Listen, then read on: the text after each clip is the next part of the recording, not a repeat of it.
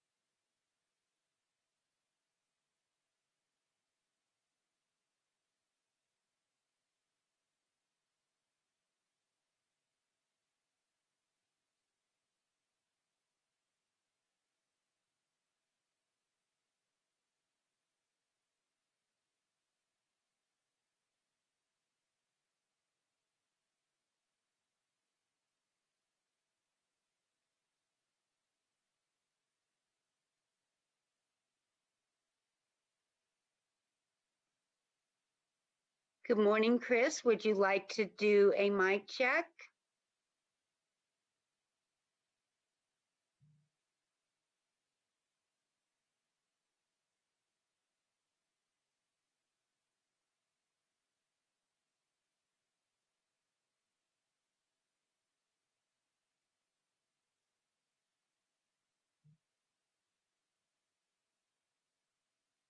Good morning, Greg. Would you like to do a mic check?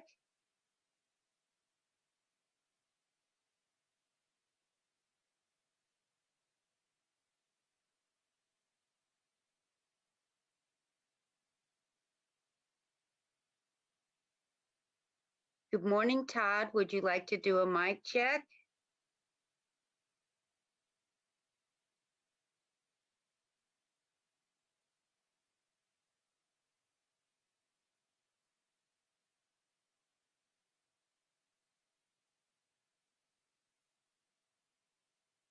Hi, good morning. This is Todd Lancherneau, Deputy Director for Behavioral Health Services. Good morning. Thank you. We can hear you loud and clear.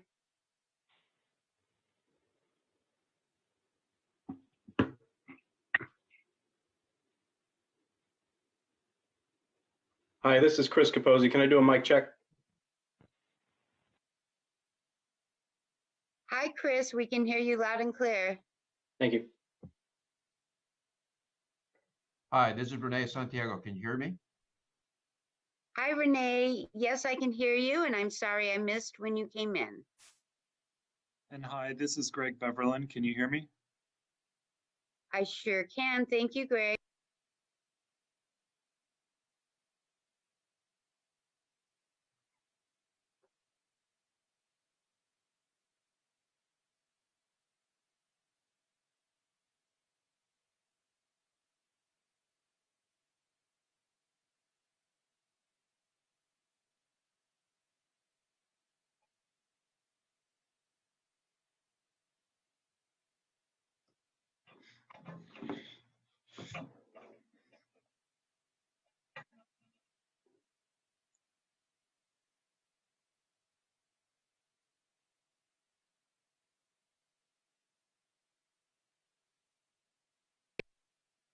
Good morning, Hillary. Would you like to do a mic check? Sure. Good morning, Rhonda. Good morning. Thank you. We can hear you loud and clear. Great.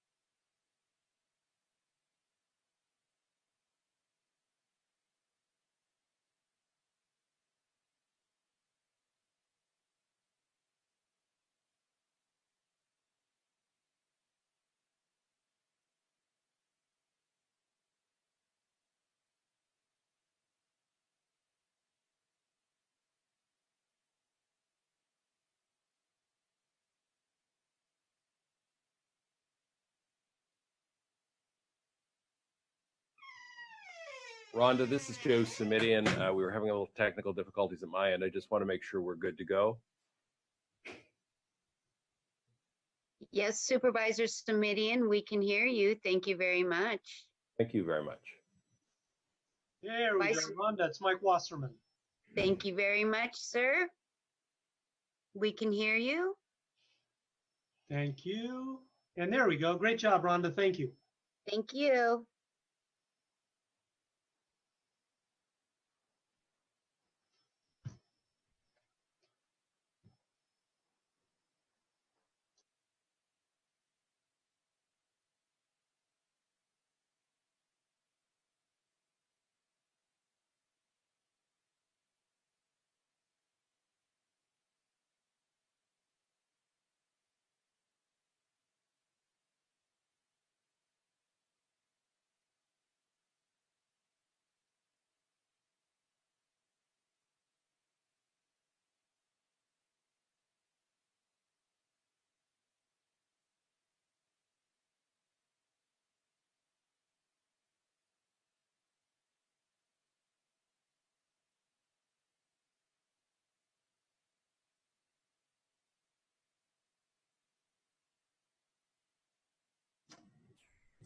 Good morning, everyone. If I could call our meeting to order.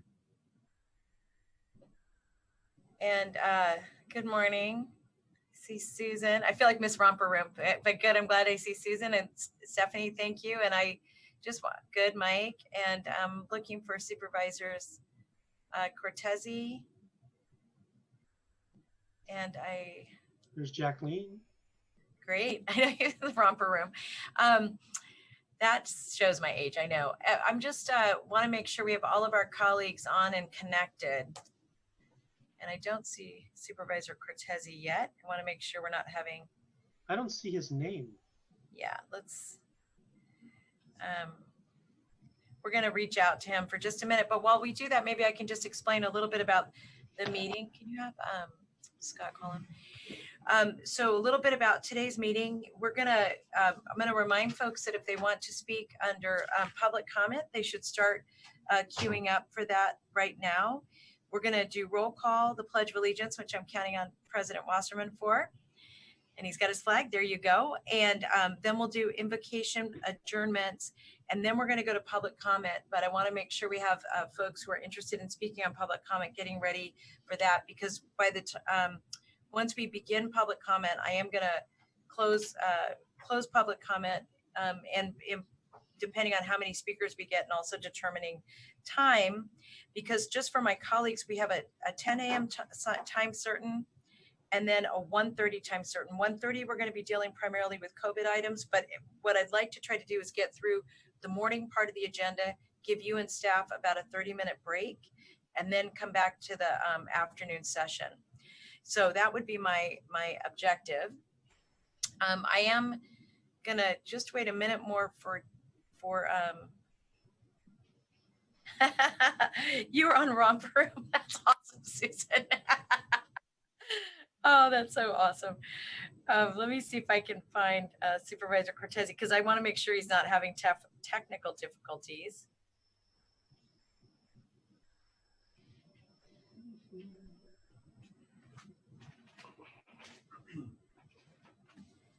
Susan, that is a fun fact.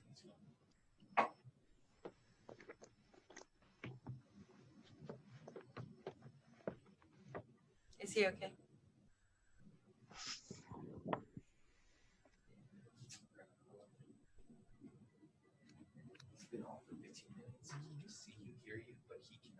Oh, so Rhonda, Supervisor Cortese has been on for about 15 minutes. He can see us and he can hear us, but he's not able to connect. All right, he must have connected through the attendee room. Let me see if I can locate him there and not through the Zoom link. I do not. Oh, here he is. He's great. There we go. There we go. Good. Thank you. I'm going to begin with asking the clerk to call the roll. Supervisor Ellenberg. I'm here. Supervisor Simidian. Simidian here. Supervisor Cortese. Here. Vice President Wasserman. Here. And President Chavez. Here. Thank you. Now we're going to move to the Pledge of Allegiance, and I'd like Vice President Wasserman to lead us in that. If stand if you're able. Thank you.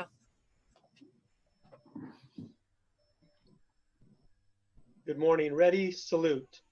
I pledge Pledge allegiance allegiance to the flag of the United States of America and to the republic for which it stands, one nation, under God, indivisible, with for liberty and justice for all.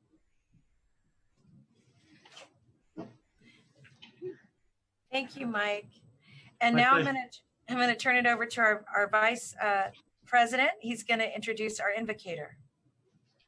Thank you, Madam President. It is my pleasure, there's Stephanie. It is my pleasure to introduce Stephanie Wiggum, who is a San Jose State alumna and works through the Bay Area as an actor and graphic artist. She was most recently in the play Coded at City Lights, and Curve Allowing, that's a new term we now have, will be in Measure for Measure with the Silicon Valley Shakespeare Group later this summer. And with that, I turn things over to Stephanie. Welcome. Let me get my mute off. Hello, good morning, everybody. I'm going to be playing for you and singing Lean on Me by Bill Withers. Sometimes in our lives, we all have pain, we all have sorrow, but if we are wise, we know that there's always tomorrow. Lean on me when you're not strong, and I'll be your friend. I'll help you carry on. Oh, it won't be long till I'm gonna need somebody to lean on. Please swallow your pride if I have things that you need to borrow. No one can fill those of your needs that you don't let go. Lean on me when you're not strong, and I'll be your friend. I'll help you carry on. Oh, it won't be long till I'm gonna need somebody to lean on. Yeah, there is a load you have to bear that you can't carry. Right up the road, I'll share your load if you just call me. So just call on me, brother, when you need a hand. We all need somebody to lean on. I just might have a problem that you understand. We all need somebody to lean on. Lean on me when you're not strong, and I'll be your friend. I'll help you carry on. Oh, it won't be long till I'm gonna need somebody to lean on. Thank you, Stephanie. Thank you, Madam President. Stephanie, that was the perfect song for the discussions we're having today. Thank you so much. Wow, beautiful. Thank you. Wonderful. Thank you so much. With that, we're going to move to our adjournments, and I'm going to turn to Supervisor Joe Simidian to do an adjournment. Thank you very much, Madam President. You have been thoughtful enough to ask us as a board to adjourn in memory previously for all of those who we've lost during this COVID crisis. But I wanted today to take the opportunity to ask that our board adjourn in memory in honor of a gentleman named Harry Betancourt. And Harry passed away on April the 1st of COVID-19 related illnesses. He is survived by his wife, Paula, by his son, Matt, grandson, Lucas, and a large, loving, extended family. I knew of the family because Harry had a long and distinguished career in public education here in our county. He was one of the very first teachers at Monte Vista High School back in the day when it opened in 1969, I think. Harry served as an assistant principal at Fremont Union High School for a number of years, was later an administrator in the district office, and then became principal of Fremont Union High School from 1989 to 1994. It tells you a little bit about him that even after his retirement, he continued to stay active and connected with the Fremont Union High School District through their foundation. He is someone that was universally described as kind, generous, and patient, with a great sense of humor, which I think every high school principal needs, quite frankly. He had a particular passion for leadership development, not only for teachers and other staff members, but for students, and was active in various state and local educational associations, mentored a great many throughout the course of his life, and he is a person who will be missed. We send our condolences and sympathies to the family, and I would say our county is a smaller place by virtue of his loss. Thank you very much. Thank you, Supervisor Simitian, and to his family. Our hearts go out to you today. I'm going to move on to our next item on our agenda, and that is commendations and proclamations. And my colleagues know that every year, in partnership with the Jewish community, we celebrate the Holocaust Remembrance Day in our county. And today we're designating April 21st, 2020 as Holocaust Remembrance Day here in Santa Clara County. As you all know, we normally hold a ceremony. It's a somber observance with songs and music and remembrance. And what I'd like to do, and because we're social distancing, it prevents us from holding a ceremony. And normally I don't read commendations into the record or proclamations into the record, but I'm going to today.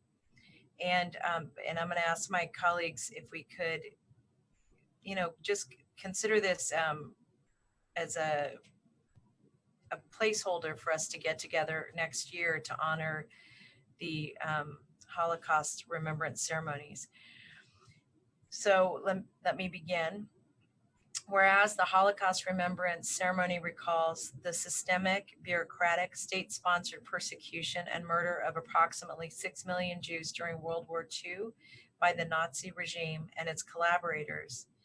And whereas even as their numbers rapidly decrease, we wish to acknowledge the significant number of Santa Clara County residents who are survivors of the Holocaust, who made their way to the area and became significant contributors to the community.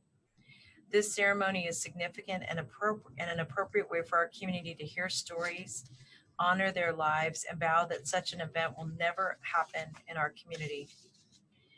Whereas the Holocaust Remembrance Ceremony is a way to guard against the repetition of those acts and a way to fight ignorance by publicly remembering, educating the community about the tragedy of the Holocaust, particularly through sharing of survivor experiences. And whereas on April 12, 1951, the Israeli parliament, the Knesset, proclaimed the 27th of Nisan on the Hebrew calendar as a day to remember the Holocaust, because this date falls within the same span of the 1943 Warsaw Ghetto Uprising. The name of the day later became known as Holocaust and Heroism Day, Yom HaShoah HaGvurah.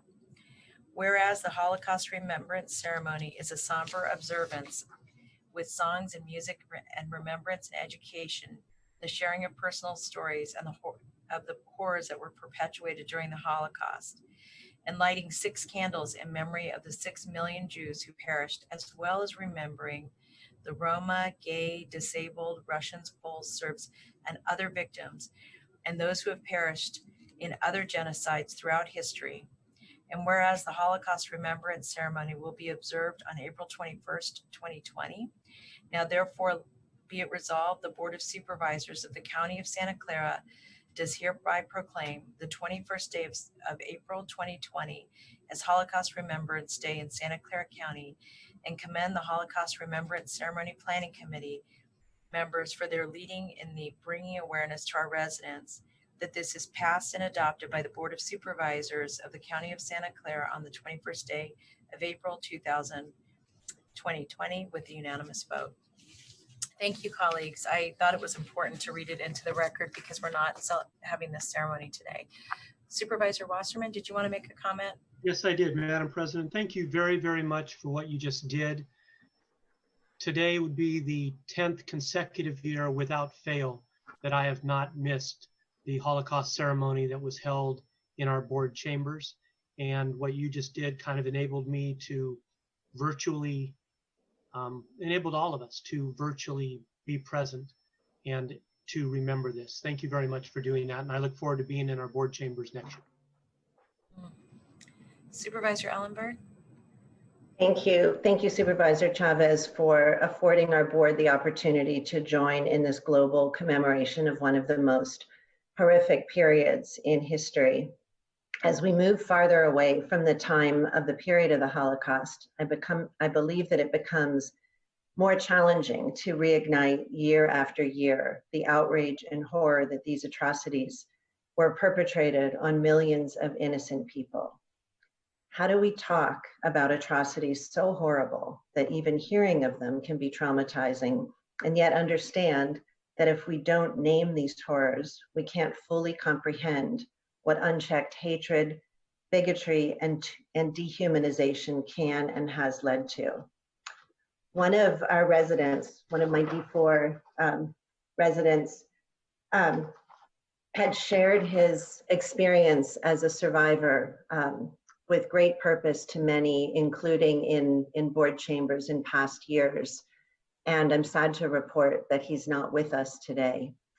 UC Reina's history is still shared to this day and will continue to reach future generations. And with your permission and grace, I'd like to take a moment to honor UC Reina, a father, grandfather, son, husband, baker, and Holocaust survivor. Like many during the Holocaust, Jussi and his family did what they could to survive every day under Nazi occupation. He and his family hid in a secret room located in their Budapest bakery with the support of non-Jewish community members. At the tail end of the war, his family was discovered and narrowly escaped execution. Many of Jussi's close relatives were murdered. While Jussi immigrated to the US and made a beautiful life with his wife, children, and grandchildren, he knew the importance of sharing his experience as a Holocaust survivor. In his later years, Jussi took on another title, historian. He recorded his lived experience of the Holocaust for the USC Shoah Visual History Foundation, which recorded and documented nearly 52,000 interviews with Holocaust survivors. Jussi frequently visited classrooms and the offices of leaders such as ours to reflect on the inhumane treatment of innocent children, women, and men that he witnessed, and to inspire people to lead their lives with kindness and empathy toward one another. It should not be the sole responsibility of survivors to keep our current and future generations educated about the insufferable pain caused by hatred, bigotry, and dehumanization. We must all take responsibility for one another, and we must all speak up to prevent our culture from even heading in a direction that we may not be able to halt. I'm asking everyone today to really remember, not just for a moment or for a day. Challenge yourself to learn something painful about this history. It's difficult, but we have to not only know and remember, but feel. We must understand what human beings are capable of if we're going to ensure that no one will have this opportunity again. Thank you so much for allowing me to share those thoughts. Susan, that was beautiful. And please share our condolences with Yossi's family and also just our gratitude. You know, that's a very heroic thing to continue to relive something that was so painful so that others would learn from it. So thank you for that. With that, we're going to move on to our public comment section of the agenda. And this is item 6. If there's anybody else who'd like to make a public comment tonight, now would be the time to add to the list. And when, and I'm just going to say to the clerk, I'm going to say to the clerk that we'll just give a couple more seconds, because what I'm going to do is once we have all the hands up before we begin public comment, I'm going to stop the list there so that I'm using the board's time well. So I'll give it a couple more seconds.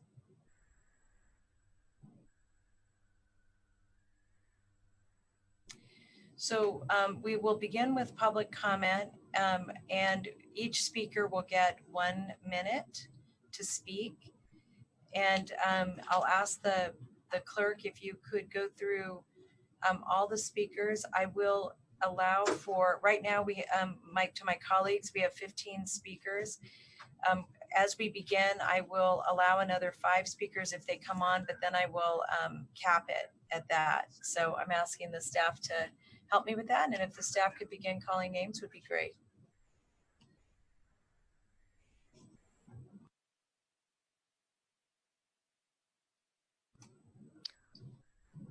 Our first speaker is Carlton Allen. I am unmuting you. Please accept the unmute. And you will have 1 minute to speak once the timer begins.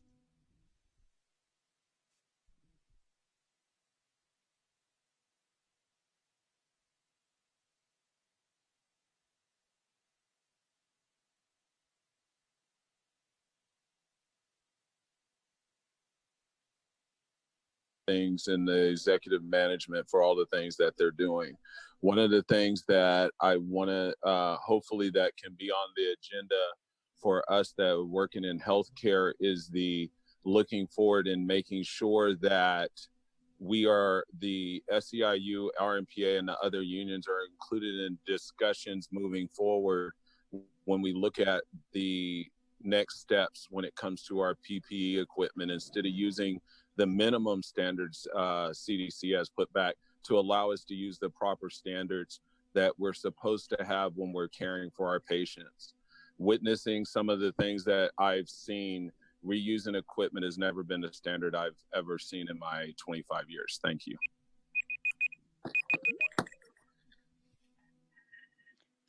The next speaker is Dave Longcore. I am unmuting you. Please accept the unmute, and you will have 1 minute to speak once the timer begins. Good morning. My name is Dave Longcore. I'm a chapter vice president with SIU 521. I work for VMC facilities and have for 18 years, starting in the boiler room in 2002. On behalf of our members in the boiler room at VMC, I'm here to convey you the lack of response from labor relations and the frontline managers to deal with the issues we have in the boiler room and with the clusters exposures of our SIU 521 members. Due to the county and management's failure to adequately protect our members, we have filed a complaint with OSHA because you have not received sufficient answers.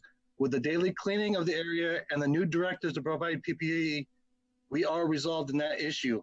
We are not obtaining answers to why our members were not notified and advised properly to avoid the exposures. Management had agreed to meet with us weekly, but have canceled 2 weeks in a row. We finally had our first meeting Monday after 4 weeks of the start of the epidemic. Why the lack of communication? Why are we being shut out? I thought we were essential workers. We must learn to work. The next speaker is Jerome Shaw. I am unmuting you. Please accept the unmute, and you will have 1 minute to speak once the timer begins.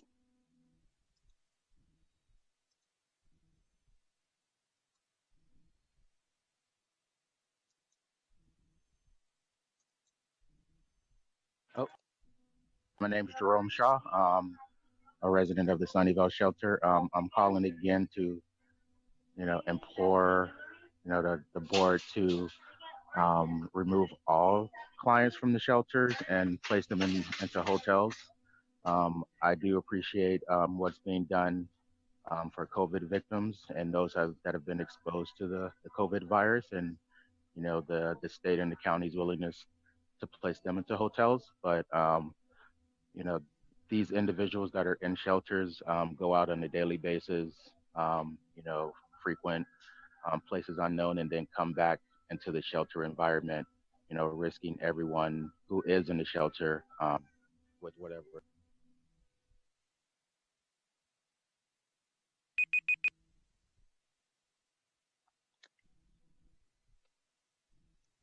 The next speaker is Katie Taylor. I am unmuting you. Please accept the unmute and you will have 1 minute to speak once the timer begins. I am a foster parent in Santa Clara County for 5 years. We recently have discussed the respite care update that was much overdue. I just want to point out that right now we have foster parents providing care 24/7 for their children, including managing their education and supervising their telephone visitation without any breaks. When the shelter in place and social distancing requirements end, we're going to have an increase in requests for respite care because of postponed medical and behavioral health visits and parents needing a break.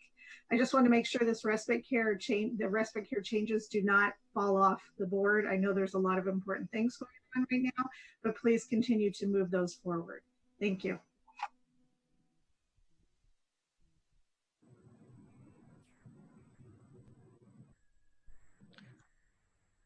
Our next speaker is MJ. I am unmuting you. Please accept the unmute and you will have 1 minute to speak once the timer begins.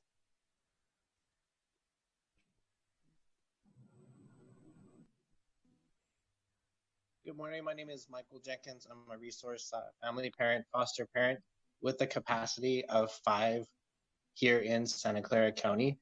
And I too am concerned about respite care and our current COVID situation here. My ask to the board is to continue to move respite along and consider it as part of our post-COVID plan, as it will provide resources to our county, resources to our resource family parents as well. Thank you.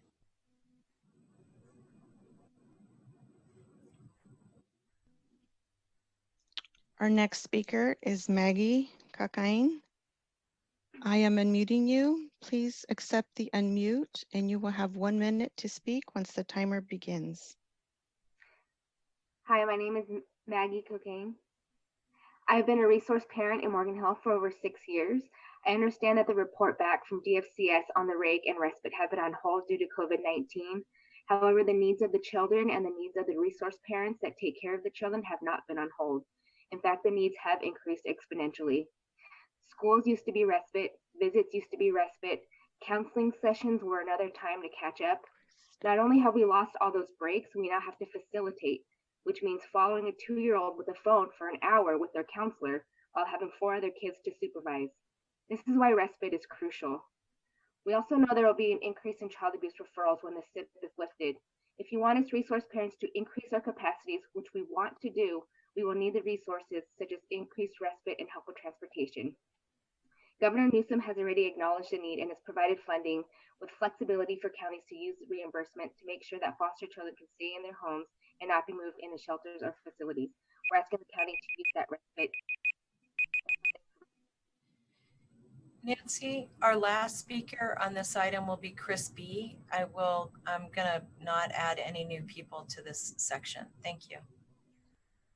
Thank you. Our next speaker is Chris Stoner-Mertz. I am unmuting you. Please accept the unmute and you will have 1 minute to speak once the timer begins. Hi, this is in reference to item 19. Chris Stoner-Mertz from the California Alliance of Child and Family Services, a statewide association representing 145 community-based nonprofits serving children and families. We are pleased to see this item agendized today, which recognizes the immediate need for financial support to the robust community-based services network in Santa Clara County. We thank you for your leadership. We've conducted a statewide landscape analysis and have data from a dozen behavioral health departments about the actions taken to sustain community-based providers through this crisis. Interim monthly payments make sense for both the county and nonprofit providers. While it's important to work through the details in order to both ensure the stability of your nonprofits and ensure that the county is able to maximize federal financial participation, we are heartened to see the express commitment to working in partnership with these essential service providers. Thank you. The next speaker is Isaac Arahu. I am unmuting you. Please accept the unmute and you will have 1 minute to speak once the timer begins. Hi, my name is actually Shannon Arajo. It's my son's Zoom account, so that's the reason why it's under his name. I've been a resource parent for almost 8 years. I understand that the implementation of the respite support has been suspended because of our current COVID-19 concerns. And while I totally understand that COVID needs to take priority, we can't forget that RFA homes have increased issues and needs at this time. Right now, many visits are taking place via Skype or FaceTime. Soon that won't be the case. And when those in-person visits return, we are going to definitely be needing respite for the children who are remaining in home so they are not exposed to the COVID issues that might arise from visitation. In more than one case, there are several medically fragile children that need to be considered that will need to remain in homes during visitation. Thank you so much.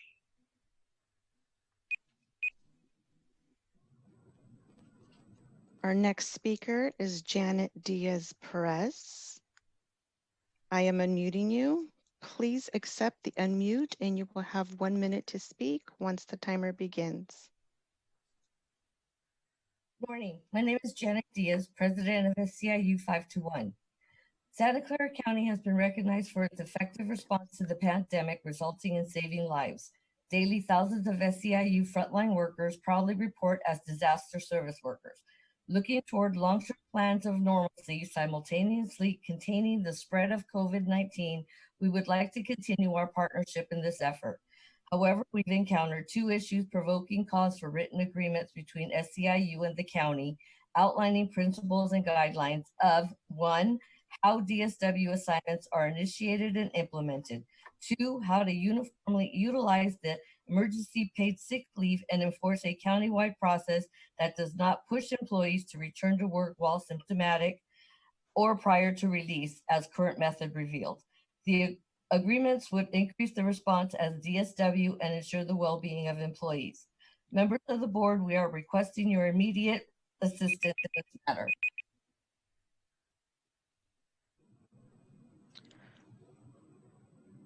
The next speaker is KL Pimsicle.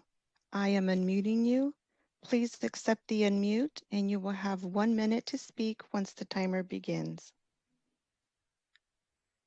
Hi, my name is Kendra Pimsicle. I'm a foster parent for 6 years. I'm going to make this pretty short. Respite care hour increase is needed immediately, and respite care payment increase now more than ever. Raising your own kids is really hard. Raising someone else's very hard. You add trauma to the mix and you're stuck with a ton of behaviors. We're not getting any breaks. I can't get anybody to take a traumatized child right now for a break with that $6 an hour enticeive, whatever you want to call it. It's garbage. Please, if you could consider doing what we've proposed in the past now, that would help us not disrupt. That's where we give a 7-day notice on a child that is just too hard for our family. We still need those breaks. And currently doing respite care for a family of 4 and making $15 just isn't enough money to make up for the amount of food that they're eating and the supplies that they are requiring. So please take that into consideration. More respite care hour increase immediately and respite care payment increase now more than ever. Thank you. Our next speaker is Scott Largent. I am unmuting you. Please accept the unmute and you will have 1 minute to speak once the timer begins. Good morning, everyone. Scott Largent, back out in the hallway of the county building today. I have several other local homeless, not necessarily homeless advocates. They wanted to attend the meeting right now. They want to participate. They want to let you people in power understand what's happening in the trenches right now, what it's like out on the street. We probably spent about the last 20 minutes shuffling through Obama phones, trying to make things work, getting hand sanitizer out, just an absolute juggling act. But we're online right now in your hallway. We want to let you know what's going on. We want to let you know that the services are not rolling out. We want to let you know the war zone that has developed down the street from the county building right now. You guys know I've been documenting all of this. I brought people from inside of those encampments right now. They need to speak up. They need to talk to you so you people can understand what's really going on. Thank you. The next speaker is Alliance. I am unmuting you. Please accept the unmute and you will have 1 minute to speak once the timer begins. My name is Brianna Anderson, and I'm a placement social worker with DFCS. I am one of the workers that goes down the list of our resource parents looking for a home for children who have been displaced from their home due to abuse or neglect. And I'm here today to share that the pandemic has had an impact on the placement of our foster youth and our resource parent community, the people who are now providing 24/7 care without any breaks to our foster youth, including their own children. We are seeing an increase of support needed for these resource parents as they're taking on additional duties and providing schooling to our children while at the same time working from home. While this pandemic and social distancing is bound to have emotional impacts on our foster youth, we cannot forget the impacts it's having on our resource parents. We need additional respite care so our resource parents can keep these children in their care and children can be stabilized. We are asking that you approve our referral as soon as possible to stabilize our kids and resource parents. Thank you. The next speaker is Bradlaugh. I am unmuting you. Please accept the unmute and you will have 1 minute to speak once the timer begins. Good morning. This is Ren Bradley, Vice President of SEIU 521.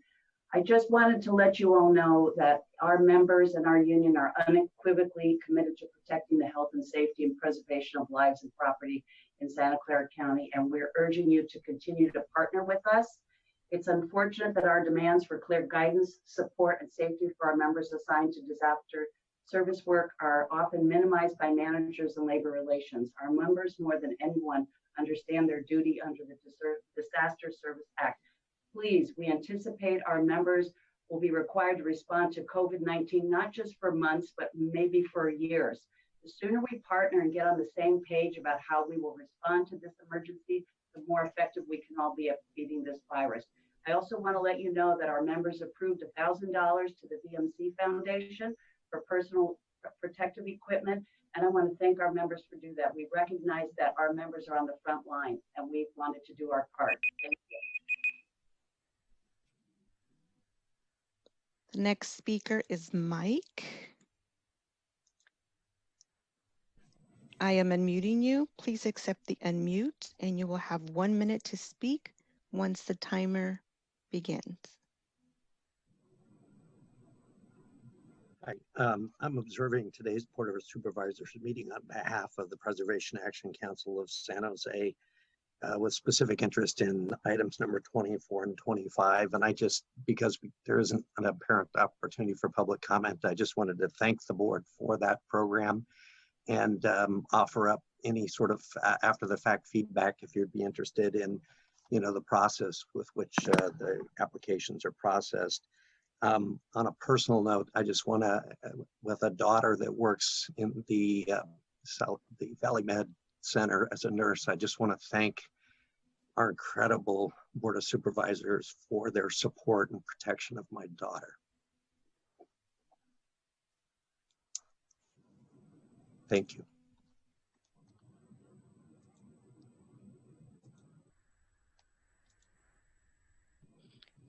The last speaker, per the announcement made by Supervisor Chavez, is Chris Bolton. I am unmuting you. Please accept the unmute and you will have 1 minute to speak once the timer begins. Hello, this is Chris Bolton. I'm homeless. out here in Santa Clara County in the so-called war zone, which it is a war zone. I want to get back to my family. I'm 36 years old, African American. I've been witnessing a lot of hate acts ever since this COVID-19 has begun, and even before that. I recently got into a shelter, but the shelter, which is off of Market Street, is pretty much the same thing.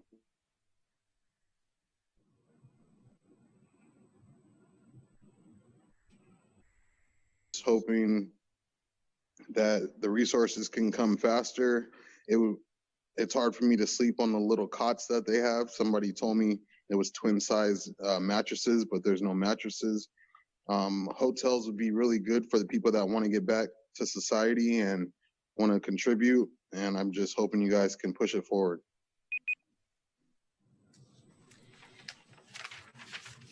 So let me thank all of our public speakers, and we really appreciate them weighing in, and especially given this challenging time. I know these meetings are a little clunky and inelegant. We're going to now move to our consent calendar, and what I'd like to do is start, just go down the road, and we'll start with Supervisor Cortese and see if there are any changes to the consent calendar that we have before us. Actually, before I do that, let me have Tiffany or I'm not sure exactly who would be doing this today, if it's Frank, just to review the consent calendar, where we're at. Then I'll go to Dave and Susan, and we'll go down the road. And I apologize, this part's going to take a bit of time, but I think it will help us clear up the rest of the meeting. So with that, can I have staff review the consent calendar? Thank you, President Chavez. We have a request from Supervisor Ellenberg to consider item numbers 13 and 14 concurrently. Item number 13 is to approve recommendation that the Board of Supervisors convene and lead a public process to receive input from stakeholders and the public to inform approaches to safely reopen our community during the next phases of the COVID-19 response. Item number 14 is to consider recommendations relating to COVID-19 response planning. We have a request from President Chavez to add item number 24 to the consent calendar, including approval of proposed allocations as listed in the memoranda from each supervisorial district. Item number 24 is to consider recommendations relating to historic grant program applications. We have a request from President Chavez to add item numbers 26, 27, and 28 to the consent calendar. Item number 26 is to receive a report relating to charging fees at the electric vehicle charging stations at county facilities. Item number 27 is to adopt a resolution establishing a fee schedule for electric vehicle charging station parking stalls on county property. Item number 28 is the adoption of ordinance number NS-1004.141, amending section B12-157.2 of Article 3 of Chapter 3 of Division B12 of the County of Santa Clara Ordinance Code relating to electric vehicle charging stations. We have a request from President Chavez to hold item number 48 to May 12, 2020. Item number 48 is to receive a report relating to completion of an assessment of the transportation needs of clients in accessing county services. We have a request from administration to hold item number 49 to May 5th, 2020. Item number 49 is to receive a report relating to continuum of care services at the Placement Transition Center. We have a request from President Chavez to direct administration to schedule item number 50B for June 2nd, 2020. Item number 50B is to report relating to the acceleration of the 2016 Measure A housing development. This concludes the consent calendar update. Great. So if I could, thank you, Frank. I know that was, challenging. So thank you for that. If I could start with Supervisor Cortese, and then I'll go to Supervisor Ellenberg. Okay, thank you, President Chavez. So first of all, I think I got all of that, but can you clarify on 24? Actually, it's the one thing that sped past me there. So what the recommendation is as it stands right now. The recommendation was to put this on consent, but I think we've already had some requests to take it off consent. So if you'd like to take it off consent, what I would recommend is that we hear 24 and 25 together consecutively, and 24 is the current recommendations. 25 is for the the process to the process to reevaluate the ending fund balance of each of the board's offices if they're going to go back out, for example, for another round. So if we could hear 24 and 25 together, I think would be beneficial to the board. I would definitely agree with that. And I agree with everything else that's recommended at this point. So I have no other changes to suggest. Thank you. Thank you. Supervisor Ellenberg? Thank you, President Chavez. I don't want to remove anything from consent, but I want to make, or any changes, but I want to make comments, quick comments on 2 items that are on consent. First, item number 62, the legacy contract tablets. I'd like to ask for an off-agenda report on the status of those contracts, please. And then second, with regard to item 80, which is to suspend the normal processes for bid solicitation for the DePaul Health Center renovations. I just want to note publicly that I'm concerned to see that this item is coming to the board from FAF action without having received any previous report on the emergency procurement. And while I agree that the Director of Emergency Services should be cleared to procure needed resources quickly to support the COVID-19 response, I also believe that regular timely notification, especially of major expenditures like the repurposing of DePaul, should be provided to the board. An update on May 5th, more than 2 months into this response, is not sufficient. And as I will reference and discuss in my referral today, I expect administration to provide proactive communication to the board on major resources needed to support current and future response activities so that we can carry out our executive oversight and financial stewardship responsibilities. Thanks. Thank you, Susan. Supervisor Simidian?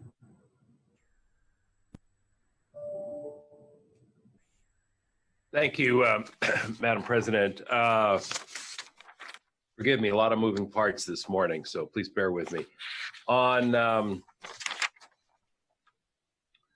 as I understand it, items 13 and 14 will now be heard concurrently, yes? Yes. Items 24 and 25 were proposed for consent but are now back on the calendar, yes? Yes, and to be heard concurrently. Thank you. Items 26, 27, and 28, which you've asked to be added to the consent calendar, I think that's just fine. I was the one who had asked that these items be delayed previously.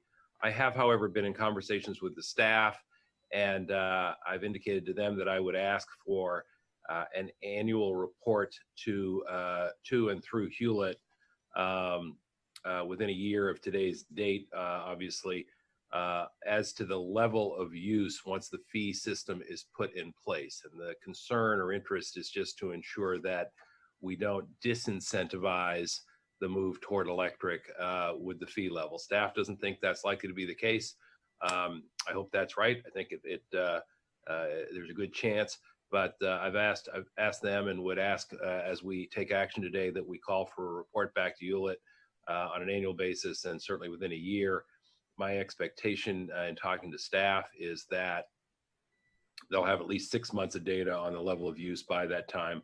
Also want to ask that our entire board get an off-agenda report at that 1 year mark and annually thereafter as to levels of use so that we know again that we haven't disincentivized the use of charging stations with the fee.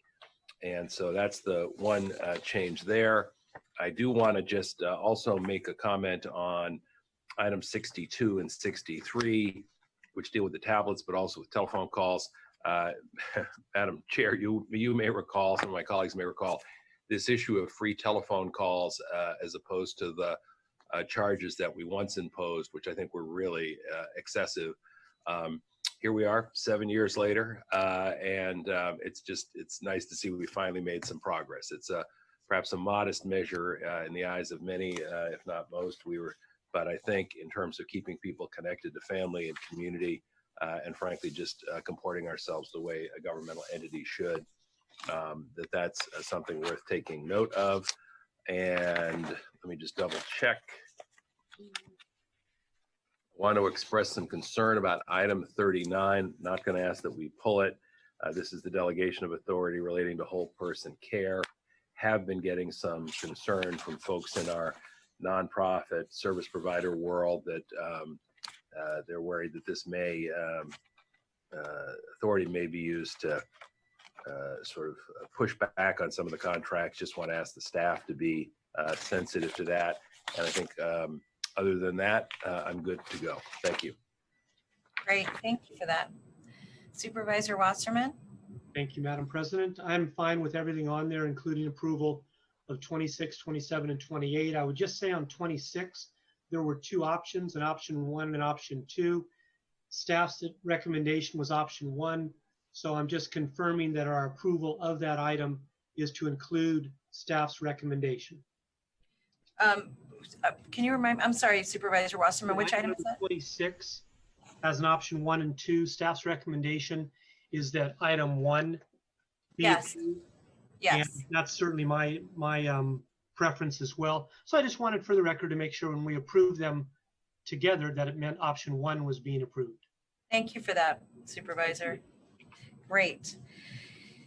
Excellent. So let me just see if I can confuse everyone now.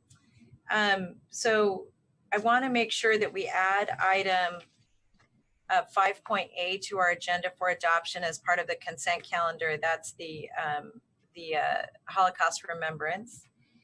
And I also just wanted to acknowledge that for my colleagues, I had asked the staff if they could, for future agendas on the consent calendar, just keep a running list of all of the items that are COVID related on the board agenda. And that way it would be easier for the board to see the connection between all the moving pieces as it's spread out throughout the agenda. And then for myself, just a couple of things that I want to make sure I highlight. And I want to just say I really appreciate Supervisor Simitian asking for the report back on 26, 27, and 28. The other issue that I want to make sure is included is an analysis of the 3-hour charge time limit. And I think to your point, Supervisor Simitian, I'd want to make sure we weren't doing anything that negatively impacted people's ability to use that electric, use the electric charging stations. On item 50A, this is a sexual assault forensic exam program. I'd like to request that on 5A, that the options relating to implementing sexual assault forensic exam programs, loss of awareness protocols at hospitals in Santa Clara County come back to the board in October instead of the date uncertain, just because I don't want it to get lost on anybody's calendar, including my own. And I think that's it. I did want to ask if staff a question, and that is that on the healthcare access program, this is item 20.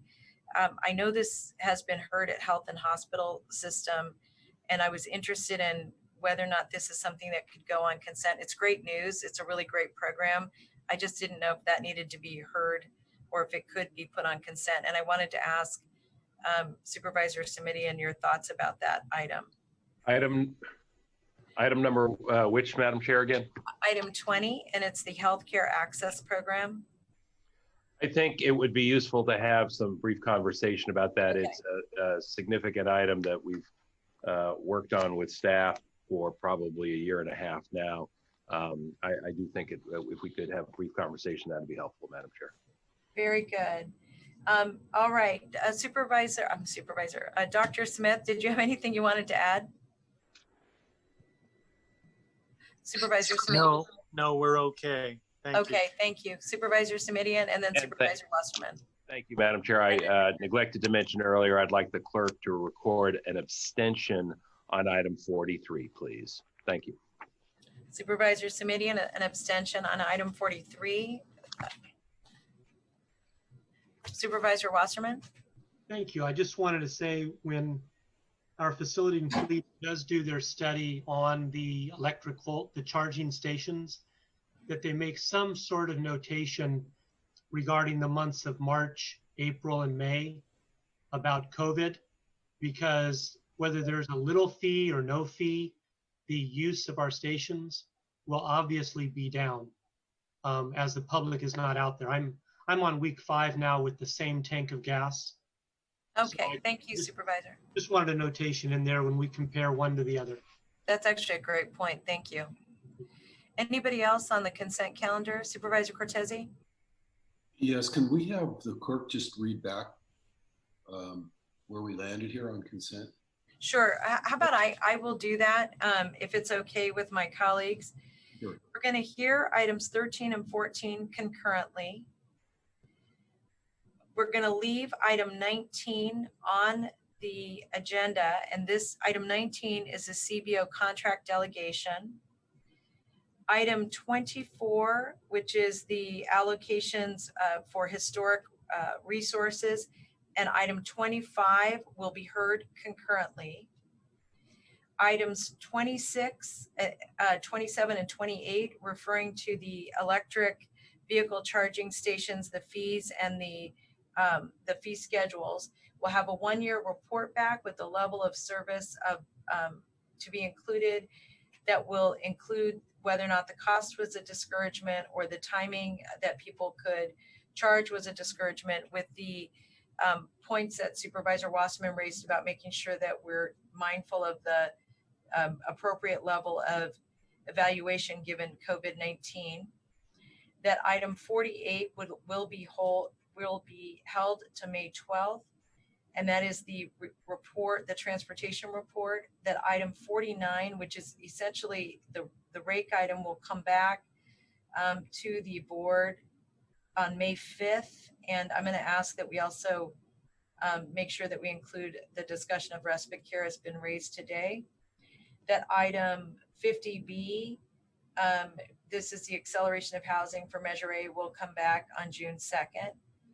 And I think that, and then we had an abstention from Supervisor Simidian on item 43, Madam Chair. Oh, thank you so much. And that items 62 and 63 got an off agenda report and a yippee on 63. That item 80 on DePaul, that Supervisor Ellenberg is asking to make sure that we are updating the board prior to significant impacts like this, significant expenditures, even if they're COVID-19 related. And item 39, which is a whole person care item that Supervisor Simidian has asked for the staff to make sure that they're collaborative with our nonprofit partners as to not create any disruption in the good service that's happening. I think I covered all of that. Motion to approve if you wish. Supervisor Cortese, did that answer your questions? Yes, I'm happy to second the motion as well. Right, thank you. We have a motion from Supervisor Wasserman, a second from Supervisor Cortese. We're going to go to public comment on this item. Each public speaker will have 1 minute to comment, and then if there are other debates, we can do that.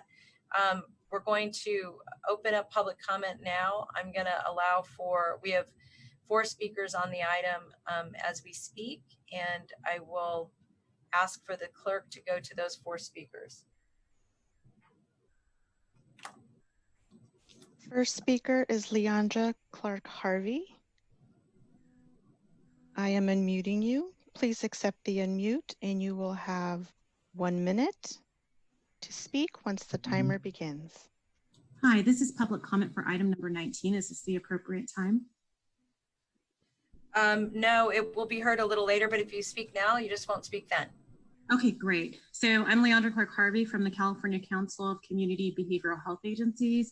We represent community-based organizations that provide behavioral health services. As you know, the impact of COVID-19 on our agencies has been pretty catastrophic. And we did a recent survey, which was disseminated to you all via email this morning. So I hope you have a chance to look at that. We just want to thank you for the communication that you sent out to members last night, the providers, regarding changes to contracts and the county working with them. We really appreciate the guidance and the decision we feel will benefit both counties and providers, and most importantly, the clients that we serve. So thank you again for that. Our next speaker is Elias Madrid. I am unmuting you. Please accept the unmute and you will have 1 minute to speak once the timer begins. Hi, my name is Elias Madrid, and the reason I'm speaking is because I was not able to speak in the beginning of the, when you first started. I'm a veteran and I served this country for 8 years, and we were taught never to leave people behind. And the way things are being done in this county is really leaving people behind. I fell homeless, and you know, we're really having it rough out here. Not because we're homeless, we don't have a place to take a shower, because the city of San Jose and Runaway Sam has closed all the things that we use to take showers. We would ask the county, please, Cindy Chavez, Dave Cortese, that I've seen and known for not publicly, but I mean, not privately, but not publicly, please consider that there's a lot of people out here going through a lot of things. I want to thank you for what you're doing, and that's all I have to say. Thank you.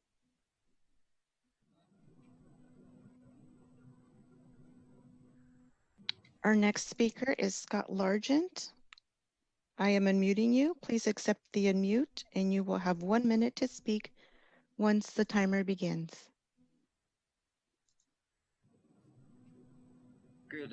Good morning, everyone. You know, I am a little frustrated right now. We need ample time to be able to talk. I'm sitting out here right now next to Elias Madrid. He is a war veteran that served our country. We've had technical difficulties the last couple of meetings. This man deserves his right to speak, and he deserves to be heard, and he doesn't need it sandwiched down to 1 minute. I have brought this up. We're having technical difficulties. Maybe we could just partition off some areas, get a couple laptops out here. We are not accommodating not only the homeless, we're not accommodating people that, you know, the ultimate sacrifice for our country. And this makes me angry. I come from a military family, and you people need to wake up. This is not okay. And we have this other gentleman, Chris, right here, that needs to be heard also, that's living down the street in another war zone. This is not right. Our next speaker is Chris Bolton. I am unmuting you. Please accept the unmute and you will have 1 minute to speak once the timer begins. Hello again, board. This is Christopher Bolton. My main focus right now is to get you guys to understand that this other war zone, which is west of the Santa Clara County office, which I am sitting outside of the board meeting chambers, where I met Scott in the back to charge my phone and my charging pack. It's really bad out there. There's a lot of homeless and a lot of violence, and also it is a homosexual cruising area, which is really unsafe with all the condoms and all the lack of, I don't know, police or anybody out there. I don't know how I ended up out there, but when I became homeless, and a couple months ago, that's where I landed. It's really bad. It's the FAA field crash zone, and somebody really needs to do something about it. It's like a lot of land just going to waste, and I just hope. Nancy, yeah, this will be our last speaker. Thank you. Great. Our final speaker is Kaylee O'Gagney. I am unmuting you. Please accept the unmute and you will have 1 minute to speak once the timer begins. My name is Kaleo Gagny, and my husband, Gregory Feast, is an essential care worker at Valley Medical Center. I want to know, if you required nurses to be essential workers that care for your patients, why are you not giving the COVID-19 impacted nurses the essential means to survive? Why are you punishing them by making them use their sick time, their PTO? They should be applauded because they are heroes that they truly are. I am demanding the County of Santa Clara to do the right thing and give crisis pay to all our essential care workers that work in the Valley Medical Center. It is shameful that you are not doing the right thing when other counties like San Francisco are doing the right thing. We have states like Massachusetts that are providing that. Do you not care for your essential care workers in your county? Remember, we vote you in. Our seats, your seats are what we put in. Thank you, and thank you for all the public speakers that shared their thoughts with us. On one thing I neglected to do, and I'd like to ask the maker of the motion and the seconder if this is okay, I'd like to delete our closed session from today from our set of activities. And the reason is we only had one item, and it is staff evaluation, and the staff have all been pretty occupied doing other things. So I'd like to just defer that, but to delete the item. Is that okay with the maker of the motion and the seconder? Yes. Great, thank you both. That would be item 31. All right, with that, can we take a roll call vote? Supervisor Ellenberg, Yes. Supervisor Semidian, Committee and I. Supervisor Cortese, Aye. Vice President Wasserman, Yes. and President Chavez. Yes. Thank you, everyone. That passes unanimously. We're now going to move to item 8. And these are item 8, 9, and 10 will each be taken separately, but these are public hearings. And so what I'm going to do is I'm just going to reference what they are. If the staff are interested in presentations, we will ask the staff if they are interested in doing that. This is a public hearing to consider the purchase of real property located at 3071 Driftwood Drive, San Jose. So I don't know if the staff has any presentation they'd like to make on this item. Good morning, Supervisor Chavez, Consuelo Hernandez with the Office of Supportive Housing. No presentation, but happy to answer questions. Thank you. And I'll ask if there are any clarifying questions before I open the public hearing. I don't see any from my colleagues. Seeing none, I'm now going to open the public hearing. I have no public speakers on the public hearing. That I'm going to now close the public hearing portion of this, and the public hearing is now closed. If there are no questions of staff, I'd like to ask if there could be a motion to, 1, to make the findings, and 2, to approve delegation. May I get a motion, please? So moved.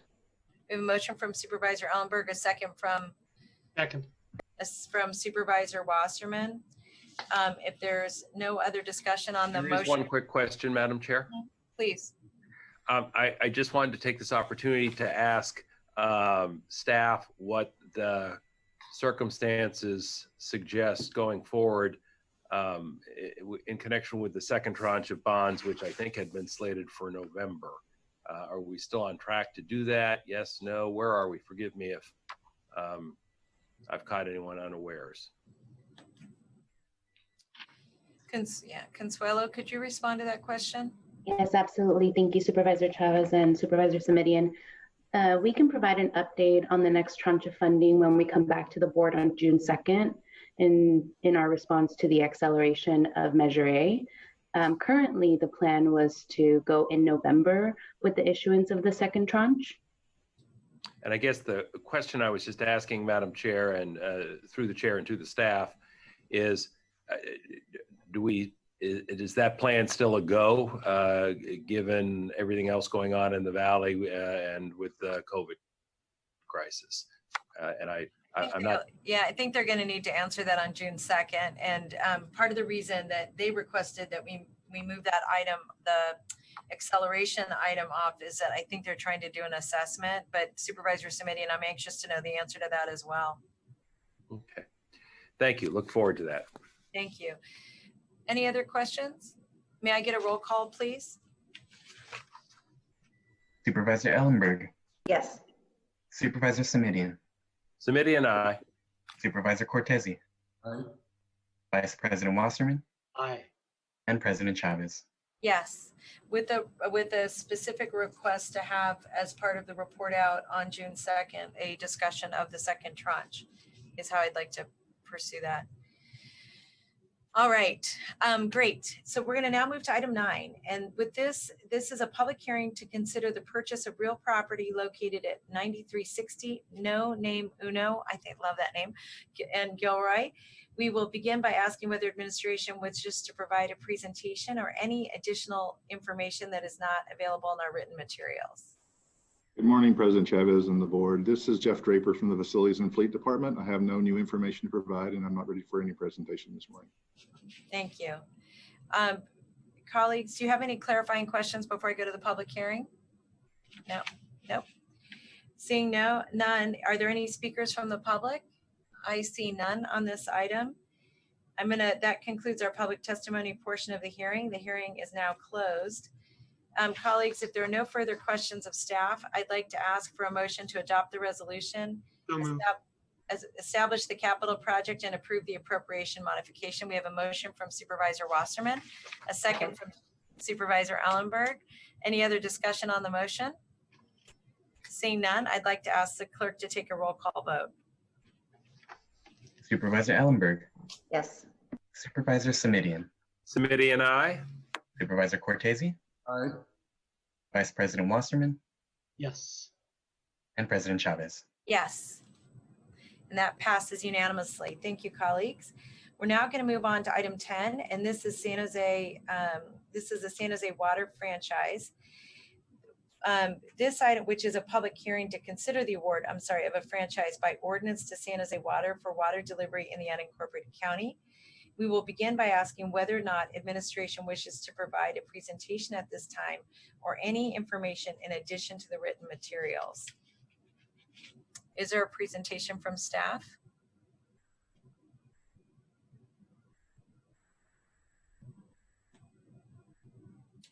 No, I don't believe there's Good anything. morning. Go ahead. Okay. Go ahead. Good morning, Supervisor Chavez. This is Hong Kao from the Office of Supportive Housing. We are ready to answer questions, and we don't have a presentation. On the water franchise? So I don't see a presentation. Let me go to my colleagues and see if there are any clarifying questions. Yes, ma'am. Mike Wasserman. Go ahead, Supervisor Wasserman. Thank you. Yeah, I had seen on my chart, John Tang shows up on my Hollywood Squares chart here, muted. I don't know if he's the one from the San Jose Water District Water Company or not. And there he is. Super. Through the chair, may I ask a indirect question regarding San Jose Water? Certainly. Thank you. Mr. Tang, can you hear me okay? Yes, Supervisor Wasserman. Hi, thank you for being here this morning. Question for you as far as San Jose Water goes. I know we've been in communication during the last month. I just wondered if policies regarding COVID have changed or if there's anything you can report at this time. I think it's still status quo for us, Supervisor Wasserman. We are putting the health and safety of our employees as well as the public kind of at the top of our priority in terms of making decisions as to what work we do and what activities we do. So it's still status quo for us. The good news is that we're continuing to provide safe and reliable water service, and we know how critical that service is in the fight against COVID-19. All right, thank you very much, Madam President. Thank you. So seeing no other questions, thank you for being with us, John, just to answer questions just in case. What I'd like to do, if there are no further questions, I'd like to open up the public hearing to any public comment. I see no comments on this item, so I'm going to close the public hearing. That includes the public testimony portion of the public hearing, which is now closed. Is there a motion to adopt the ordinance?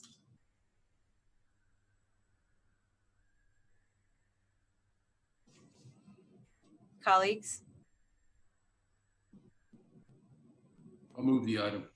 So we moved by Supervisor Cortese. Do we have a second? I'll second. Second by Supervisor Wasserman. We'll now go to a roll call vote. Supervisor Ellenberg. Yes. Supervisor Semidian. Semidian, aye. Supervisor Cortese. Aye. Vice President Wasserman. Aye. President Chavez. Yes, thank you. With that, what I'd like to do is, that is item 10, that passes unanimously. We're now going to move to board referrals. And what I'd like to do, if it's all right with my colleague Supervisor Ellenberg, I'd like to discuss 13 and 14, our items as part of the 130 discussion, as we're talking about COVID-19, if that's okay with you. That's fine with me. Great, thank you. I'm now going to move to item 15, 16, and 17. If I could begin with Supervisor Semidian on item 15.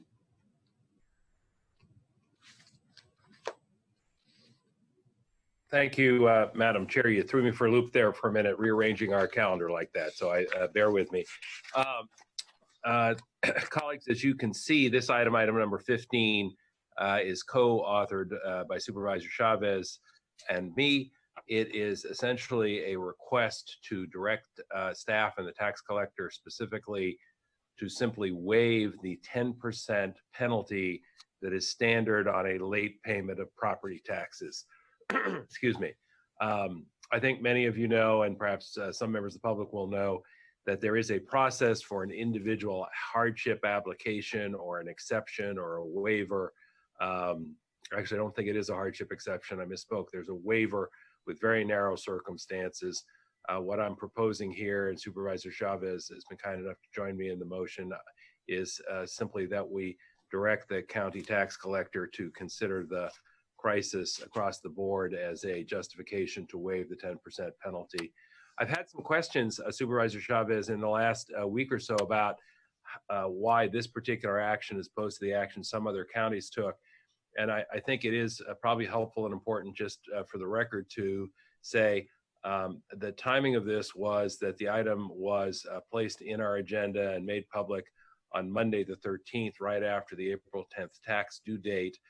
On the one hand, did not want to provide a disincentive for anyone to pay their taxes if they possibly could on a timely basis, since those are the funds that we rely on as a county. And by the way, most of those funds, of course, go to our schools and our cities. All of us rely on those funds to provide the services that are so critical right now. On the other hand, I certainly didn't want to be in a position where we were imposing a penalty unnecessarily on people during a very difficult time. I should point out that the motion comes with actually three components. The first is the across-the-board waiver of the 10% penalty. The second is asking staff to publicize and help communicate the availability of the partial payment option, which our board adopted a few years ago. And then the third is to come back to us with a report on ways in which we might further reduce the penalty if possible. Colleagues will recall that once you get to July 1 on a late payment, you're actually in default, and there's a 1.5% per month or 18% yearly interest payment at that point. I'm open, I'm more than open. I would be interested in seeing if we could cut that rate in half so that people had, an incentive to pay their taxes, but that we weren't piling an 18% interest penalty on top of them as well, which I think would be particularly burdensome during a difficult time. So with that, I will, Madam Chair, I'll move the item, ask you for a second if you're amenable as the second author on the measure, and then see if there are comments or questions. Thank you. I'm happy to make that second. I'll go to comments, and I'll start with Supervisor Cortese and then come back to Supervisor Ellenberg and then Supervisor Wasserman. Dave? I don't have any comments. It's pretty straightforward, and appreciate the two of you bringing it forward. Thank you. Thank you. Supervisor Ellenberg? I agree that it's straightforward. I'm glad to support it. I just want to note that in lowering the amount of paperwork that's going to be required, I think this is a good precedent, and just want to pay attention as we move through this crisis, things that are good lessons and that we see we can do, even if necessitated, even if the innovations have come out of necessity, we should keep them up going forward when we are post-crisis. Glad to support this today. Thank you. Supervisor Wasserman? Thank you. I will be supporting this motion. I do have some comments I want to make for the record.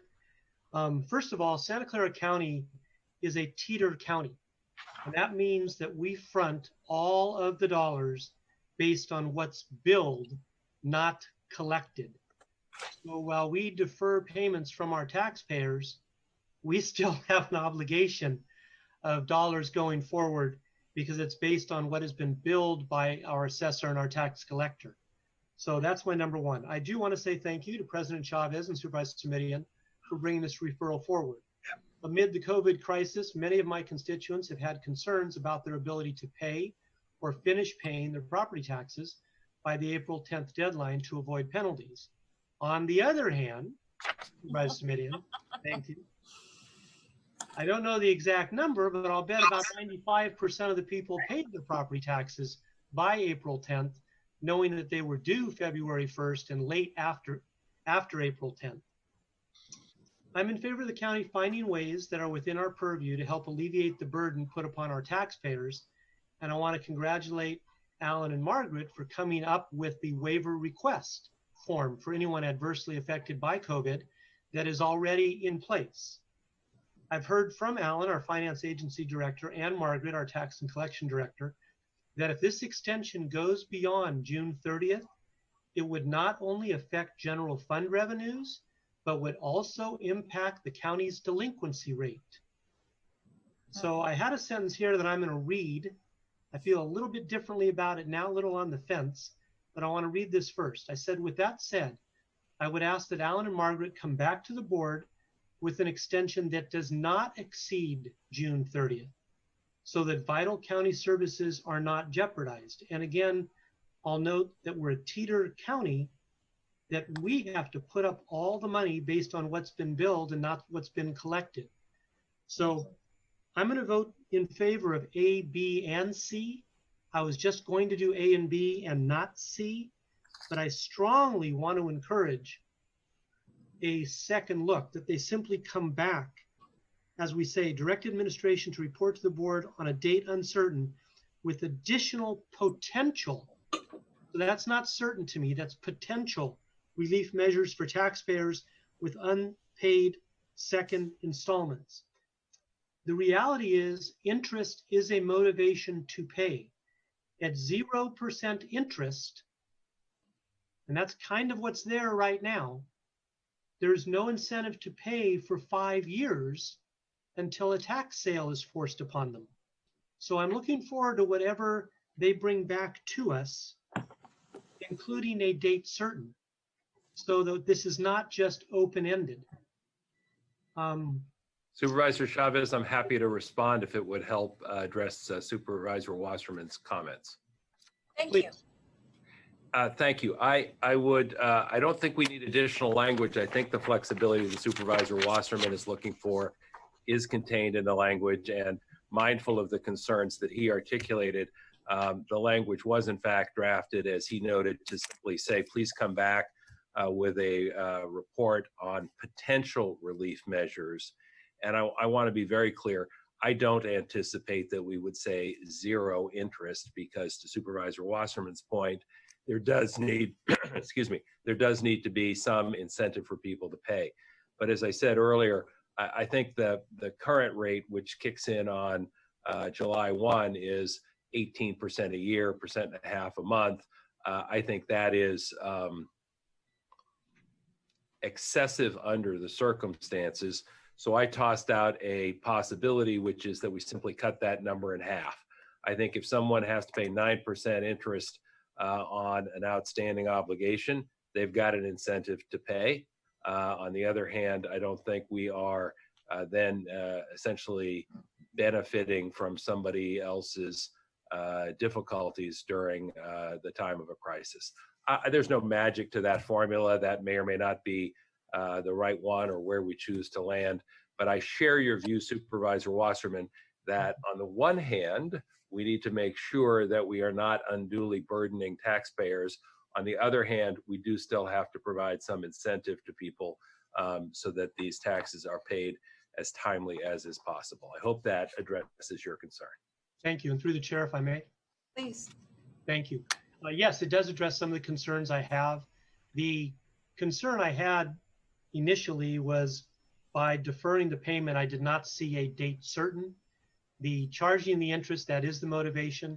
What my bigger concern is that we've got a projected deficit right now. We have a slowing economy, which is going to reduce property taxes. That's coming. We have non-existent TOT dollars right now coming to the general fund. We're going to have reduced sales taxes not coming to the general fund. And again, being a teeter county, we have to front the money. So I just want to make sure what we're doing doesn't come back to bite us and all the taxpayers that we use these dollars for in the tush. So I appreciate your clarification. I appreciate the use of a technical tax term there, but I'm a law school graduate. I'm familiar with it. Madam, through the chair, Supervisor Wasserman, one more clarification that I think may be helpful and reassuring. If you look at the possible action, nowhere does the word defer appear, because there is no intent here to, quote, defer the obligation. Rather, it is simply a question of either eliminating or reducing penalties. And I take your point earlier that at some point, if you reduce the penalties too significantly, then there's no incentive to pay, which is why I'm asking staff to give some thought to what that proper balance might be and to come back to us with their recommendation. But I didn't want anyone, either board members, staff, or members of the public, to think that there was action here to, quote, defer the obligation. As you point out correctly, the obligation is already there. It has occurred already. The question is now, what's the consequence for an inability to make that payment on a timely basis? Thank you. Great, thank you very much for that discussion. We have, I'm going to go to the public, and we have one public commenter, and I apologize, I intended to do those the other way around, but I think I got caught up in the tush discussion there. So if we could go to speakers. Madam President, when you have a chance, I would like to comment. All right, may I take the public speaker and then I'll come right to you, Dr. Smith. Sure. Thank you. The next speaker is Scott Largent. I am unmuting you. Please accept the unmute and you will have 1 minute to speak once the timer begins. Thank you. Good morning, everyone. Scott Largent. Being that the county building kind of had a partial shutdown with a lot of the different floors, when everybody was bringing over their tax payments, it was kind of interesting to watch some of these things unfold here at the information counter. And charging people a 2.5% transaction fee was a little alarming to me. There were people coming in here with cash. A lot of them were old timers. It kind of made me think of my grandmother. If what she used to do in the past, she'd roll over here with cash and pay the property taxes. And they weren't able to do that because, of course, the shutdown, the partial shutdown, and that was a little alarming. I am glad that you guys are acknowledging this and seeing this, and it seems like you're doing the right thing right here. We see a lot of things when buildings are half shut down, so this has been very interesting. So I appreciate what you're all doing. Thank you. Thank you. So I'm going to now go to Dr. Smith, and then I'll come back to my colleagues. Dr. Smith?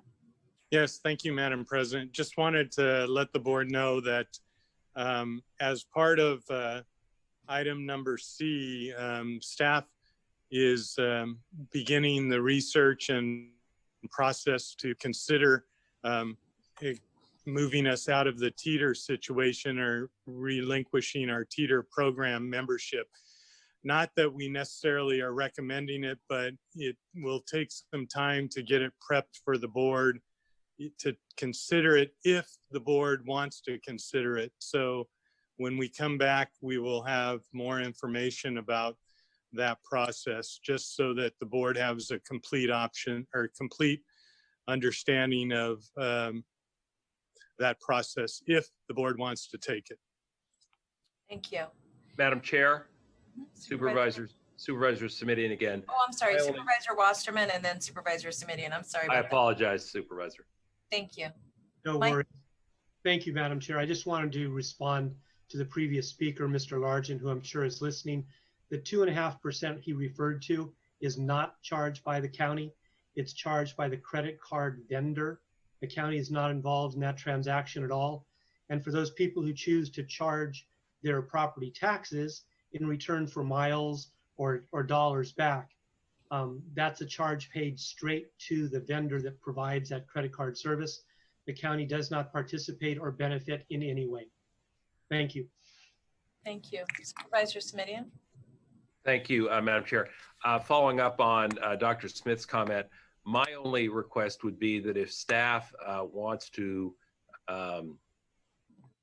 spend a little time investigating the issue of our participation in the TEETR program, that be an independent effort. And by independent, I mean independent of this motion, and that if staff comes back on that item, that it come back as a separate item. I understand the overarching infrastructure of our tax system, but I do think these are separate questions. The one question is, to what extent can we provide some relief to members of the public? That's a different question than going forward. What's our role, if any, in the TEETR program? So as part of the understanding on the motion is happy to hear back from staff on the TEETR program, but would like that to be essentially a staff initiated function rather than tied to this item, if that's okay. So be it. All right. Oh, so be it. That's very official. All right. So we have a motion. We have a second. With no more discussion on the motion, can we get a roll call, please, from our staff? Supervisor Ellenberg. Yes. Supervisor Simidian. Simidian, aye. Supervisor Cortese. Aye. Vice President Wasserman. Aye. President Chavez. Yes, thank you so much. So with that, we're going to move on to item 16. And just before we go forward, I wanted to, I realized I left something out. So the time certain items at 1:30 will include 11, 12, 13, and 14. And so we'll just keep going as close as we can get. I'd like I said, I'm working to keep us so that the staff can have a little break before we begin at 1:30. And with that, Supervisor Simidian, I'm turning it over to you for item number 16. Thank you, Madam Chair. This is just a sort of a basic good governance issue. We have a number of functions, whether it's employment, whether it's tenancy, where our board takes action. We anticipate that action will be well informed by robust public engagement, debate, participation. This is an effort to make sure that we have it clear on the record that folks should not be interfering with or threatening people's ability to participate in that way. Enough said, I'll simply move the item, say thank you to you for co-authoring the item with me if you'd like to be the second, and ask for an aye vote. And I will second that. Let me see if there are any questions from our colleagues. Supervisor Cortese, do you have a question or a comment? Yeah, I'm just curious. I didn't have enough time to research, research the law. I know there's not any conflict of laws. If anything, there's, the full backing of the United States Constitution, the California Constitution, I'm sure, in terms of alignment here. But is there state law already? I guess this is a question for council, that essentially occupies this field in terms of interference with petitioning your government? Or I don't want to restate what this referral is trying to do. I'm just asking. I have no problem supporting it. I'm just trying to understand if it's a gap in the law or it's something that we're just essentially adding an augmentation to existing law. Supervisor Cortese, there certainly is state law requiring access to participate, the Brown Act obviously being the main one. And my understanding of the referral is to really look to provide some sort of remedy and some sort of language associated with if a third party is seeking to interfere with those rights, because the current framework under state law really places obligations on the governmental body, but does not provide those same protections vis-a-vis third parties that could be interfering with that right. And so we will be very cognizant of that existing state law framework and any preemption issues. But I understand this to be complementary. Okay, that's what I was asking. Thank you for the clarification. Thank you for the question, Dave. What's that? All right, so Dave got his question answered. If there are any other questions? We have no public comments and no other questions. May I get a roll call vote on this item, please? Supervisor Ellenberg. Yes. Supervisor Semidian. Semidian, aye. Supervisor Cortese. Aye. Vice President Wasserman. Aye. President Chavez. Yes, thank you. So that brings us to item 17, and this is a referral to our colleagues to consider recommendations that came before Dave and I at our voter suppression hearing that occurred in September of 2019. And I apologize for the lateness that I'm bringing this back before our board. As you may recall, a couple of weeks ago, I brought forward a referral to staff to report back to FGOC in May with the option of an all vote-in mail ballot. And that really was due to the COVID-19 crisis. But in addition to that, we'd had a hearing on voter rights and really wanted to get from the broadest parts of our community input as to how we were doing outreach. What did they think changes that we needed to be made? We had Dr. Garrick Percival. It was it was attended by Secretary of State Alex Padilla. And what you have here are a number of recommendations that came from that discussion that we wanted to make sure staff had as they considered other recommendations they might be making to make it easier for people to participate in the fall, particularly given that we don't understand yet the implications of COVID-19. I really wanted to thank Supervisor Cortese and his staff and my own team for really culling through all of these ideas, reaching back out to all of our participants to make sure that we were taking a deep dive, to make sure that we had the most franchised community in the country was our goal. We have a national voter rights act, a statewide voter rights act, and voter protections. And really what we were looking at is how do we have the highest voter protections at a local level that potentially could be shared with other localities across the country, irrespective of what their states were doing. So with that, it's really a referral to staff. I'd love it if staff could align these considerations with other work that they're doing relative to making sure that people have an opportunity to exercise their right to vote in the fall. And Supervisor Cortese, I don't know if you have any comments you'd like to add. Well, first of all, thank you, for the idea of organizing this special meeting that resulted in all this input from folks. I mean, we've had great success, I think, over the past couple of years, certainly since the election of the current president, of utilizing special meetings at the CSFC to bring people together in a way that I've always kind of described as the best ideas oftentimes come directly from the community. And I think this is the case. And we've also used, for whatever it's worth, this kind of process or procedure of taking the responsibility as committee members or board members to assemble what we think we heard in the meeting and then bring it to the full board to formalize a referral so that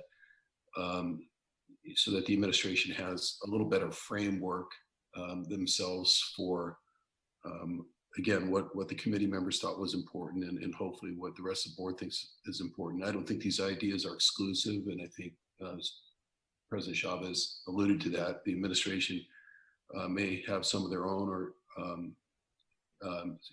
some augmentation of what they think they heard. I just want to say as just a point of personal privilege, I suppose, in terms of my own continuing concerns under this entire subject matter is just that if the administration comes back with anything a little bit above and beyond even what we heard or what we're describing here, I would love to see a greater discussion about not just the education information around voter rights, but getting people to understand that registering to vote is not enough. We've done a great job with that seemingly over the years, and there's been countless campaigns that all my colleagues and probably most of the participants in this meeting could probably recall or name off. It seems like every other year at a minimum, there's a great effort to make sure voters are registered. And then there's this almost inexplicable drop off in terms of people's exercise of that franchise or that transaction with all the power in their hands to actually exercise a vote. And some of that very well may be because of the stifling that occurs and the bias that occurs in the process that this hearing really started to get to. But it, as is so often in so many of our statistical categories, we even see it now with COVID.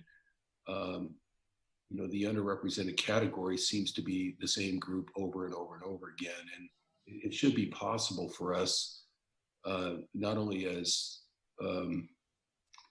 I think, you know, thoroughly apprised members of the Board of Supervisors and experienced members of the Board of Supervisors as we are, and I say the same about the administration and the brilliant, you know, community that we live in here.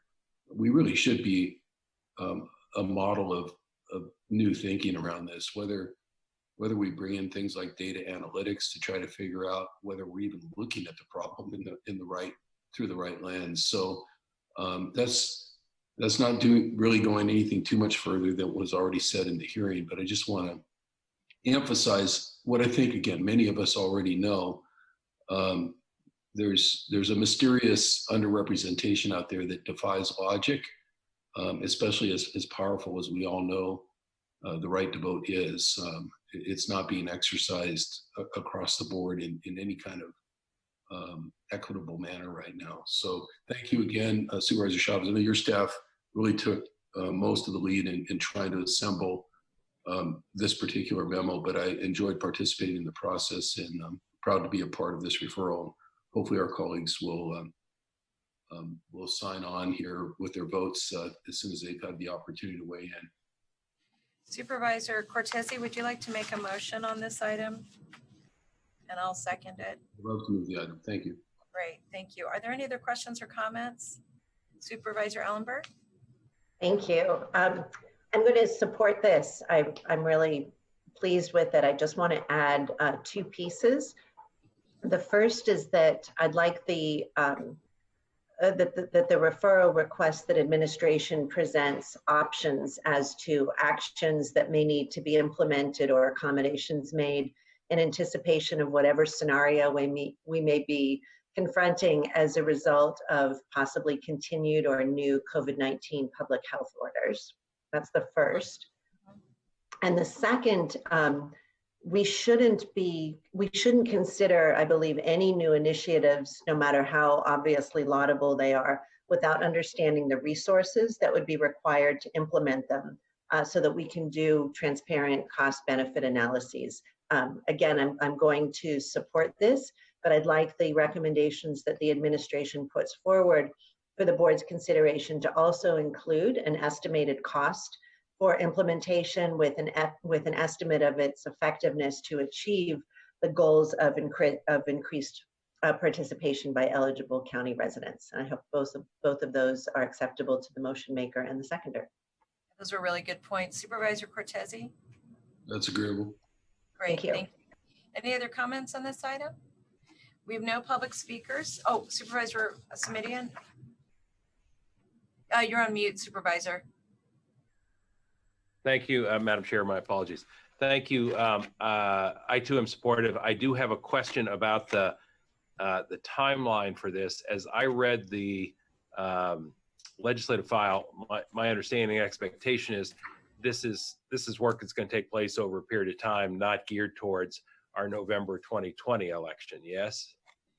Yes, unless, and let me just say the only unless is that as they're doing other work on the mail-in ballots or those pieces of work that really relate to us being prepared for November, that they can pull down if there's any low-hanging fruit, that should come back to us as soon as possible. I understandable, and I think that certainly makes sense. Part of the reason for my question was I'm noting the report back on August the 11th. And, you know, all of our referrals are important, not only to us, but we hope to the community. But I'm mindful of the fact that something like 30 referrals were recently identified from all of us, as far as I know, for either report back or 90-day delay or delay until a date uncertain. Is this one where an August 11th report back is both really essential in your assessment and also practicable from the staff's assessment? It's just a timing question. Yeah, I think because the election is in November, there's a time, you know, we would like people to at least take a look at this. And I should also say, you know, I recognize that Shannon and her team are, you know, this is a big election for them.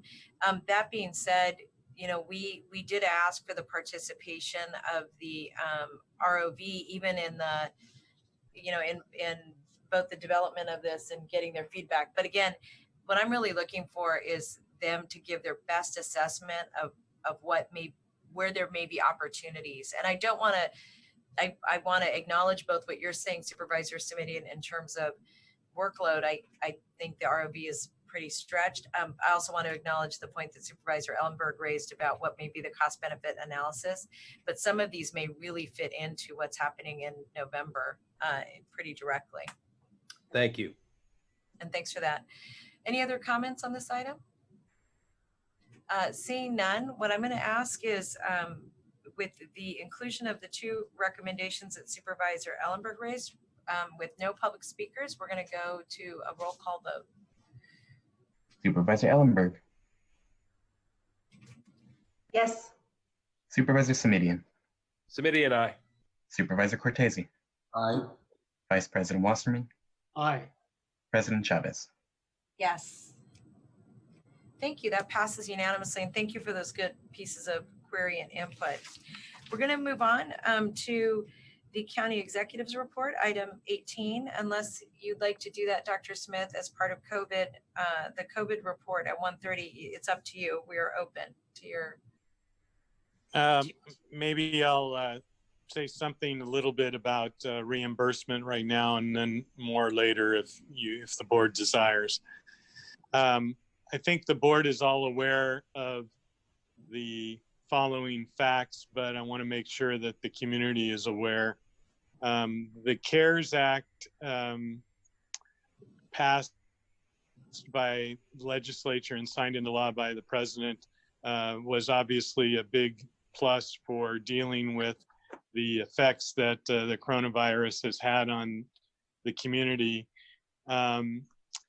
We do have in California a few problems with that act, in the sense that the allocation formula that was utilized by the legislature doesn't recognize that in California, counties are responsible for emergency response and public health and human services. So in Santa Clara, because of that, basically a little bit more than half of the money allocated already has gone directly to the city of San Jose, which we think is a problem because that reimbursement was intended to be allocated for the response, and we have obviously taken on the response.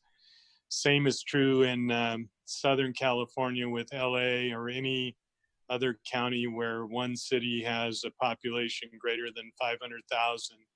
Now, of course, this was not any malicious intent on the legislature's part, but relates or reflects the fact that in the eastern part of the country, cities are responsible for health and human services and emergency response, and western states have done it differently. We've talked with our legislative delegation and expressed this concern. Obviously, the bill was already passed. The second bill was just passed this morning and includes $75 billion for hospitals, but it's for all hospitals, not just public hospitals, and we'll have to wait and see how the allocation works with that. It still causes problems with our county cost structure and revenue structure because at least the way it's working from now is our only choice of reimbursement for the COVID response will be FEMA. So we continue to watch this closely, and we're watching it because it will have a direct effect upon our budget. The rest, I think I'll save for later on in the agenda. Thank you. Are there any questions of Dr. Smith on this report? Yes, ma'am. I almost called you Dr. Wasserman. Mike, go ahead. Thank you. I appreciate that. Through the chair to Dr. Smith, you referenced the money that San Jose is going to be receiving. Is that monies then that they can use, for instance, for the motel program that's going on, different things that the county is doing? Can San Jose take on that responsibility and use the dollars that they're receiving to address COVID issues? Because I would guess otherwise, I don't know what San Jose is spending on COVID related issues, but I would guess the dollar reimbursement far exceeds that. Well, they could take on some of the responsibilities that the county is now taking on, and certainly we'll be talking to them about that.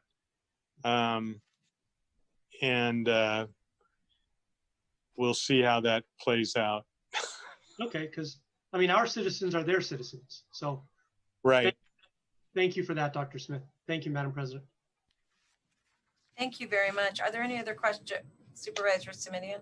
Well, just a couple of quick points of additional information or clarification.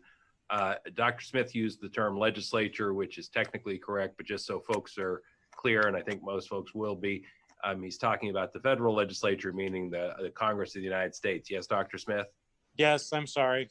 No. It's a high school civics class coming back to good purpose here. And then I do think this is an area, Madam Chair, where I know many of the members of the board have already engaged with our local representatives in Congress. We're going to continue to have this conversation, Supervisor Cortese and I, in our Federal Affairs Advocacy Task Force. And I think there's some work to do with the Department of Treasury as well, since they're making some of the interpretations as I understand it. But, I think the key point that needs to be underscored, Dr. Smith, is this is a question of making our county whole, not trying to create some zero-sum competition with any city in our county. Do I have that right? Oh, certainly. I mean, we're not going to advocate for resources not to go to the city of San Jose, or for that matter, to any other city or special district.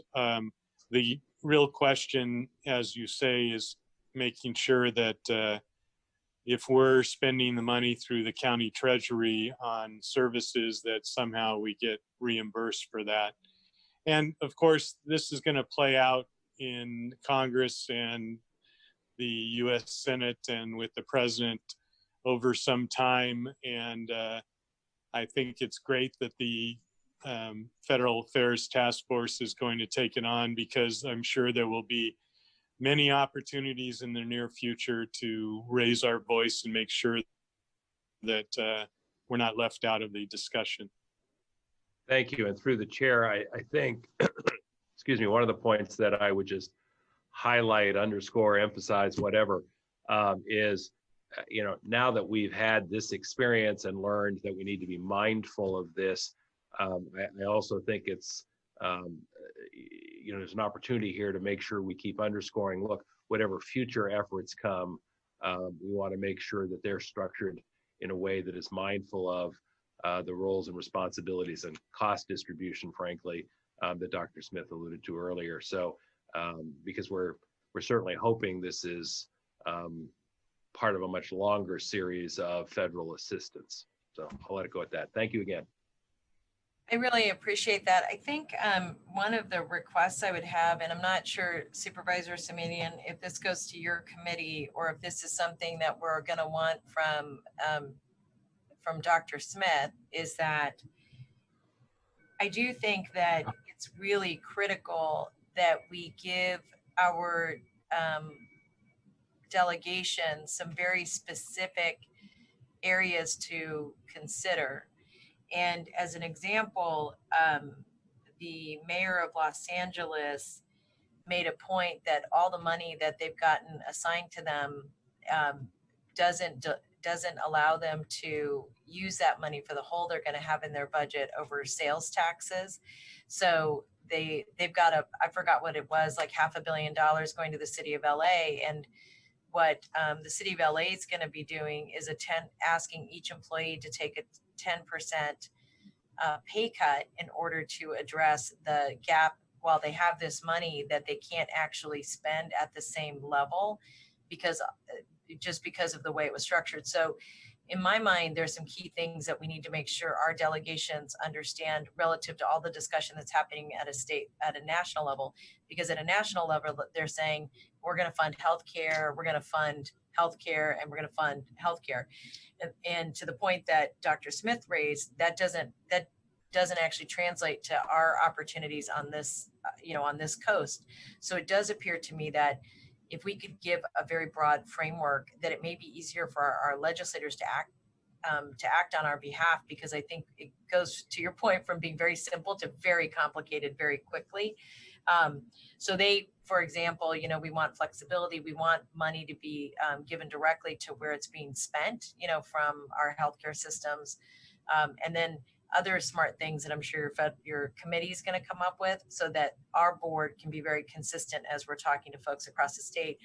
One last other point I'll make is that the way they're funding fire and police makes sense for cities. It makes less sense for counties, obviously, because so many of us have fire districts attached to us. And so as I was speaking to LA County yesterday, one of the points they were making is that they have a huge fire district that's getting no money, and and really very busy fire district. So I'm hopeful that we can, like I said, come up with a framework that all of us can use across the board. I think that will help us be more effective. If I may, and I see Supervisor Ellenberg leaning in, but Madam Chair, much of what you just described sounds like the agenda in a nutshell for our May 6th Federal Affairs Advocacy Task Force.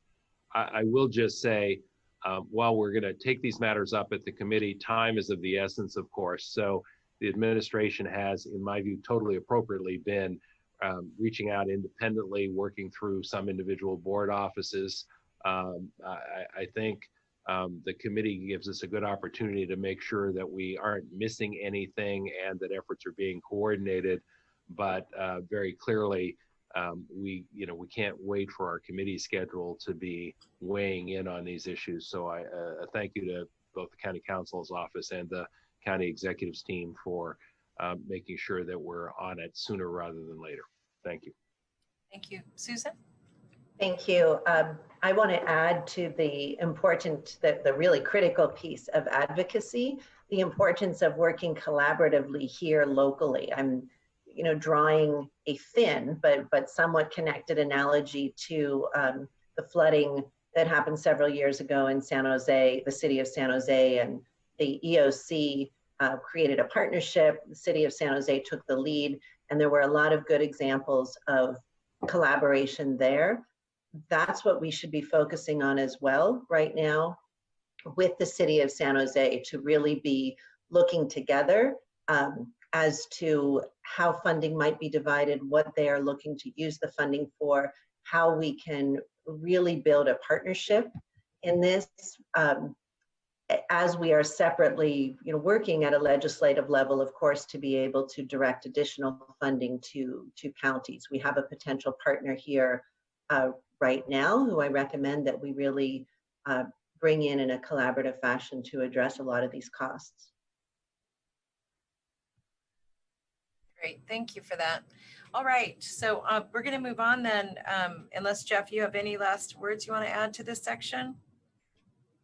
I want to second Supervisor Ellenberg's message that we will try really hard to be very collaborative.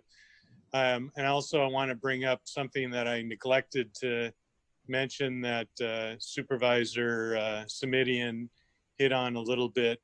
Another problem with this allocation process is that we have a number of freestanding fire districts, and also we have a number of smaller cities that obviously have impacts on their police departments, and so they were left out of the initial issue. So I think all of you represent a part of San Jose, and most of you also have other cities. So in getting them up to date and encouraging them to lobby their representatives would basically be a great idea for them also. Thank you for that. Thank you. All right, so we're going to move on then to item 19. And our objective to my colleagues is to take 19, 20, 21, 22, and 23 before we take a break. So if we could cue that up. Item 19 is the CBO contract delegation. And what I'm going to do is I'm going to ask the public to, if those of you who want to speak, to queue up now. And I'm going to ask the staff, we received a memorandum a little bit late last night, and I'm not complaining about it. I just think we're all moving really fast. I was hoping that the staff could give a very brief presentation about what is in front of the board today, and then to go to the public, and then to go to the board, if that's all right with my colleagues. So Miguel, are you presenting on this item? Yes, I'll present here on item 19.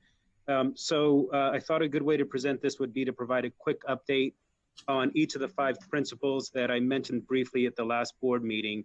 And we have been working hard implementing each of these 5 principles. So if you recall, or probably won't, but the first principle was maximizing the provision of critical services that the CBOs provide. And so our departments have been reaching out to all the providers and have been taking proactive measures to make sure these critical services are provided. I just wanted to provide as one key example, our mental health providers, when schools closed on March 16th, that impacted a great deal of the services they could provide. Yet my understanding from speaking with them is that already they're back up to 70% of the services they had provided prior. I think that's quite a testament to their work and also the work of the behavioral health department in trying to be flexible. Which leads right into the second principle, which is be flexible in operations and in invoicing and payment. Operations departments are allowing work to be done remotely through telehealth, working with clients on cell phones and by email, and even when needed, dropping off resources such as hygiene kits and disposable cell phones. With respect to invoice and payment, again, doing their level best to be as flexible as we can be while also being accountable to the funding sources that we receive. And one of the issues that had arisen was how it sometimes can take some time to get approved payments to be paid. And I connected with the finance agency, which has confirmed that there are no approved payments that have not been paid. So everything's out the door. That being said, there are sometimes invoices that will get caught up in the process, usually having to do with paperwork that isn't complete and whatnot.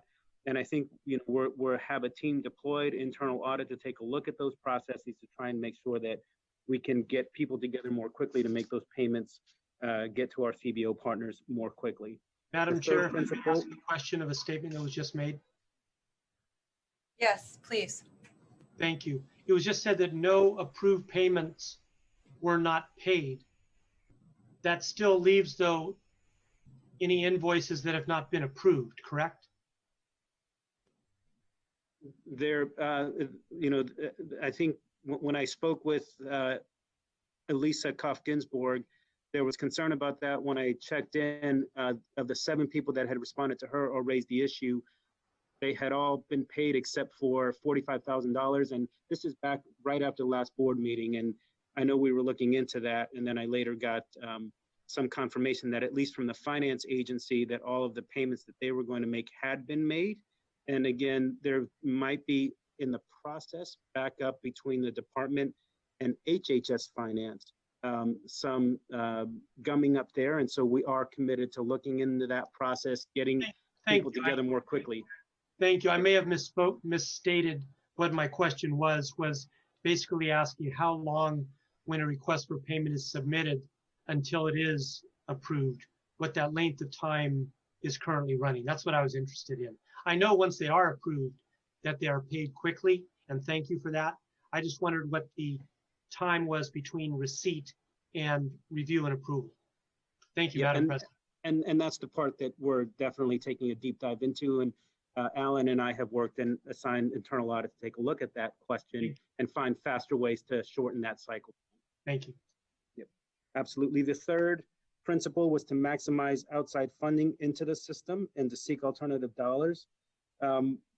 Just as Jeff mentioned, Congress did come up with another package. So they had initially had $349 billion in what was called the Paycheck Protection Program. And people, as we all know, probably from watching CNN and watching other news, that money ran out. And today, MSNBC reported about 55 minutes ago that they did reach a new deal for additional funds. And MSNBC, anyhow, called it roughly $300 billion more. So that's another sizable amount of money. And we are going to work with our partners to try to help them and seek that additional source of funding. On that note, also, a lot of the banks were not providing, at least what was in the news is Bank of America, for example, prioritized its own clients over others. And so a lot of our CBO partners had difficulty in applying for that money. Once again, working with the finance agency and Alan Minato, we reached out to our own, what's called a banking relationship manager, and put some pressure on them at Wells Fargo to try and give our CBO partners a shot at applying through Wells Fargo for the PPP money. So we'll continue to leverage our own relationships with our banks to try and help our nonprofit partners. The fourth principle was to consider delaying competitive processes where it would be appropriate to do so. And the simple reason for that is we need our nonprofit partners right now to focus on providing the critical services that are needed. And that'll be done on a case-by-case basis. And fifth and finally is to convert what are called fee-for-service contracts to cost reimbursement contracts, again, where appropriate. And that's being done. So as a matter of quick process, just a quick timeline, on April 3rd, we met as departments to try and come up with these guiding principles. On April 6th, we then met collectively, again, myself and some others with the Silicon Valley Council of Nonprofits, with the Behavioral Health Contractors Association, and we had invited the Community Health Partnership as well, but they were not able to make it. And with their input, we were able to finalize those 5 principles. On April 8th, that was the day after our last board meeting, we issued that memo to our CBO partners. On April 9th, we again convened as county departments to make sure that everybody immediately implemented those principles. And then we also created a work group that includes both county departments and CBO providers, so that work group can help work through all of the issues that are going to come up in this complicated process. That first meeting, just given the scheduling challenges, did not occur until April 17th, but it was a good meeting. There we talked about the $1 million that the board authorized last time. That was the meeting on April 17th, which allowed us to issue a memo on April 18th to talk about a process for emergency cash management that could be addressed with that $1 million. And that memo went out on April 18th. Also on April 18th, we had an hour-and-a-half conference call with the Behavioral Health Services Department with the CBO providers that help provide both mental health and substance use, and a highly regarded consultant from Harbridge Consulting who really helped us better understand short-doyle Medi-Cal reimbursement, which is very, very complicated. And as a result of that, we issued a memo on April 20th that instructed the both mental health and substance use contractors on what we have, how we can move this process going forward. And I've heard back from them that they understand this to be a workable solution. So I'm very grateful to their participation in that process and getting us to this point. So just from the highest level, we have about more than 600 CBO contractors that contract with various departments throughout the county. And our collaborative work and importantly, the flexibility in operations and in invoicing and payment that we have shown has so far yielded positive results. This item is simply asking for a delegation of authority to the county executive or designee so we can make any necessary amendments to the contracts to continue this work. And with that, I'm happy to answer any questions you may have. Okay. That was a lot. What I'm going to do is I'm going to go to the public, then I'm going to go to my colleagues, if that's okay. And if I could have the clerk begin, and then Miguel, as that's being considered, I can't remember the date of the recommendation that Supervisor Cortese and I put forward initially. Could you find that while we're talking? And I'll ask my staff to do the same. Sure, I'll look for it. Thanks. Thank you very much. All right. So if the clerk can let our speakers speak, and each speaker will get 1 minute. Our first speaker is Elisa Koff-Ginsburg. I am unmuting you. Please accept the unmute and you will have 1 minute to speak once the timer begins. Good morning. I'm Elisa Koff-Ginsburg with BHCA, and on behalf of all our nonprofit providers, I want to thank the County Chief Operating Officer, Behavioral Health Director, and their staff. Tremendous amount of work has occurred in the past few days. Behavioral health financing is complex. The discussions center on dollars and units and process. Yet it was evident to us that everyone engaged was very clear these discussions represented badly needed services. The memo that was sent last night outlines a process for agencies to access bridge payments when no other relief funding is available. This provides the certainty that they need. I also want to reiterate our thanks to all of you. The direction of the board at our last meeting made clear the priority you place on meeting behavioral health needs.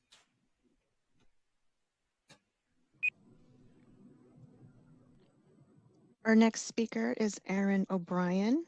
I am unmuting you. Please accept the unmute and you will have 1 minute to speak once the timer begins. Thank you. I want to offer sincere thanks to the leadership of the Behavioral Health Department and the County Administration, particularly Miguel Marquez, for their time and efforts to craft what we believe is the optimum solution for our communities, the CBO providers, and the county. The intricacies of specialty mental health funding are incredibly complex, and the consequences are significant. Their willingness to grapple with these complexities to arrive at their proposal shows their dedication to our county's health and well-being and is greatly appreciated. While the discussions were at times fraught with tension, what united us right from the beginning is our shared and unwavering commitment to maximize essential behavioral health services to some of the most vulnerable kids and adults in our community. Every day I hear stories of the amazing work that staff and clients are doing together, of lives changed for the better, of families being healed. Your support of this proposal will ensure that this vital work continues across our county. Thank you. Our next speaker is Scott Largent. I am unmuting you. Please accept the unmute and you will have 1 minute to speak once the timer begins. Okay, I'm just a little confused. where is behavioral health? I talk about this a lot, beating that dead horse. Where are they? They weren't even here prior to the COVID-19 issue. I have been stuck in the struggle down here.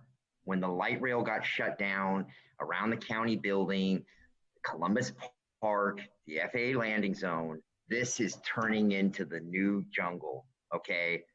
I got jumped a couple of days ago down there. It's not fun. Where is law enforcement? Why has the behavioral health van only been there a couple of times? Okay, I'm not praising any of you, and I'm very, very frustrated. I've got a lot of people down here right now that are suffering that need help. Where are these people?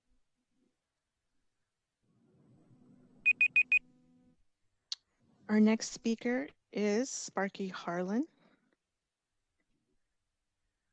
I am unmuting you. Please accept the unmute, and you will have 1 minute to speak once the timer begins. Hi, this is Sparky Harlan, Bill Wilson Center. Wanted to thank you for your support.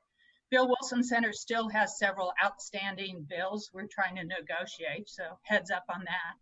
The other thing I want to say is we were approved for a PPP loan, and what we want to do is make sure we can help you in all your contracts in addition to behavior health.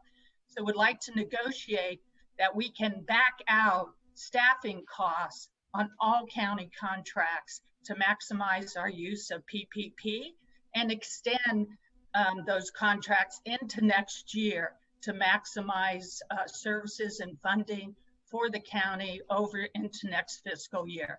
We assume that it will be effective for May and June for Bill Wilson Center. Thank you. To the clerk, our last speaker on this item will be Bruce Roberts. Thank you. Our last speaker is Bruce Roberts. I am unmuting you. Please accept the unmute, and you will have 1 minute to speak once the timer begins.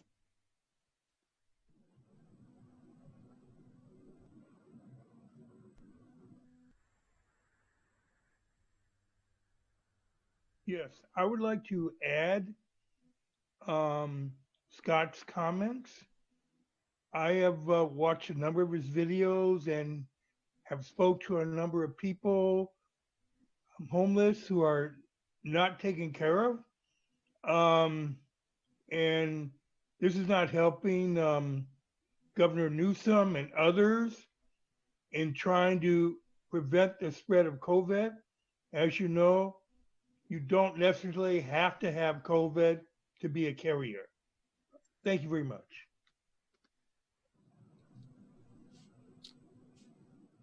Thank you. So we have no other speakers on that item. We're going to move to board comments or questions. And I just wanted my colleagues to know I got my question answered. I just couldn't remember when Supervisor Cortese, when you and I put our memo forward, but I now have it. All right. So I'm going to start with Dave and see if there are any questions or comments from Dave. Just the only comment I have is to thank Mr. Marquez and anyone else who's involved, including the providers, for coming together to get this done. Albeit, you know, scheduling trouble and COVID and everything else, I'm sure making it very, very difficult to pull everyone together in the 17th when you did. What I've heard is that people are satisfied with the process, and I know we were wrestling with the delegation issue last time, and it looks like that's resolved here as well. So I'm prepared to support the item when somebody makes a motion. Great, thank you. Susan?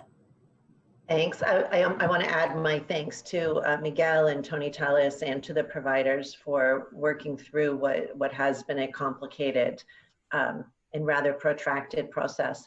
I just want to clarify that I understand that the allocations will be made on an emergency flexible basis and not as a predetermined proportional allocation.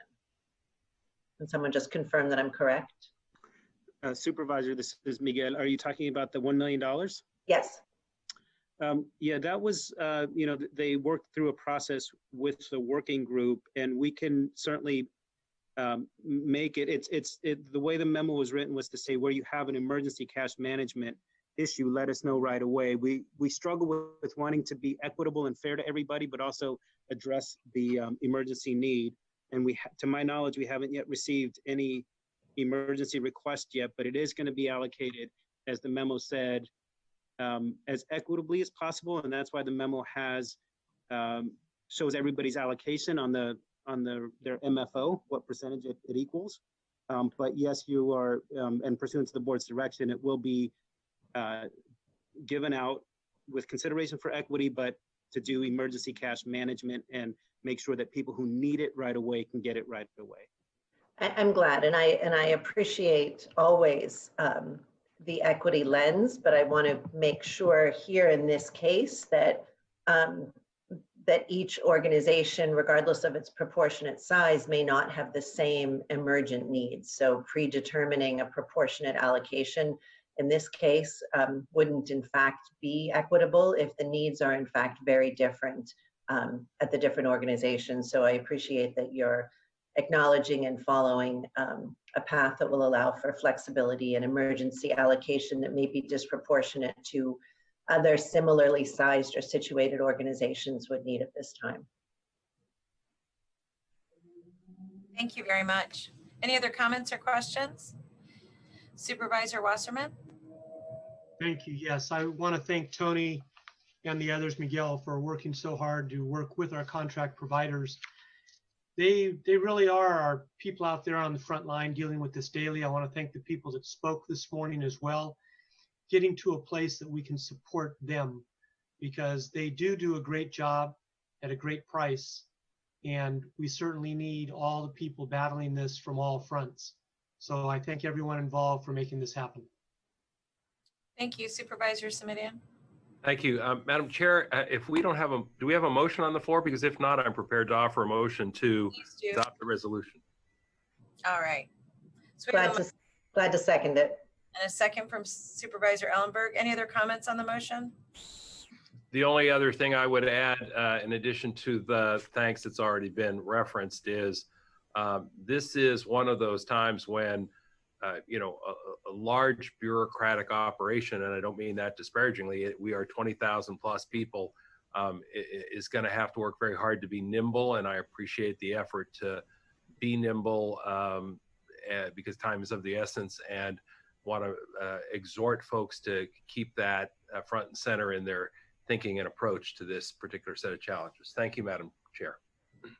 Thank you. Anybody else? Okay. So, you know, first of all, to the universal thank yous. Great. And I know this is really hard times. I also wanted just to acknowledge the behavioral health department leadership of Tony and Sherry. So thank you. One thing I just want to make sure of is that we give the staff the flexibility to continue this work. And I appreciate we're doing that with the delegation of authority. And I think with the comments that Ms. Ellenberg raised, that what I'm hearing, Susan, I just want to make sure that I'm clear on this, is that the $1 million is need-based, but but that it will be done quickly. I think that's what, I just want to affirm that was what you were saying. That's my understanding and expectation, yes. Okay, I just want to make sure that was what you were saying. Good, very good. So with that, we have a motion and we have a second. And I would like to ask for a roll call, please. Supervisor Ellenberg. Yes. Supervisor Simidian. Simidian, aye. Supervisor Cortese. Aye. Vice President Wasserman. Aye. President Chavez. Yes, and that passes unanimously. Thank you, everybody, and thanks to the staff for all your good work, and the nonprofits for hanging in there and working with us. Thank you. Item 20 is our healthcare access program. This is very good news. I was going to put it on consent because even though it's great news, we have a lot of other items on.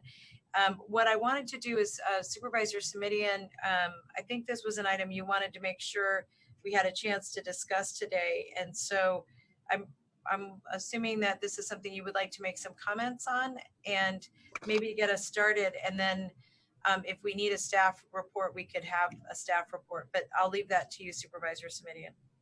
Thank you, and I'll leave some of that, Madam Chair, to staff.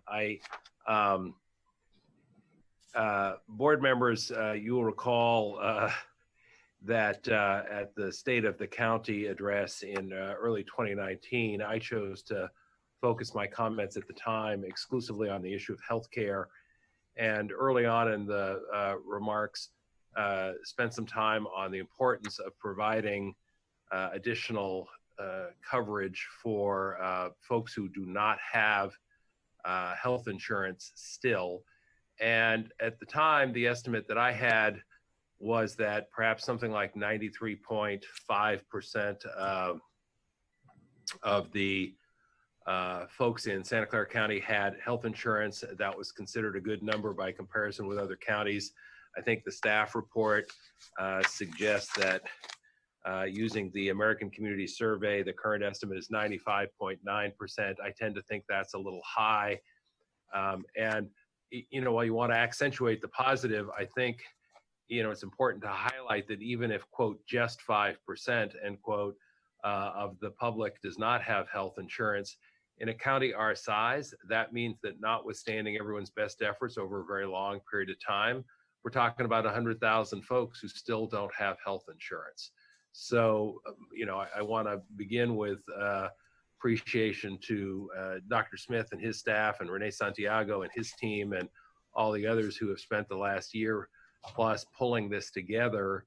You know, I would defer to Mr. Santiago, I guess, but to grossly oversimplify what we're doing here, we're trying to make it less expensive, less complex, and available to a broader cross-section of the community.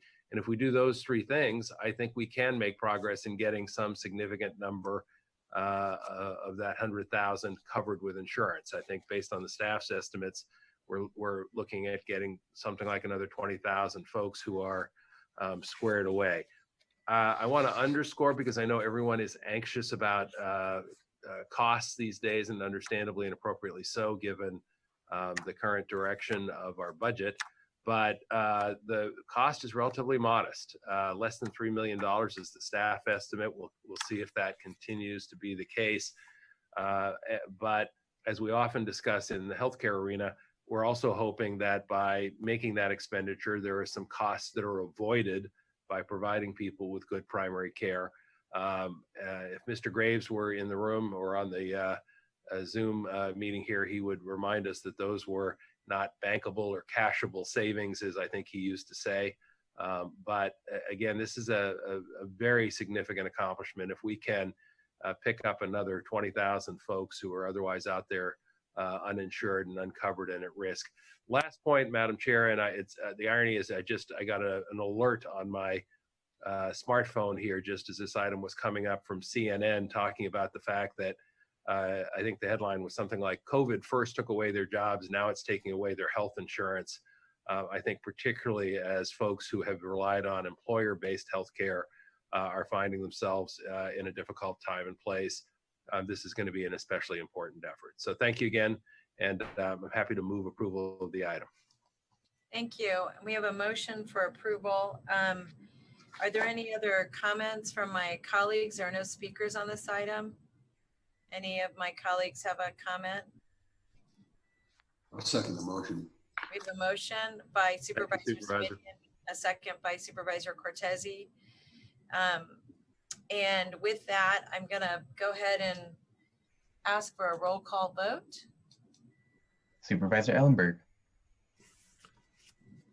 Yes. Supervisor Simidian. Simidian, aye. Supervisor Cortese. Aye. Vice President Wasserman. Yes. President Chavez. Yes, thank you. That's a congratulations to all of you who worked on that. And it's worth having these celebration moments. Item 21, this is a basic income pilot program for foster youth that Supervisor Cortese brought forward. I'm going to ask if there is a staff presentation on this item. And I'm going to ask if before the staff begins, hey, ladies, before the staff begins, I'm going to just say to anybody who's listening, if you'd like to speak to this item, please get start to put your hand up now. I'm going to go to a brief presentation from staff, then we'll go to the public, and then we'll go back to the board. All right, so I don't know who's presenting. I see two folks, but. This is Miguel, and I'll kick it off. And I understand that there is a slide deck that has been provided, and so I'll ask if the slide deck can be put on the screen.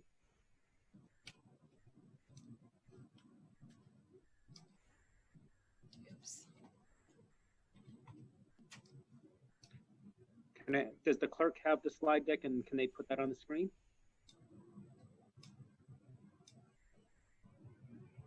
Yes, we're working on getting it on a screen. I appreciate your patience.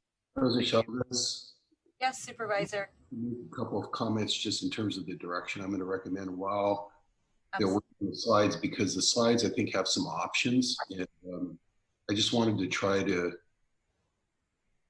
stimulate some thinking in terms of what I would move as the options to select. In that way, maybe our colleagues can be thinking in that context. They may like different options, once they look at the slides. But essentially, what I would move, having heard this in committee in December, and then it came back to committee as possibly sort of a layover item during COVID. At the committee, we decided to run it back up to the Board of Supervisors for approval, with sort of the reverse kind of thinking that actually, given COVID, this is an extremely vulnerable population right now, and that we may want to move on this, at least in terms of getting the staff to come back with, an appropriation and such. But as to the options, there were different age categories that you'll see in the slides. I would recommend selecting the 21-year-old up to 24 years old, 24-year-olds option as the age group for the pilot program. Then there was a range of potential stipend amounts, and I would recommend, for purposes of a motion, $1,000, although I'm certainly open to the opinions or suggestions of others on the board.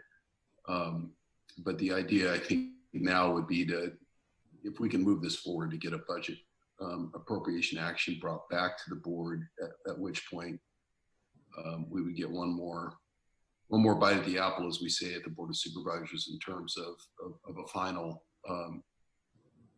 directive to the administration to put this together. And the presumption is, and I would like staff to comment on this, is that we could at least have, an implementation appropriation action back in June that doesn't mean standing the whole program up by June, but just coming back so that the board has actually said, with dollars behind it, yes, go ahead and go stand this up now. So those are the areas I just wanted to try to narrow down a little bit, just to share with everyone for the first time at an across the board level, what options I would suggest pursuing. And I think everyone remembers this, the direction on the original referral was a unanimous vote. And, to have it come back to committee to do some more work. Ordinarily, I think we would have narrowed this down a little bit more at committee. But I know some of the folks who originally were working on it have been extremely tied up with COVID response. So this isn't an attempt to short circuit the process or anything like that, but just to say, look, you did a great job in December laying out options. We don't need to have people do a bunch of extra work right now. If the board can just select which options it's interested in and give that direction, I think that will actually save people time, so they can just go back and figure out the logistics of getting a stipend program set up, probably similar to what we've done with the intern and earn program for foster. So thanks for letting me make a few comments there, just in terms of sharing my thinking coming into this, President Chavez, and I thank my colleagues for that. And I'll let the administration do their presentation as they intended. So we don't have the slides up. So what I'm going to ask, I'm going to just ask staff if you could be very brief and give some comments. And we have your report. And so, oh, we do have slides. All right. I'm going to still ask you to be less than 5 minutes on your presentation. And then we're going to go to public comment, and then we're going to go to my colleagues. And I'll just remind my colleagues that we have 2 more items after this. I'd like to give you a 45-minute break, and that's what my intent is. Great, thank you. Terrific, thank you, Supervisor. We have 7 quick slides we'll go through. Mine is the first one, and I'll simply say that Supervisor Cortese's comments encompass much of what I was going to say. Essentially, we did take the CSFC in December of 2019. We understand that as COVID-19 has been, we've been facing that challenge, that we know that we need to help transition age youth recover from this pandemic. And so we think that lends itself to a pilot program. And we want to get started right away. And we have a proposed start date of June 2020. So with that, I will turn it over to Sandia Herman and to Melanie Jimenez Perez to do the other slides. And them, and as well as myself and Bob Minicochi, are available to answer questions. Sandia? Yes, thank you so much, Miguel, and good afternoon, supervisors. So I'll go through, if we could move to the second slide, please. So just really quickly, a lot of detail was provided in the December report, so I'm not going to go into any detail here. But really, as you all know, you've heard the narrative around, extreme poverty being dramatically increased. The middle class is shrinking. Incomes are very volatile and unpredictable. So universal basic income, which has been in existence for a while now, is gaining in popularity. And most instances of UBI have some or all of these components that have been identified on the slide deck there. Either it's always unconditional, automatic, non-withdrawable, individual, and given as a right. So even though ours is not really universal, it does adhere to some of these components. If we could move to the second slide, please. As with any good program design, we really want to focus on some key elements that we've gathered from the literature. We want to understand the impact on other benefits that our population currently receives. If you look at our non-minor dependents and TAY youth, they are currently getting a lot of benefits from SSA. So we want to make sure that any cash infusion that we provide them isn't negatively impacted. Supervisor Cortese already spoke about kind of the amount of the assistance that we're thinking about, $1,000 a month and perhaps for a year. The third point there is around desired outcomes and evaluation. It's really important, with an ambitious program like this, to really focus on good metrics. And typical studies of UBI focus on use of time, mental and physical well-being, financial health, subjective well-being. Are there changes in decision-making, reduction in crime, impact on parenting? So those are some of the metrics that we really want to consider as we think about implementing something like this and examining its effectiveness. Another element is the target population. And in the original board referral, I think we looked at 18 to 21, but we also considered the over 21s, the TAY youth, who typically have fewer supports in place. And then for reasons that I'll go into in the next slide, we're really recommending that we focus on those TAY youth. If we could move to the next slide, please. So before I dive into the details on this slide, just some framing remarks. So when we talked about the UBI pilot in December, we looked at the NMDs and the TAY youth, and then Supervisors Chavez and Cortese had asked us to come back with some design options. So we dive deeper into the data. So our NMDs, or our non-minor dependents, in FY19, we had 195 of them, and 95% actually have open dependency cases through DFCS. And what this means is that many of their needs are met. They get housing support, educational support, there's an emancipated youth stipend, and transportation support as well. And then we queried the Calvin system, which is the eligibility system, to see if there were other benefits that they were receiving. And those are some of the details that are presented in this slide. They're receiving assistance through CalWorks, GA, adoption assistance, and the mean amount is typically around $19,000 a year. So all this to really say that this population, the NMDs, do receive a fair number of supports as opposed to the transition age youth, the 21 to 25-year-olds. And are these supports that the NMD is receiving enough? That we can't say definitively, but it's definitely more than what the TAY youth get. And what we know from the literature and some of the research out there that Mark Courtney from the University of Chicago has done is typically services drop off after the age of 21. And this is, the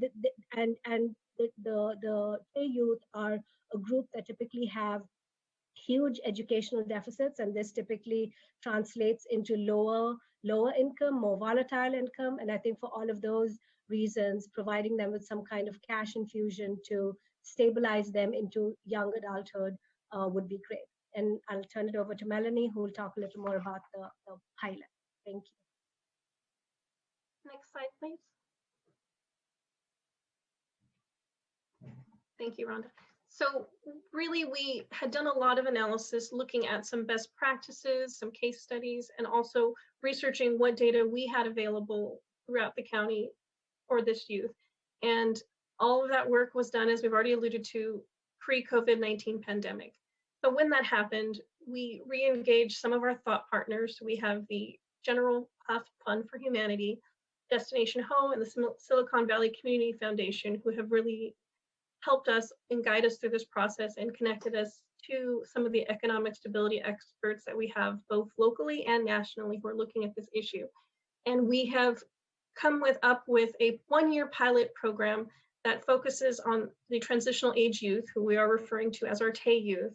And we're asking for a $750,000 allocation that will allow us to serve up to 60 transitional age youth aging out of foster care. So they could be 21 or they could be all the way up to 24. It's really those who would benefit the most from $1,000 a month to assist them to become more stable and also help get them through this really tumultuous time. We are going to look at baseline data based on what they provide to us in their intake questionnaire. We're going to be asking them for not only what they've experienced in the last year, but what they've experienced during COVID-19. Have they maintained employment? And also what services are going to help them feel stable to recover from this pandemic? Are they looking for financial literacy skills, or really do they want to use this time to focus on increasing their vocational or educational needs?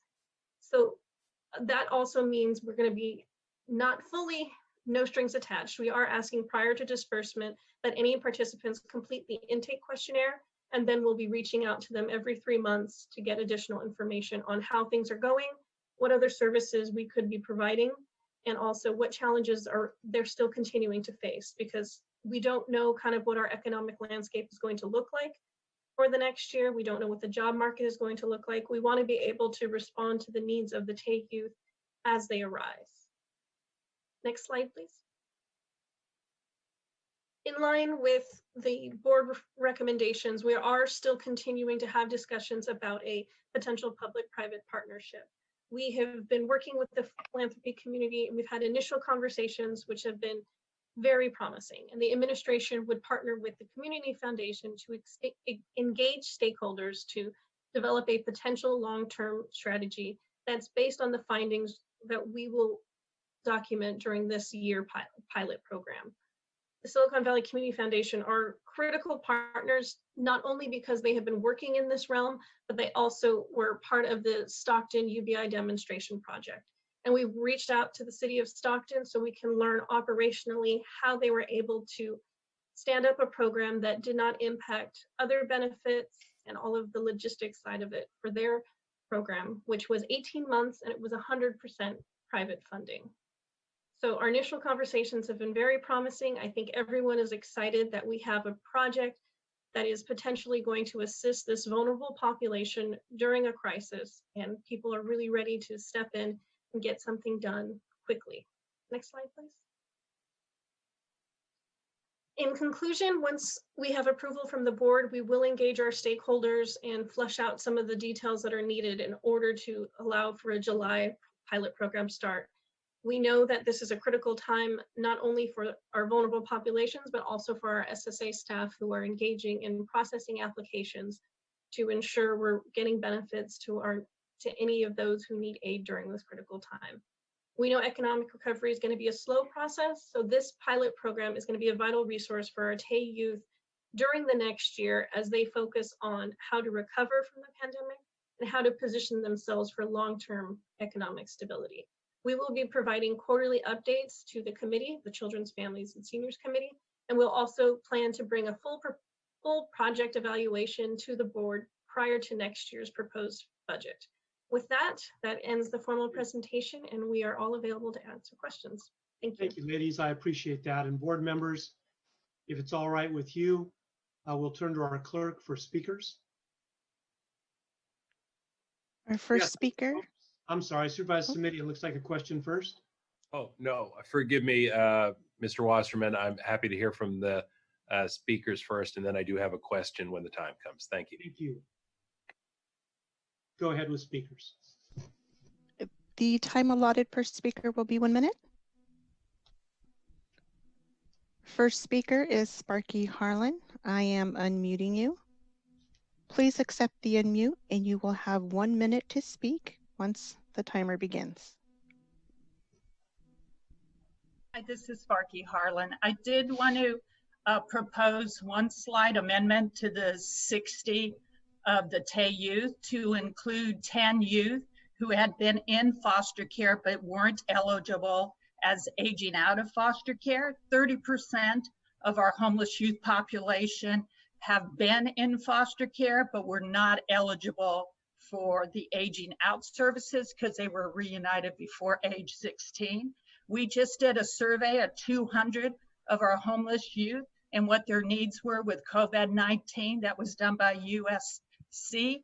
And what it showed is they're desperate for income right now. They feel isolated. They can't pay for their cell phones and they need financial assistance now.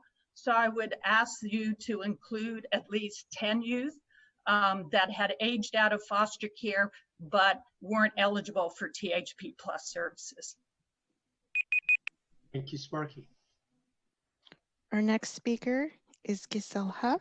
I am unmuting you. Please accept the unmute and you will have 1 minute to speak once the timer begins. I'm Giselle Huff, the president of the Gerald Huff Fund for Humanity. I want to congratulate the team for the outstanding job they did in a very short time to put together this report for the committee, and thank Supervisor Cortese for his leadership in bringing this item forward. Their recommendation to launch a basic income pilot for transition-age youth is a lifeline for them at this extraordinary time. The project also makes unique contributions to the field of research about this intervention. It's the only program in this country since 1982 that is being funded by a government entity, and it brings together a remarkable public-private partnership committed to the success of the program that will be actively engaged in its implementation. Thank you. Our last speaker is Andrew Kane. I am unmuting you. Please accept the unmute and you will have 1 minute to speak once the timer begins. Good afternoon, board. I want to thank the board, the administration, and the Social Services Agency for, again, leading the way and showing us new and creative ways to serve the current and former foster youth population. One thing that I wanted to note, which I hope is just a point of clarification, the slide deck referenced the age range for the pilot as being 22 to 24.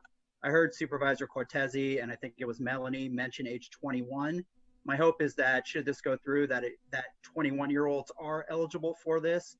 When the court's jurisdiction ends, it ends right around the 21st birthday.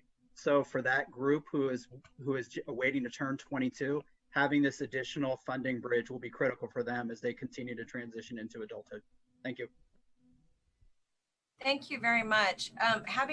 Seeing no other speakers on this item, I'm going to move to Supervisor Cortese to make a motion, and then I will go to board discussion. Thank you, President Chavez.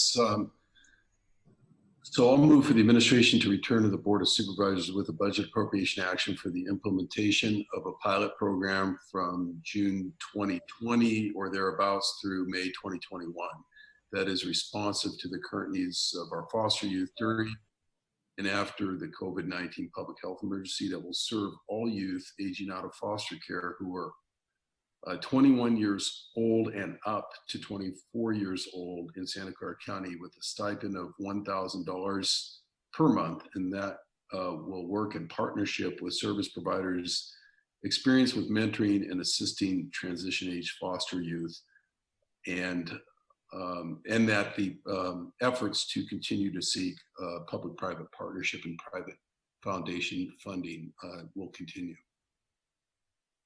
So we have a motion, and do we have a second? I'll second, Madam Chair. And with a second from Supervisor Simidian. Dave, did you have any comments before I go to your colleagues? No, while the slides were going up, in case somebody tuned in late, I made my general comments, and I'm certainly open to suggestions. What I will say one more time is that we moved this from committee back up to the board without trying to have the committee narrow down the options, in part as a matter of expediency, and in part with some faith that the board can do that real time.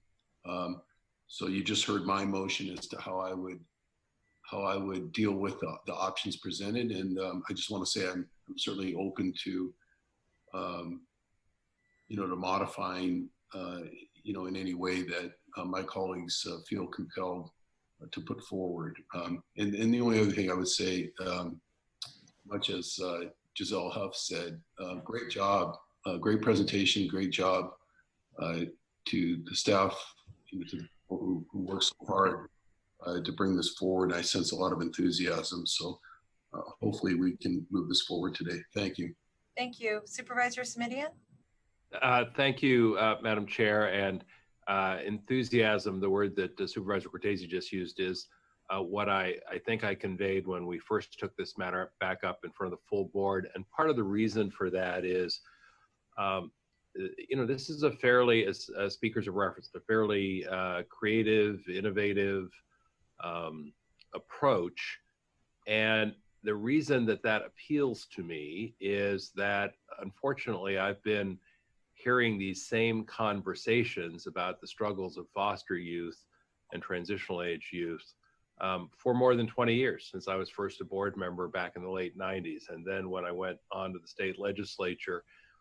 And what has struck me is it's not for lack of understanding the struggles that these young people are having, and it's not for lack of interest or caring or compassion or engagement, but quite frankly, all of the efforts and all of the funding have still not helped us get to the place that I think we all want to be in terms of serving this particular group of folks in the community.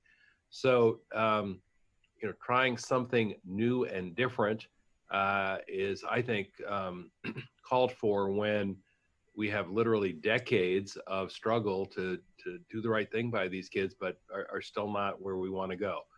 That being said, and if staff or Supervisor Cortese have thoughts, there was reference to a nonprofit partner being part of this going forward longer term if the pilot proves to be a success.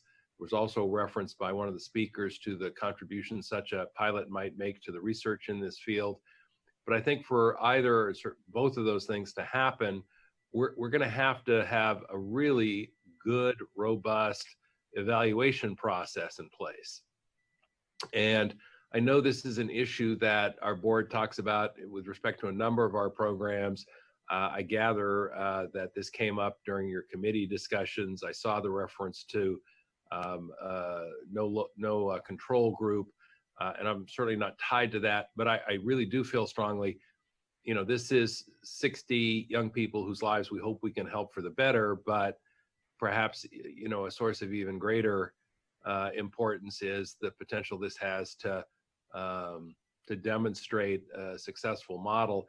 And we're not going to be able to demonstrate that to a private funder, and we're not going to be able to make that contribution to the research if we don't have really good evaluation and data to show just what did or didn't work and how this might be taken to scale at some point. So could we hear first from staff and or from Supervisor Cortese, Supervisor Cortese, about that component, because that was the piece that seemed a little less fully fleshed out, at least from my perspective as someone who hasn't been on the committee. Yeah, let me through the chair pipe in first, and then let staff talk about how confident they are in terms of the baseline starting point. Yeah, that, actually, in one sense, to staff's credit, back in December, they were, pretty assertive about wanting to try to set up, a control group.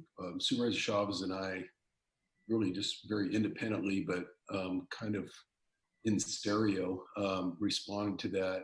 We really didn't want to create a have-nots situation, or a group that was in stasis while another group is moving forward with the UBI from an equitable standpoint, et cetera. We asked instead if we could go back and try to make sure that they have a really good baseline set of data on these youth, and also similarly situated youth, which we felt was probably very plausible given the fact that we've done so much work, as you were just indicating, with this population, and it hasn't been without aggregated data and a lot of data research. In addition, there's things now like Data Zone out there, the foster piece of that, which has been keeping confidential, but somewhat detailed profiles on the education crossover and so forth.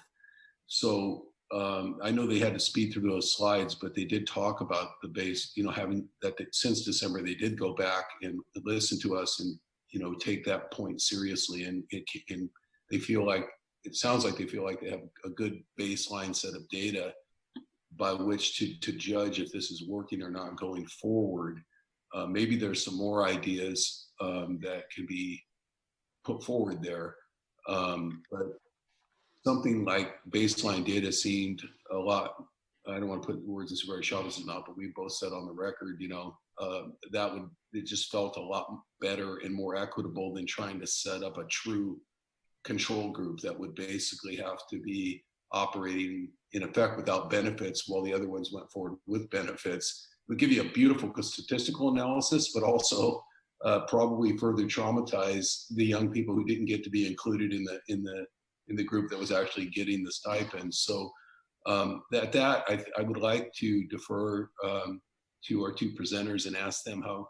Actually, Supervisor Cortese, can I ask that the evaluation component, which I think is important, come back when the action comes back to us as a framed up issue? And the reason is that while I think it's really important, and I don't want to short shrift Supervisor Simidian, I am mindful that there were a couple of recommendations made by the speakers, and I think Supervisor Simidian's point about having a strong mechanism for evaluation, that the staff can just come back to us with what they are going to recommend, that is, particularly given that you gave them the ages and the amount of money. That would be my preference, and only because I'm mindful that we've got about 15 more minutes and we have 2 more items. Supervisor Simidian, are you okay with that if that comes back with the report? I'm halfway okay with it, Madam Chair, and I appreciate the fact that you don't want to give my issue short shrift. But let me see if I understand. Today we're being asked, I believe, only to receive the report and to provide some direction. Yes? Correct. Then, and when do we think we'll see this item again? Supervisor, we're looking to bring this back for May 21st, and what we are planning to do between now and then is engage some of the agencies who already are doing a UBI pilot to get more information on their evaluation methods. So we can provide that on the 21st. Thank you. Supervisor Chavez, that's fine. I think if the maker is amenable as the seconder, I would like to ask staff to report back very explicitly and very robustly if we're going to defer on the issue of evaluation at that time. And, we all of us, I think, at various times have talked about the importance of evaluation and good data. But I think this modest pilot, which it's 60 folks we're talking about, if we go through this exercise and don't fully realize the potential to be a pilot that breaks new ground and that opens up new possibilities at a much larger level, that'll be something that we'll regret for a very long time. And so I'm sort of virtually looking at Dr. Smith and his team and the good folks who've been working on this to say, this is a piece we need to amp up. And if that, I'll say it bluntly, if that means there's some additional cost, then there's some additional cost. The three reasons we don't usually get the evaluation in the social services arena that we would like is, number one, because evaluation is a different talent, frankly, than providing services. Number two, because it costs money that people understandably want to spend on direct services. And number three, candidly, because people are worried that if they're frank in their evaluation and something fails, that will be deemed a failure for when in fact those are the opportunities we can take to say, hey, now we know what doesn't work and we can focus on things that are more promising. So I'm going to let it go after this long monologue because I don't want to use up all 15 of the minutes you're trying to save. But with the consent of the maker, I'd like to make sure that we have very clear direction on an evaluation component and that we don't give that short shrift at the next meeting when this item comes up. Excellent. We have a motion. We have a second. Are there any more comments on the motion? And I do consent, and I thank Supervisor Simitian for his earlier second. Thank you. Thank you. Seeing none, the only thing I wanted to say is thank you, Dave. Thanks for bringing this forward. I am very interested in us looking at children who are, or young adults who at some point were in our foster care system, because I think that the definition of a foster youth has to change too. And so I just would like the staff's feedback on that when it comes back. With that, may I ask that we get a roll call vote on this action, please? Supervisor Ellenberg. Yes. Supervisor Simitian. Forgive me, Simitian, aye. Supervisor Cortese. Aye. Vice President Wasserman. Aye. President Chavez. Yes, thank you all very much. We're going to move on to item 22, and this is a Civic Center Family Housing Report. You may recall this has come to the board a few times, and if there's anybody on the board who would like a presentation, please say so now. If not, I'm prepared to make a motion. Seeing none, what I'd like to do is move the staff's report and concur with them that we would support option 1 on the Civic Center temporary transitional housing. May I have a second? We have a second from Supervisor Cortese. Is there any discussion on the motion? Yes, had a question, please. Okay, I'll go down the, yeah, okay, go ahead, Supervisor Rossman. No, please, go ahead. Whichever way you wish. No, thank you. Go ahead. I know we've got the motel program in place now that's doing very, very well, and the Motel 6 partnership with California. That motel program, I would say, is already launched and underway with 500 or 600 people housed in San Jose. I think, and please correct me if I'm wrong, President Chavez, I think what we're looking at here is what to do with that space that we created. And we didn't really have a motel program idea back then when it was created. And I just wondered if you could just summarize your preference of option 1 over option 2. The main reason is that it's the fastest to implement. It's the best tiny home model, second, that I've seen for this use. And finally, I want to add that Pastor Baines of We Hope has designed these mobile hygiene units so they're sanitized after every use, which is really important for families. And that's why I'm supporting the staff's recommendation. Okay, I thought project 2 with the project timeline on chart in page 3 of 4 to 6 months. Okay, but the time's relatively the same as what you're saying. Yeah. Okay, but okay, I guess it allows the food heating and cooling going on inside that the other one doesn't. Okay, thank you for the clarification. Thanks a bunch. So with that, we have a motion and a second. Any more discussion on the motion? Just, I have a couple of questions about how this, how the design, particularly pieces with community rooms, may change given the COVID-19 concerns. Are we looking at getting rid of those communal spaces altogether? I hope not. but I can ask staff that question. And the reason I hope not, Susan, is that this will last through COVID, we hope. I mean, this is going to be a bigger Sure. program. And so I think what it means is we're going to have to, depending on the time that this opens, we're going to have to think about how many people can be in the facility in total. They can also be constructed but not utilized while they pose any risk That's exactly right. of transmission. Yeah.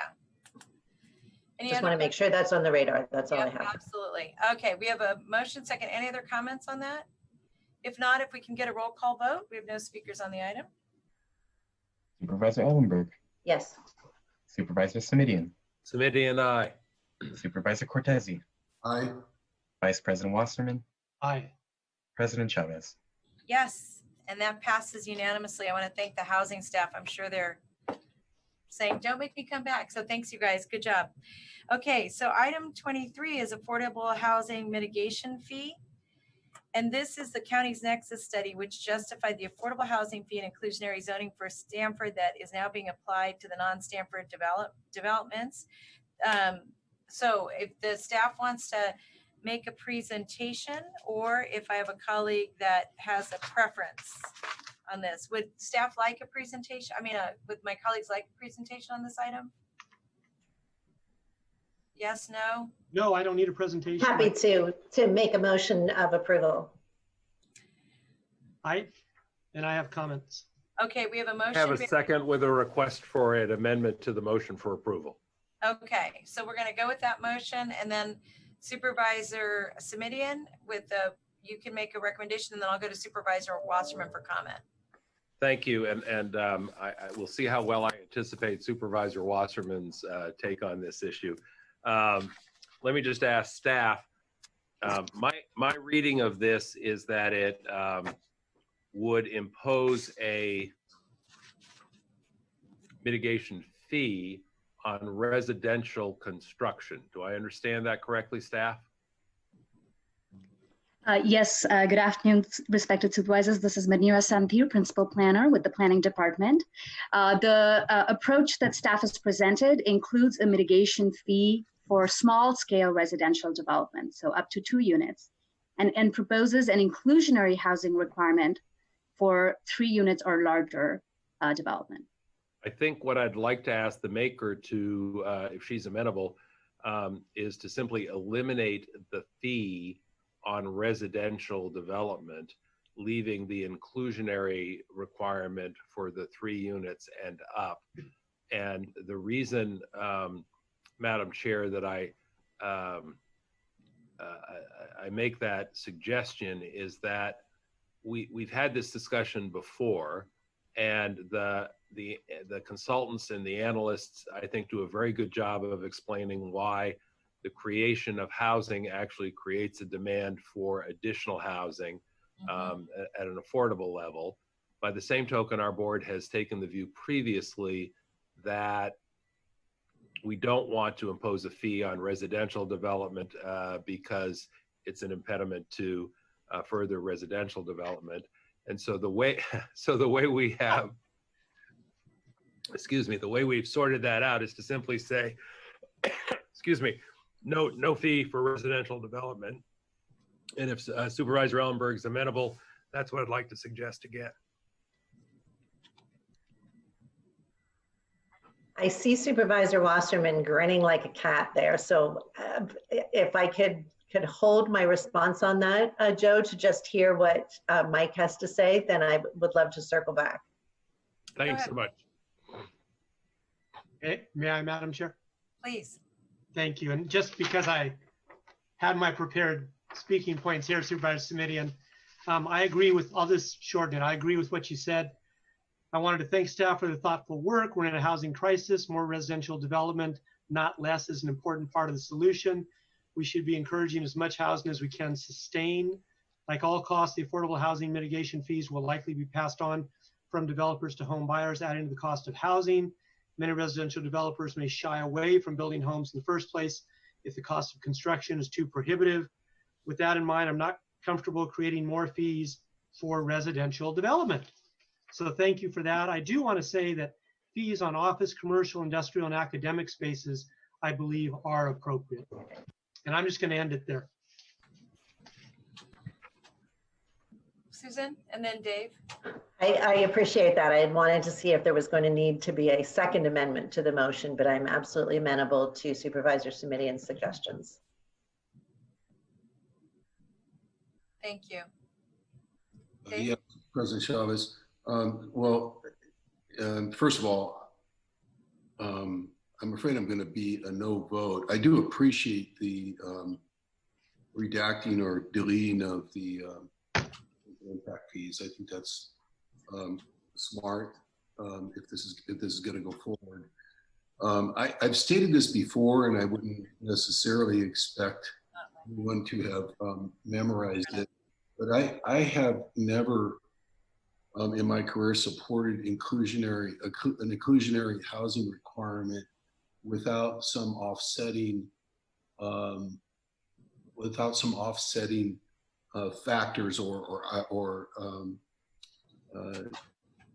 elements to it is the word I'm looking for, elements to the ordinance. And I wrote, as a matter of compromise, San Jose, the city of San Jose's first inclusionary housing ordinance, but it was not without some form of just compensation in exchange. In that case, there were opportunities for density bonuses and things like that would essentially say that somebody who's out there right now who has a certain pre-existing number of lots on their property isn't all of a sudden going to get, by adoption of an inclusionary zoning ordinance, a reduction in value without any compensation back from the government entity that just applied that ordinance to them. I'm not referring to Stanford here per se. I'm concerned about all of this, being in the movement toward an inclusionary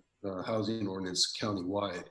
So if I'm mistaken about that, I'd certainly pause, if it's all right with Supervisor Chavez, President Chavez, and can hear from staff or the attorneys or anybody else on that matter. And I should say, oh, by the way, I think San Jose, since the time I was on the council, modified their inclusionary housing ordinance to take out some of those offsetting elements or criteria that were applied in the original ordinance. The last thing I want to say about this, and I'll conclude in the interest of time, is that I was a member of the so-called CASA committee for 18 months region-wide, which also studied New York's relative terrific success with affordable housing production. A minute fraction of all of the affordable housing in New York, I'm wanting to say 1% or less, but don't quote me on that, but it is possibly that small, is from what we would call a straight inclusionary housing ordinance like this, mainly because their application of it was met by complete resistance from the New York development community that they can't make projects pencil without having something back in exchange, especially the pre-existing owned properties. So that's my rationale. I just want to explain on the record. I suppose I could have just quietly said I'm a no vote, but sometimes then that leads to speculation by third parties and others later on.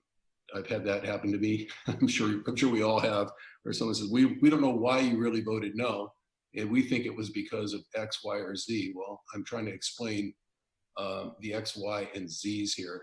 That is why. And frankly, if the inclusionary ordinance had, or someone points out to me that it has that kind of bargain for exchange with the real estate ownership community built into it, then I'm more than happy to support that kind of a model. Not seeing that here, I would be a no vote. Thank you. So thank you, Dave. Dave, did you make the initial motion? No. Was it Susan? Susan made the original motion. Okay. So we have a motion. We have a second. We have a comment that we've already had. I have no speakers on this item. I do want to ask staff if they could respond to what Supervisor Cortese just read. I mean, just said. Yes, I'd be happy to, President Chavez. So we haven't yet looked into the density bonus issue when used with the inclusionary housing requirements. So we can certainly look into that and perhaps come back with a different recommendation at a later date. So, Yeah, President Chavez, I mean, in that case, I'd be probably true to my values here by voting no today, but being open to voting in support of that kind of a change later on. all right, thank you. Is there any other comments from staff? From any other staff? Manira, thank you. James? No, not at this time. Okay, so we have a motion, we have a second, and we're going to take a roll call vote. Supervisor Ellenberg. Yes. Supervisor Simidian. Aye. Simidian, aye. Supervisor Cortese. No. Vice President Wasserman. Aye. President Chavez. Yes, thank you. All right, so colleagues, it's 12:48. I wanted to give the staff a break. We have I just want to say to my colleagues, we have one more item before we go to all the COVID items, and that's item 24 and 25. And this is the historic grant recommendation, historic grant recommendations and the program. What I'd like to do is have us break now and start at maybe one, we can do this one of two ways. We can come back a little early, or we can finish this item if the historic grants can be done, we think, relatively quickly. We have all five of us have recommendations. So do folks feel like we could do this in, say, 5-10 minutes, or would you rather come back early? Mike? Thank you. I have nothing to add to this conversation. So I'm fine with us getting it done now, unless there's somebody else that has a lot to say. Does anybody have a lot to say on this item? No? Okay. So what I'm going to do then is we're going to take item 24 and 25 together. We have before us all of our colleagues' recommendations. I think there's only one significant question for staff, and if staff could answer this discreetly and concisely to Don Rocha, and that is what the timeline would be if item 25 moves forward in terms of anything that's unspent. How quickly could the staff respond to getting another call out, and how quickly, what would the timeline be? Speaking of being concise. So we would be able to get this is Don Rocha, Director of Parks and Recreation. We would be able to get it back to the Board of Supervisors by August, September, probably more September timeline. All right, so 25 could come back by September. Are there any other questions from my colleagues?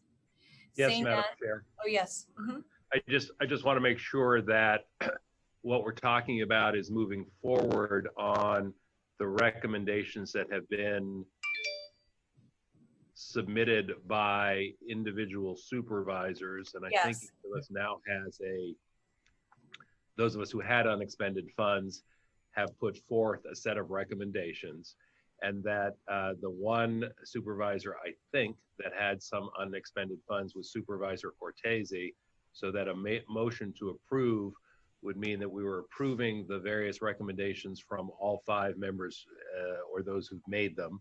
Yes. And then that the comeback, the new process would in fact be limited to the 100,000 that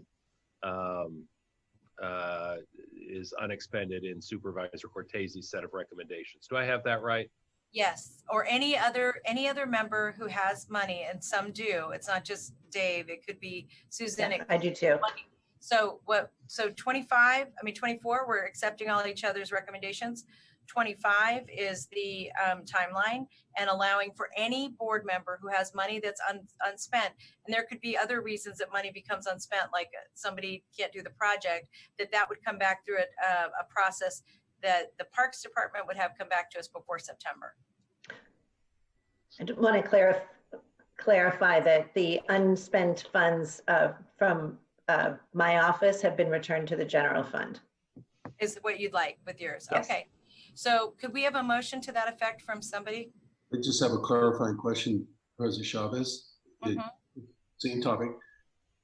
Does the August-September timeline allow expenditure, closeout expenditures only to the current grant applications, or would that allow a new grant application as well? That question is for Mr. Rocha. That would be for a round 2. So it would be a new application process that we would get out following the board's direction today for round 2. And then we do the advertising in a streamlined process since there's not as much money available in the funds. And that would be the same, Supervisor Chavez and my colleagues. We modified this process slightly by allowing crossover with colleagues who from districts who requested assistance or couldn't cover an entire grant application. Is that still the case? That is still in the procedural guide. That's part of item number 25.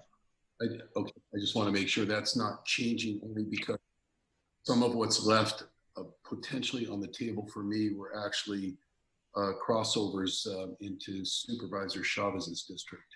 And I just want to make sure that's. Right, but it'd only be with the funds that are remaining by supervisory district. The funds would be remaining by supervisory district. I understand that. In my case, it should be just over $93,000. Yes. But I'm just trying to make sure that, as I asked last time around, that we can straddle District 3, District 2, or place those dollars in either district, depending on where that is coming from. And the answer to that, Don, is yes. Yes. Okay, thank you. And So Madam Chair, I apologize. I know we're trying to move along, but the clearer it gets, the more confusing it gets. can I say it back to everybody real quickly? Or Joe, do you want to say it back to everybody? No, I just want to make sure, notwithstanding the fact that Supervisor Ellenberg indicated that she had unspent funds as well, my understanding from her follow-on comment is that those funds are headed to the general fund. She would like that. So if Mr. Rocha, if I understand Mr. Rocha's interaction with Supervisor Cortese, it means that there's basically $100,000 to $103,000 that is the only remaining funding that would be out there for a quote second round solicitation.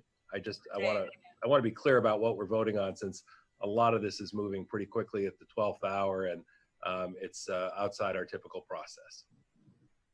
Mr. Rocha, do I have it right now? Yes, you do. Thank you. Thank you, Madam President. And for the record, my number thus far, which should be included in today's motion, total is 906,910. So whatever's left between there and $1 million is what's at stake. Yeah. Thank you. Okay, so here's the motion. So item 24 is we're voting on all of our recommendations. And then item 25, we're voting on a process for Supervisor Cortese to be able to expend the last $100,000 that he has. And Supervisor Ellenberg is not requesting that. She'd like her money to go to the general fund. Those are the actions we would be taking. May I get a motion to that effect? So moved. Second. A motion from Supervisor Cortese, a second from Supervisor Wasserman. And we have one public speaker. I'm going to let the public speaker speak, and then we can, if there's further discussion, we can do that, or we can have we can vote. All right, our single speaker. Next speaker is Samantha Emmanuel. Could you turn up the mic a little bit? We can't hear you. The next speaker is Samantha Emmanuel. I am unmuting you. Please accept the unmute, and you will have 1 minute to speak once the timer begins.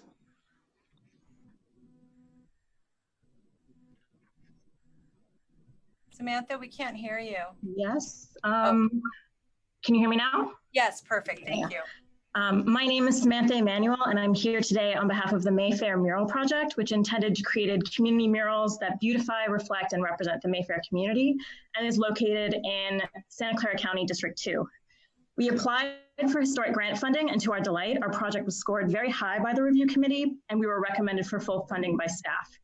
However, we are disappointed, to say the least, that contrary to staff recommendations, our project is not listed in the District 2 recommendation going forward.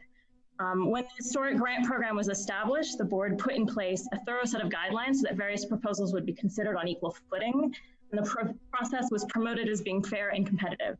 However, although staff carefully vetted funding proposals by the strict guidelines, the board put in place, those recommendations seem to have been discounted. We understand that there were many more proposals for District 2 and the amount of funding available, and that tough decisions had to be made. But we do not understand why those guidelines are being ignored for District 2. Therefore, we urge the board to reconsider and rely on staff. Thank you. So we have a motion and a second. Is there any more comments on the motion?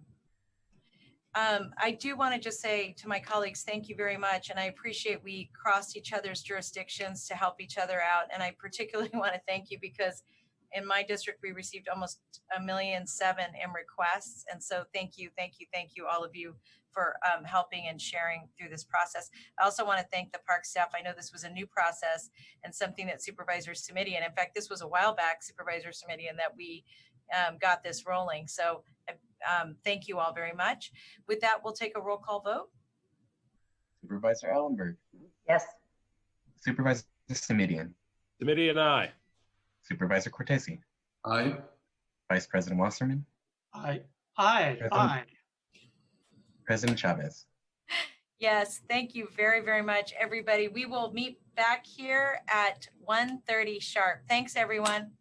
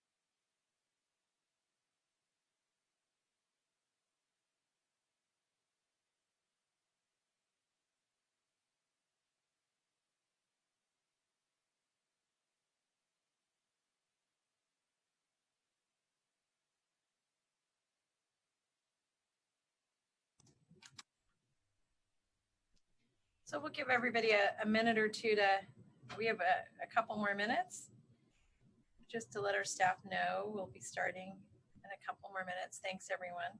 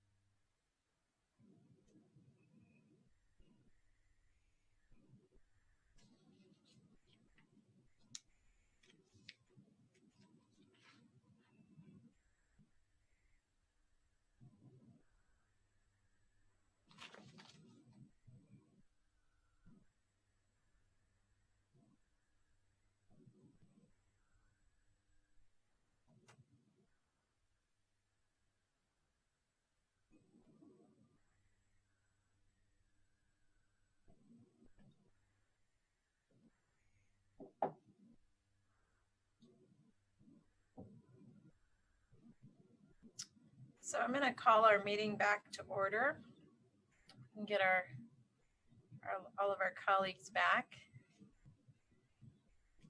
And I see Supervisor Wasserman.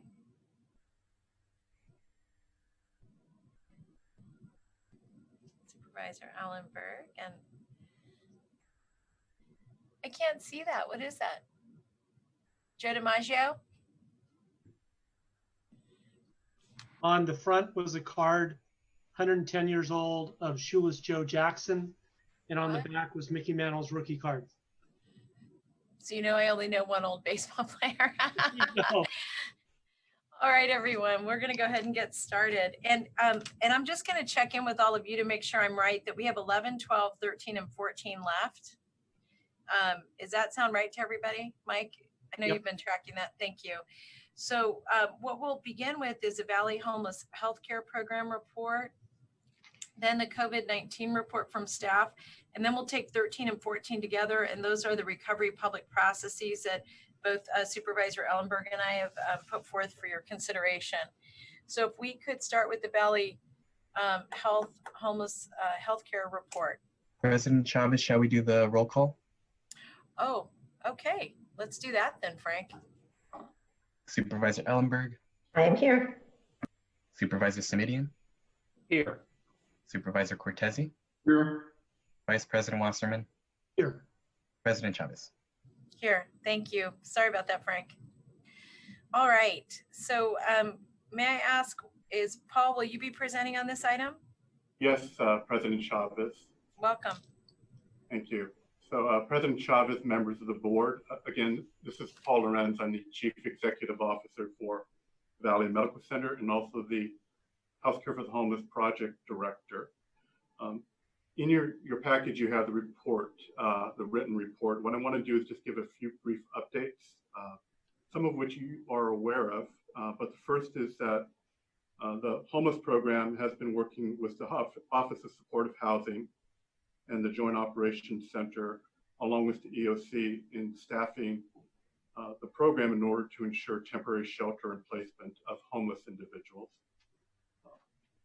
Your board may also be aware that the medical respite program was relocated on a temporary basis from the Home First shelter, and that is to ensure that the medically high risk and vulnerable members of the homeless population have an opportunity to recover. That has also given us the opportunity to expand its capacity to accept additional hospital discharges from hospitals throughout the county. The backpack medicine team continues to go out to the encampments to perform mass screenings and testing in the large encampments, and that continues to go well. The team is supported by other programs and departments, so we appreciate the support. And finally, the mobile medical unit will be in the North County in Mountain View on Thursday, starting this week from 7 a.m. to 11 a.m. At this time, I'd be happy to take any questions that you may have. Very good. What I'm going to do is go to public comment on this item, and then we'll go to the board questions. Is that all right with my colleagues? Just as a way to continue to move forward. Okay. So with that, I'll ask the clerk to call on the folks who would like to contribute to this item from the public. Madam President, and are we allowing 1 minute as we have been? Yes. Okay. Thank you. Our first speaker is Scott Largent. I am unmuting you. Please accept the unmute, and you will have 1 minute to speak once the timer begins.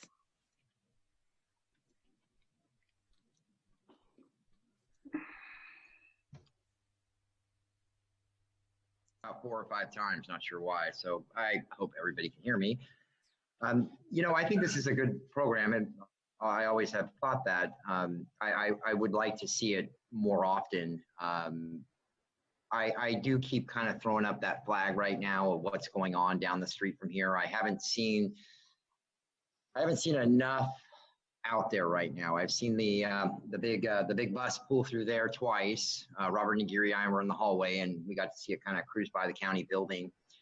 It could just be a permanent one out there trailer right now. I mean, you guys need to get showers out there. You need to get everything out there. That will be the new jungle down the street from our county building. It's horrible down there. So wake up, please. Okay. I need it to be safe around here. Okay. So do all the other homeless people, and utilize. Thank you. Our next speaker is Elias Madrid. I am unmuting you. Please accept the unmute, and you will have 1 minute to speak once the timer begins.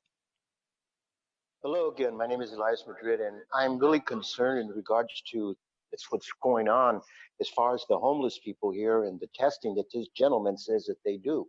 Well, I've been to Roosevelt Park and I don't see nobody out there. I mean, I'm just gonna share something with you real quick. You're politicians and you're only as good as your word. And you know, when this is all said and done and people don't get the things that they need, remember, somewhere along the line, you're going to be running for an office and people are going to remember that. I would please advise you, please, let's start working together and get these things resolved because they're not happening. It's just chatter, chatter, chatter. I mean, are you sayers or doers? That's what I got to ask you. Thank you for your time. Our next speaker is Robert Aguirre. I am unmuting you. Please accept the unmute, and you have 1 minute to speak once the timer begins. Hello, this is Robert Aguirre. I'd like to comment on this. I certainly appreciate the health program, the homeless healthcare program. It's an excellent program, but it's not enough. This is a very, very large county, and we have a lot of encampments all over. We also have people that are sheltered with just 1 or 2 people. And we need to be able to provide services to more and more people. I'm doing the best I can, going out and informing people about COVID-19, passing out face masks, gloves, hand sanitizer, all these different things, as well as instructions to them. And there's a number of people that are not being reached because I know when I go to their encampments and speak with them, they tell me that no one else has been out there. I understand there's limitations, but at the same time, there's very little that's really being done. If you look at the entire population of the homeless population, they're not being reached, and we need to do much more to outreach to them. Thank you. Thank you. And I want to thank all of our speakers. I would like to move to the board now and see if there are any comments or questions from any of my colleagues. And I'll start with Supervisor Cortese. Yes, question and comment. for Paul. Regarding, well, let me just start off, given that it's kind of a nice segue from what one of the speakers just said. I don't think it's an accusation or an unfounded allegation of any kind that we're not getting out there to all these encampments with services or mobile units. It's pretty clear in the presentation itself, that we've activated one medical mobile unit at this point. And I think Paul was just talking about it being in Mountain View this week.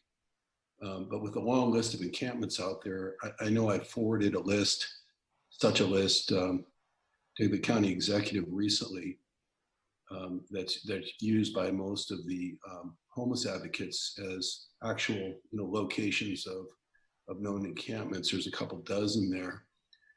So obviously if our report's saying that we've got one medical mobile unit, and it's sort of rotating around, it's in Mountain View this week, that means there's 20 or more encampments that don't have a medical mobile unit at this time.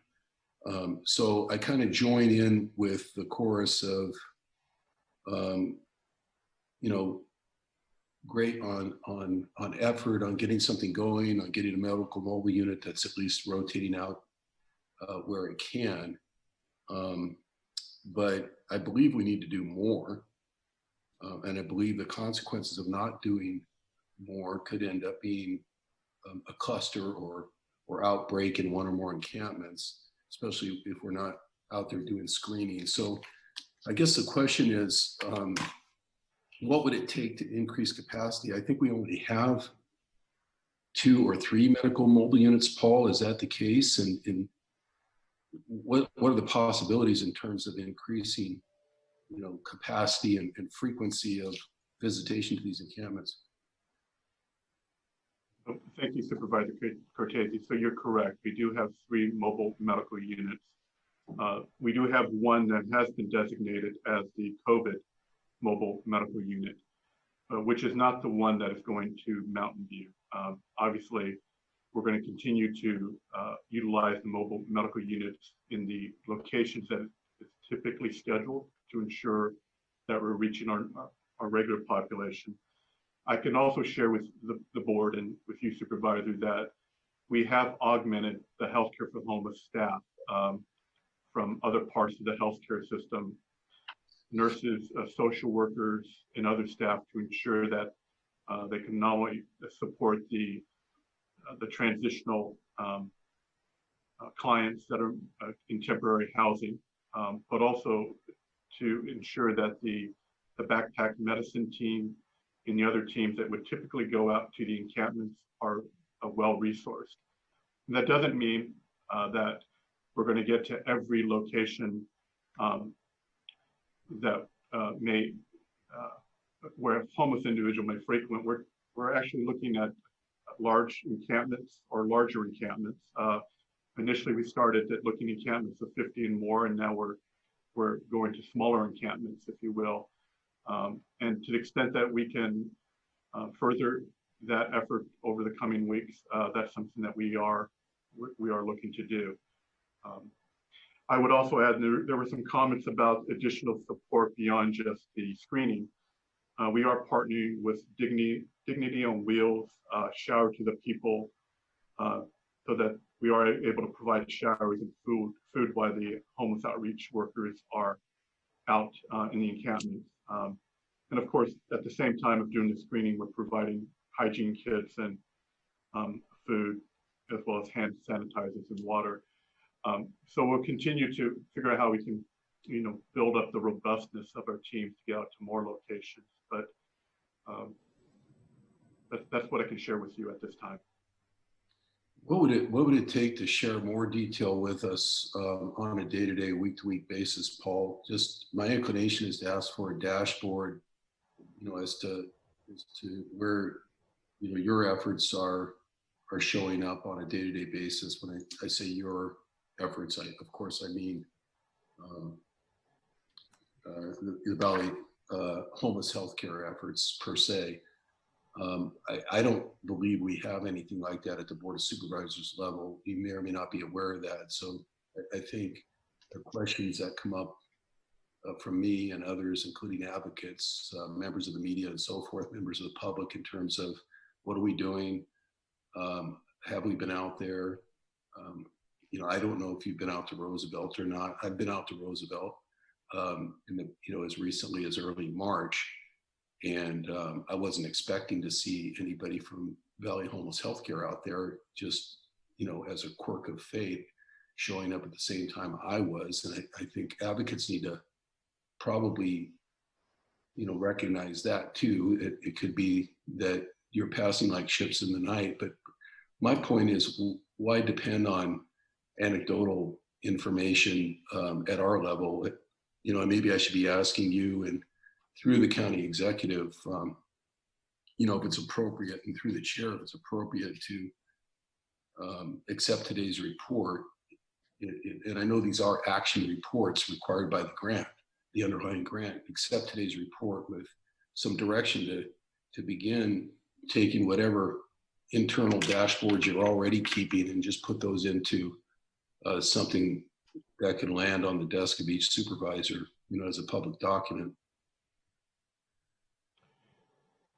Supervisor Cortese, I will work with the county exec's office to provide you additional objective data and information relative to our efforts in the community.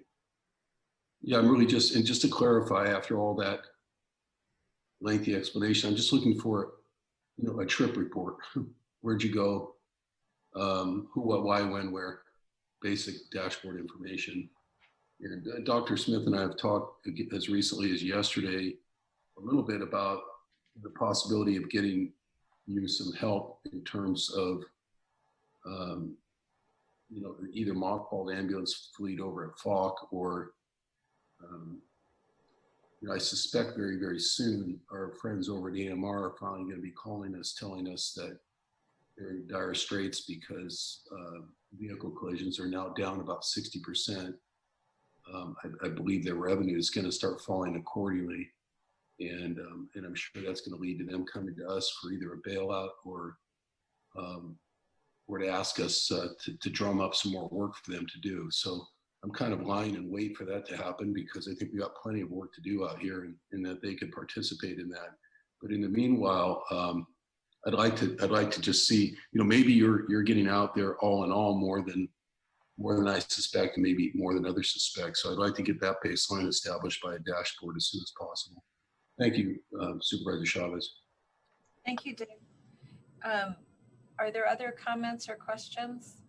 Briefly, Madam Chair. Yes, please. I just wanted to acknowledge and express my thanks for the successful effort to get direct services, on the ground services in the North County reestablished. You may recall I raised that issue a few meetings back, have been working with our staff and with folks in the city of Mountain View, and that's very good news indeed, particularly given the circumstances that we're currently facing. So a quick thank you to staff on that one. Much appreciated. Thank you. Anybody else? Supervisors? Thank you. I just wanted to acknowledge a couple things. One, to say just how much I appreciate that the relationship that our staff already have with the homeless community, I think, have been really helpful during this time. I do want to reinforce the issues that Supervisor Cortese has raised, because one of the things that I know we'll talk about in our next segment is more around testing and antibodies and the like. And it appears to me that we're going to have to get between Keith's shop, Paul, and your shop, kind of an even deeper dive into the folks who were remaining unhoused. And so, as I think we're going to talk a little bit more about that under the other report, but I just wanted to acknowledge that. And I wanted to follow up on something that Supervisor Cortese raised, recognizing the challenges we're going to have getting reimbursed from the federal government, whether or not there does need to be an expansion of your services and your very particular type of services, and whether or not, if it's long-term or temporary. I thought Dave raised an excellent question that I hadn't really thought about, which is a possible partnership with our ambulance contractors, particularly because they're filled with EMTs and paramedics. So what I'm going to be interested in is over the next couple of days, better understanding how you all are thinking about that body of work and whether or not there will be changes in order to expand that, and whether or not that requires resources, and then if so, whether or not that's something we think that we could address through FEMA. Any thoughts about that, Paul? Well, I would definitely agree, Supervisor, that when we come out of this situation, as we work towards that things will be much different, and the demand on your safety net system would be much greater than when we entered this situation. And so not just for individuals that may end up being underinsured and uninsured as given the economy, but individuals that are homeless and also struggling to maintain their health and well-being. So I think, coming together now and having these discussions is rather important. And I know Dr. Smith and the county executive is looking at that. That's helpful. And the only other thing I wanted to mention is that I am wondering if either you or Key could explain if there is what the connection is between the Valley Health Plan providers and people who are homeless being placed in housing or in shelter. And I ask that question because what I'm presuming now is that we're prioritizing folks who are who are medically fragile, who may be COVID positive, but that is the pipeline to housing going through Valley Health Plan, or is it going through VDAT, SPDAT? Do either of you know the answer to that? To the hotels? And I think this was actually a question that Mike raised a little earlier. I mean, a piece of the question, Supervisor Wasserman, that you raised earlier that I just don't know the answer to. Supervisor, this is Key. Paul, yes. Do you want to take it, or would you like me to? No, please, Key. Okay, thanks, Paul. Good afternoon, everyone. We are still implementing our coordinated assessment system. However, during this crisis, we have established a hotline that's answered 7 days a week. And all housing and temporary shelter requests are going through that hotline. And we are providing temporary shelter, prioritizing people based on public health officers' definition of vulnerable or medically fragile persons. And sort of the coordinated assessment system, the VI SPDAT, sort of comes after once they get sheltered. The VI SPDAT would be used for enrolling people or prioritizing people into permanent housing programs, but the sort of COVID status or vulnerabilities based on COVID status are the primary driver for temporary shelter, especially non-congregate shelter, i.e. motels and bridge housing communities and things like that. Right. Thank you for that. And thank you, Paul. I don't have any other questions. Do any of my colleagues? If not, may I get a motion to receive the report with a further investigation of collaboration to expand services if, as our staff deems necessary, along with a dashboard on locations that are visited coming back to the board is what it sounded like to me. May I get a motion to that effect? Mm-hmm. We have a motion from Supervisor Cortese. Do I have a second? Second. We have a second from Supervisor Ellenberg. And we'll go to the roll call vote, please. Supervisor Ellenberg. Yes. Supervisor Simidian. Simidian, aye. Supervisor Cortese. Aye. Vice President Wasserman. Aye.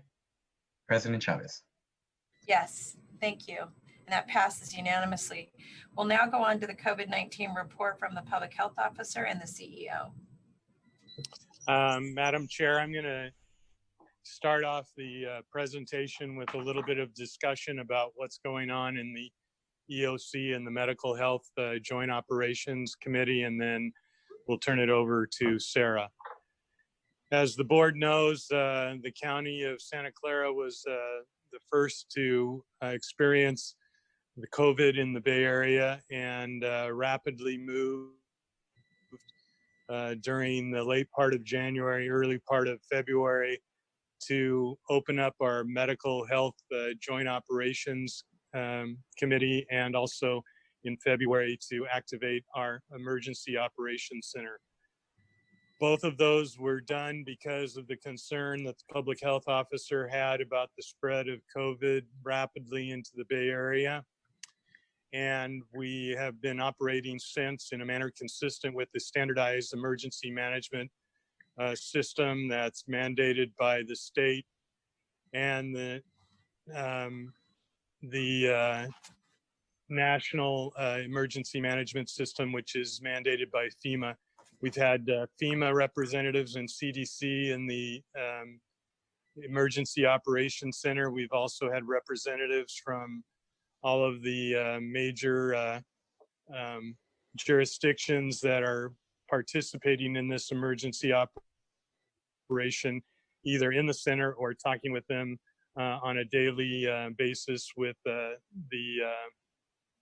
joint operation conference call on a regular basis. We currently have up and running on our website 4 basic reports to the public. One is the COVID dashboard, which has recently been reorganized, which has a list of the cases and the deaths and a rendition of the cumulative age issues and the ethnic distribution of the cases. Currently, as of yesterday, we had 1,946 cases. That was 27 more cases than the day before, 83 deaths, 6 more deaths than the day before, which is an increase we're looking at carefully, and we've had 175 hospitalizations. Today, we will have a larger number of all of those. We've still noticed that the virus tends to infect males more than females and has a higher death rate with males, a higher death rate with those greater than 50 years of age, with the most prevalent death rate in the people that are 70 to 80. We've noticed the large amount of deaths in the Latinx population. 33% of our deaths are there. We've also noticed a large population of deaths in the Asian population, 31% there. White population, 27%. Almost all of the deaths have been associated with individuals who have one or more persistent underlying health conditions.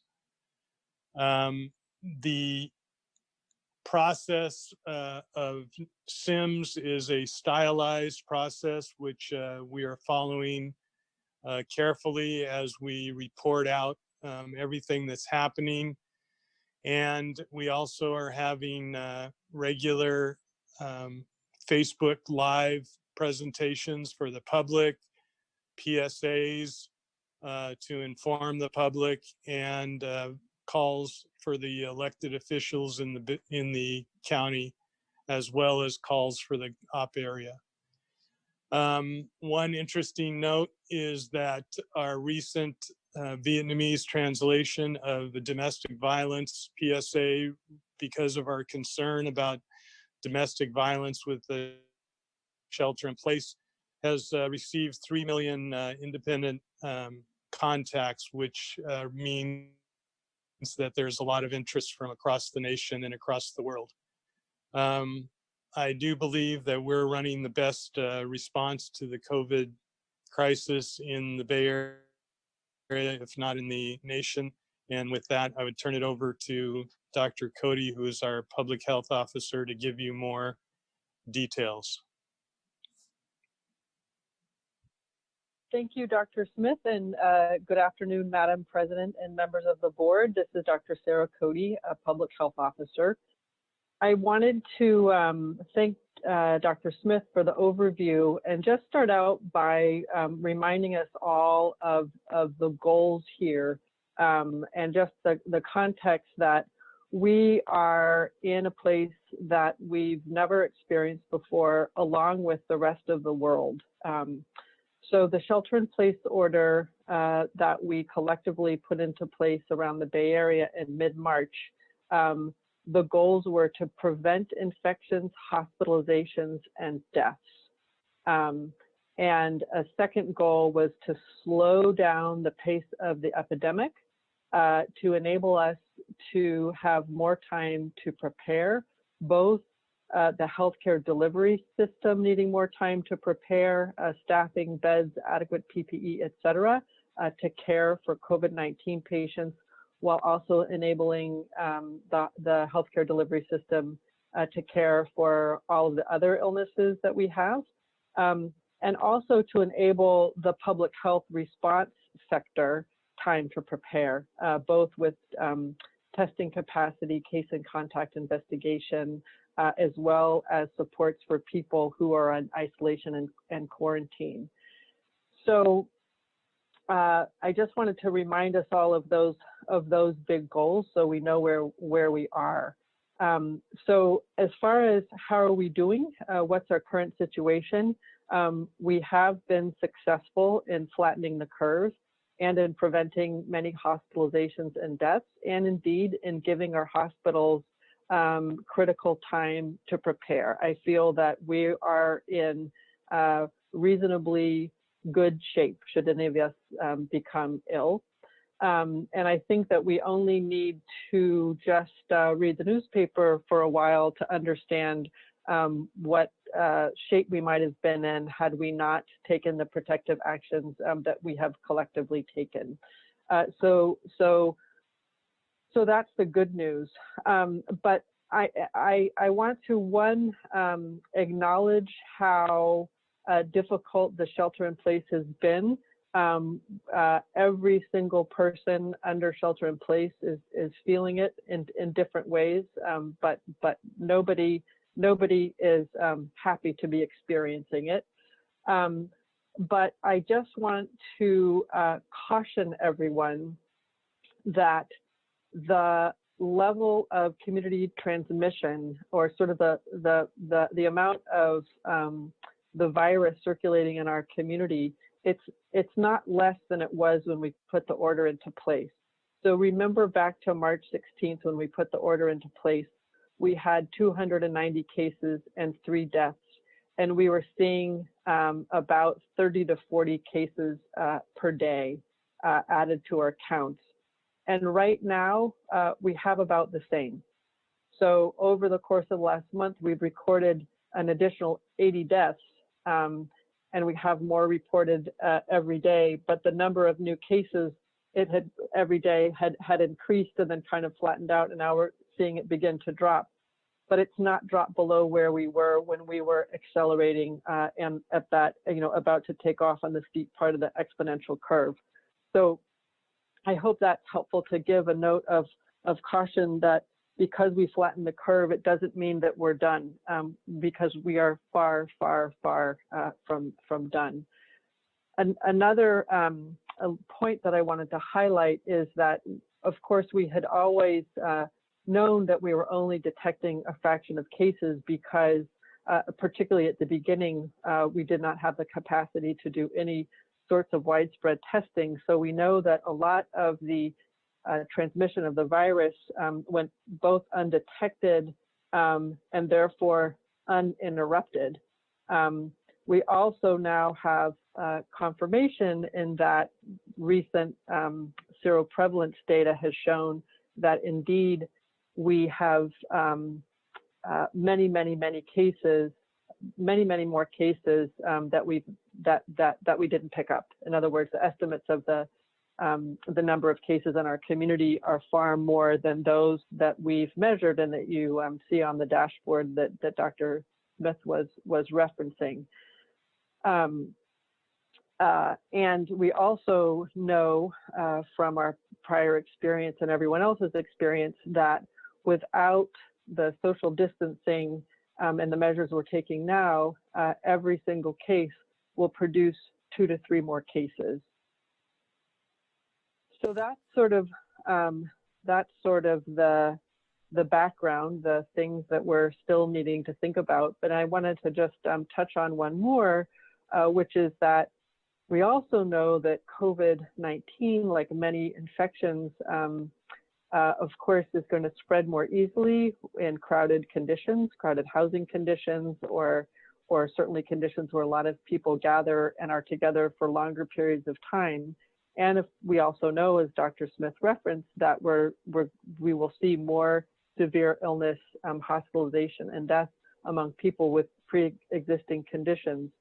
And I think one of the challenges for us as a community is that we find both of these conditions present in low-income communities.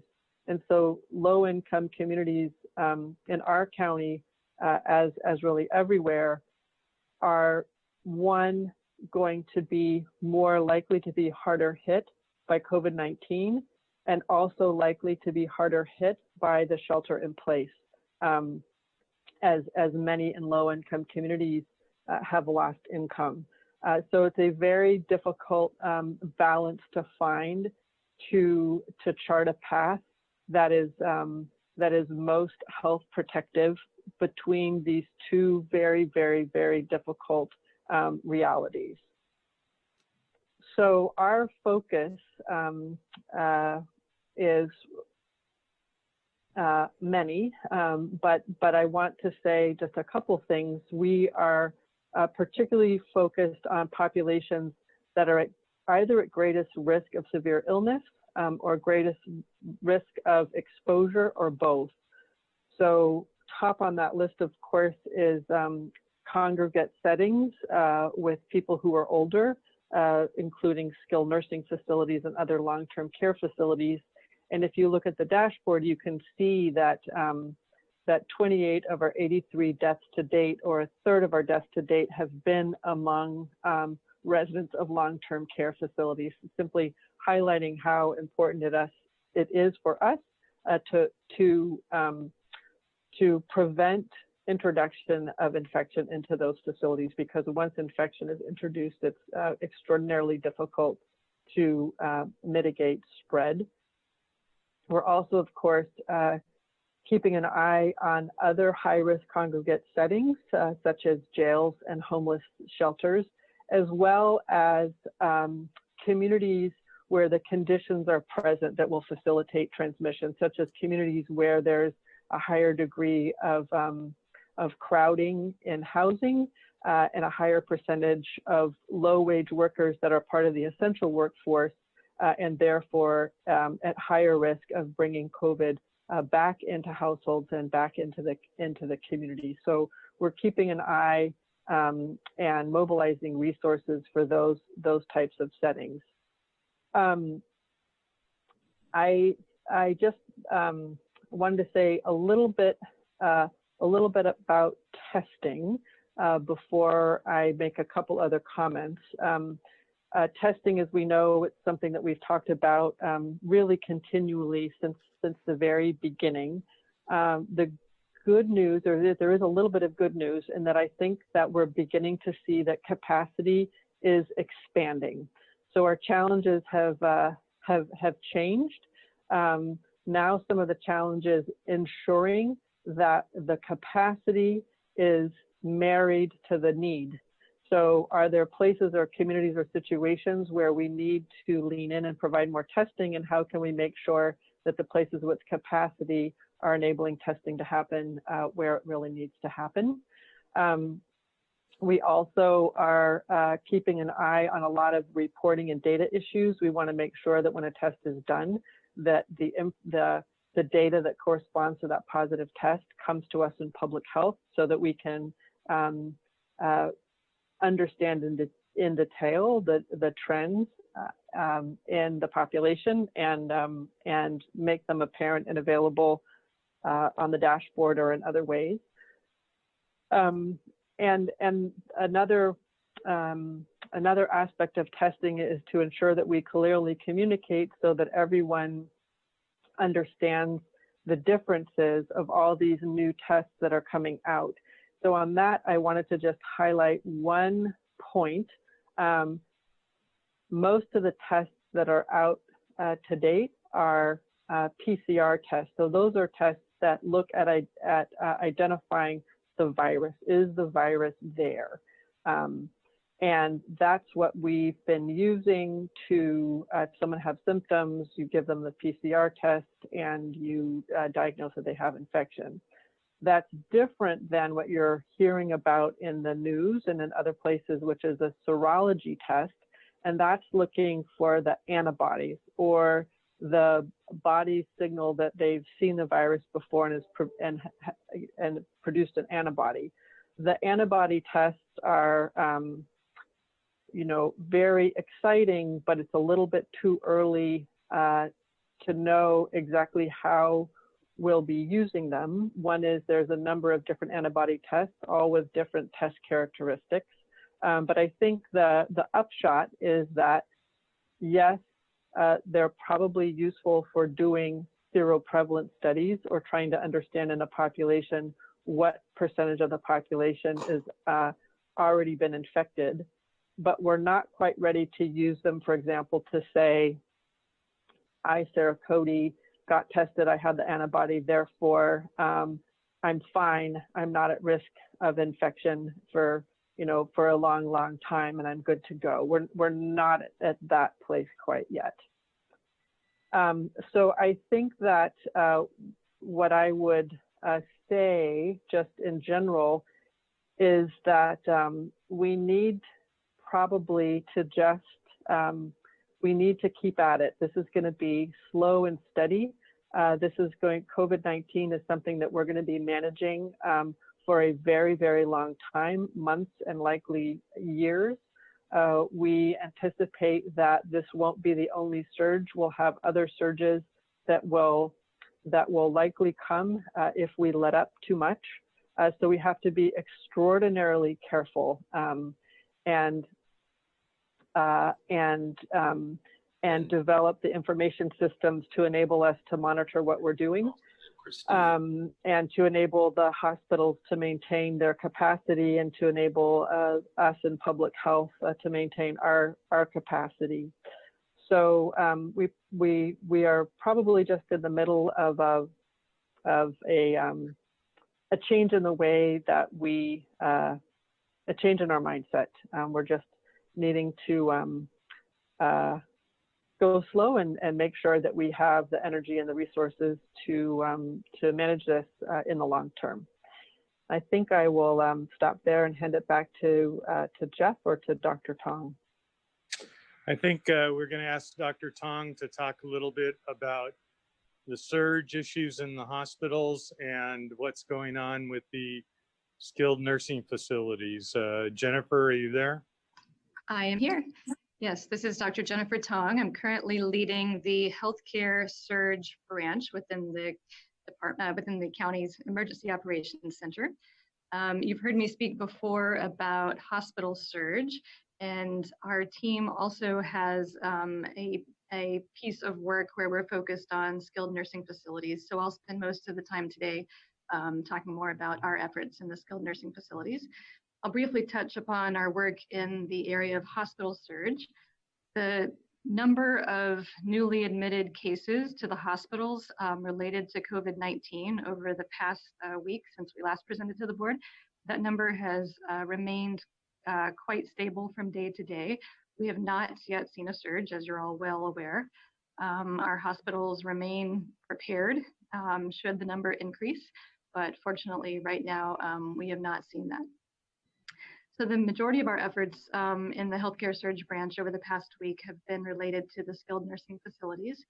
We're collaborating closely with the public health branch in Emergency Operations Center, particularly the Special Investigations Unit of the public health branch, in our efforts to support the skilled nursing facilities and their residents. During the first week of April, we saw a significant increase in the number of COVID positive cases in our skilled nursing facilities, predominantly across 3 different facilities. Our special investigations units of public health responded quite quickly in that first part of April to an initial cluster of cases in those facilities, and they implemented expedited mass testing, both of staff and symptomatic residents. And that quick response and testing actually contributed to the rapid increase in positive results, which was an important action to contain and prevent additional infections. Most notably, about 1/3 of the positive results in these 3 facilities were from staff members, the vast majority of whom were asymptomatic and therefore were contributing to the spread of infection within the facilities without realizing that they themselves were a risk to the vulnerable residents there. So in collaborating between the Special Investigations Unit and the skilled nursing facility part of our team, we undertook several measures to reduce additional spread of infection in those facilities. First of all, staffing was adjusted based on those positive test results obtained via mass staff testing. Residents were cohorted to separate those who were infected versus those who were not yet infected. Training of PPE, we ensured that the staff were well trained and were fit tested for usage of personal protective equipment, and we ensured that they had the personal protective equipment supplies that they needed. We continue to support the skilled nursing facilities, not only the 3 to 4 that have been most impacted, but the entire group throughout our community, as well as other areas of congregate living, such as licensed boarding cares, et cetera. The ways that we are continuing to support the skilled nursing facilities include ongoing testing of staff. Our team is collaborating with public health to support increased testing of the staff on a recurrent basis, even beyond those facilities where we've seen the most cases.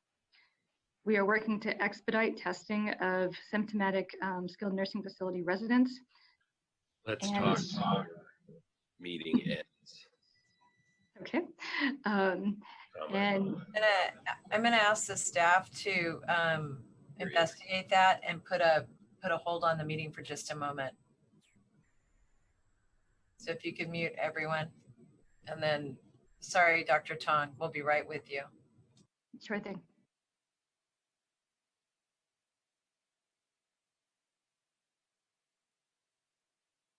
Everyone has been muted and now they will need to unmute themselves to speak further. Dr. Tong, go ahead and do that. Thank you. Okay. I was just going to conclude by saying 2 other areas where we continue work are in the supplemental staffing of skilled nursing facilities where they have been most impacted by staff who have tested positive. We currently are augmenting the staffing in 2, and as of tomorrow will be 3 skilled nursing facilities, including 40 different individuals that we have brought in to augment staffing. Those include some county employees who are working as disaster service workers, as well as agency traveling staff who have come to us via a request to the state of California. And then finally, we are continuing to work on ensuring that we have sufficient personal protective equipment supply. We have ensured that each skilled nursing facility knows how to submit requests to us for PPE that they are unable to obtain themselves. We have fulfilled some of these requests, including hand delivery in several cases, and we are continuing to build upon our personal protective equipment inventory. I have more that I can say about that personal protective equipment inventory. I can either go into that detail now, or we can pause and I can come back to that when requested. Doctor, could you go ahead and respond to the inventory question? I think that actually would be helpful to go ahead and do it now. Sure, let me just confirm that I heard you correctly. Respond to the question about personal protective equipment. And also the inventory mandate. I'm not sure you've had a chance to share that with the board. Sure. So we are managing a large amount of information regarding personal protective equipment inventory. In addition to managing the inventory in our public health warehouse, which includes items from the state, based on requests that we have made. It includes items that have been donated, as well as items that we have been able to procure. In addition to managing that inventory, we are managing information about the inventory currently available at each of the hospitals within the county. We have embarked on a process to understand the inventory at each of the skilled nursing facilities via public health order that was released, as well as understanding the inventory of personal protective equipment in various community entities, also based on a public health order that was released. As I'm sure you're all well aware, the supply chain for personal protective equipment has been severely disrupted.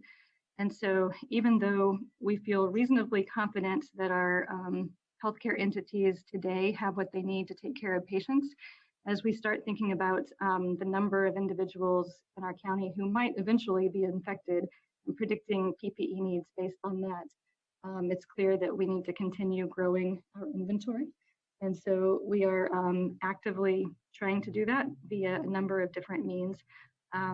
Due to the severe disruption in supply chain, it's become very hard to purchase these items via normal pathways, which is why we have turned toward looking to what might be available local within our community and reaching out to those that have personal protective equipment to see how we can take advantage of what could be available locally, as opposed to competing with others around the states, around the country, and around the nation. I'll pause there, and I'm happy to answer any other questions about the inventory or specific questions about PPE. Thank you. Dr. Smith, did you have any other presenters on this item, on this section? Yes, we have Key Lee to talk a little bit about housing for COVID positive and COVID exposed individuals. Key? And then may I ask one question, Dr. Smith? Do you have the other Dr. Smith to talk about testing today? No, if you have questions about testing, more questions, Sarah is the person to ask. Okay, so for my colleagues, I'm going to have Key present. I'm going to go then to public comment, and then I'll go to my board colleagues. Thank you. Thank you, Madam Chair. You bet. Go ahead, Key.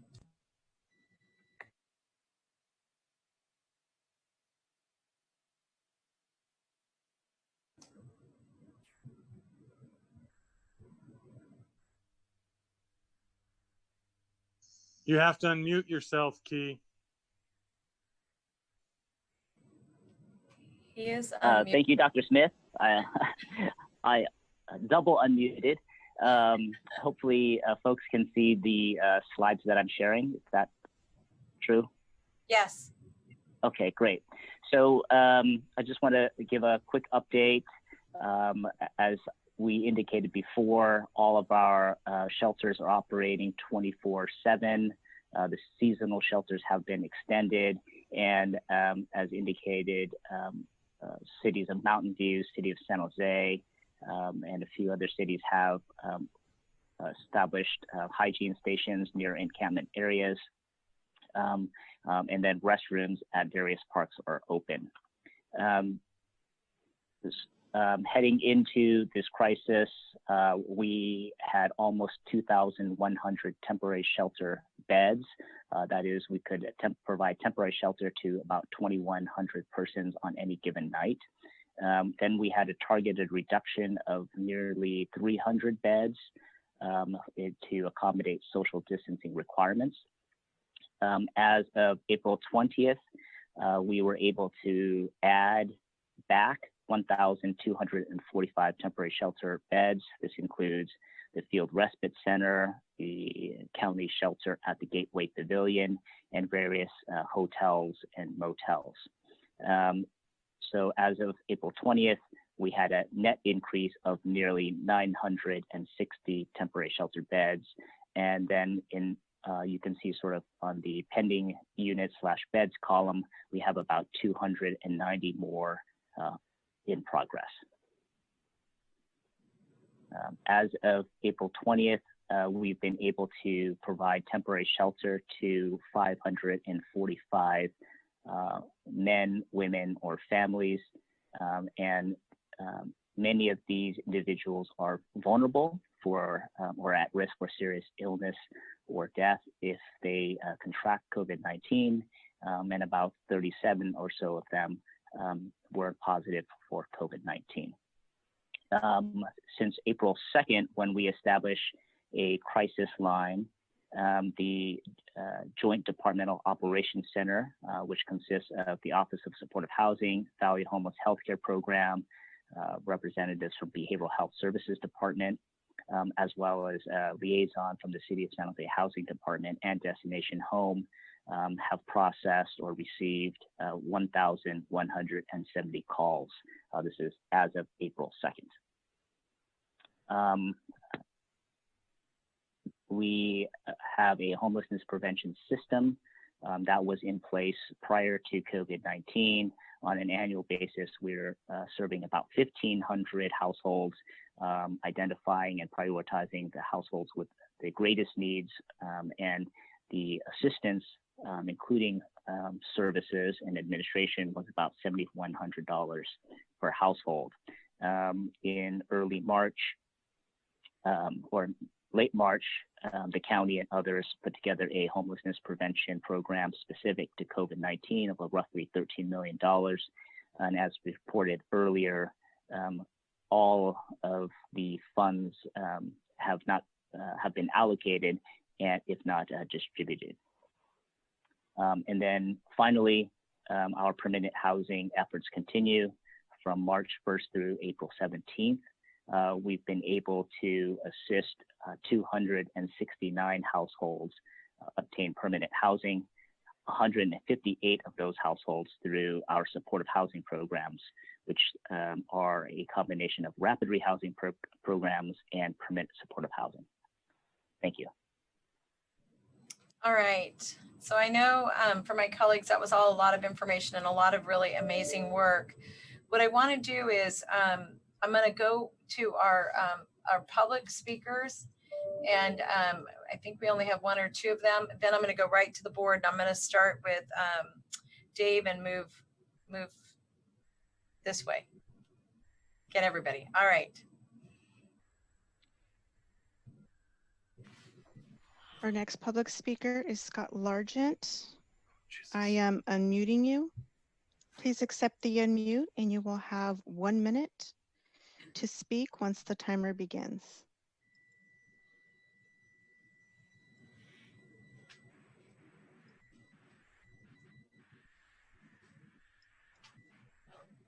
Scott?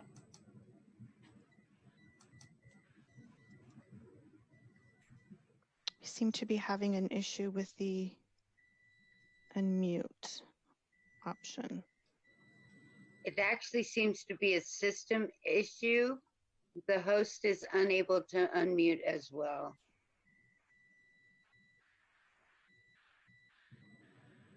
So I think Scott has to push *6. Go ahead and hit *6. Okay. Go ahead, Scott. You're on. You're live. Oh, okay, great. Thank you, everybody. I think that was my fault right there. I was kind of directing a gentleman that was using the downstairs bathroom here.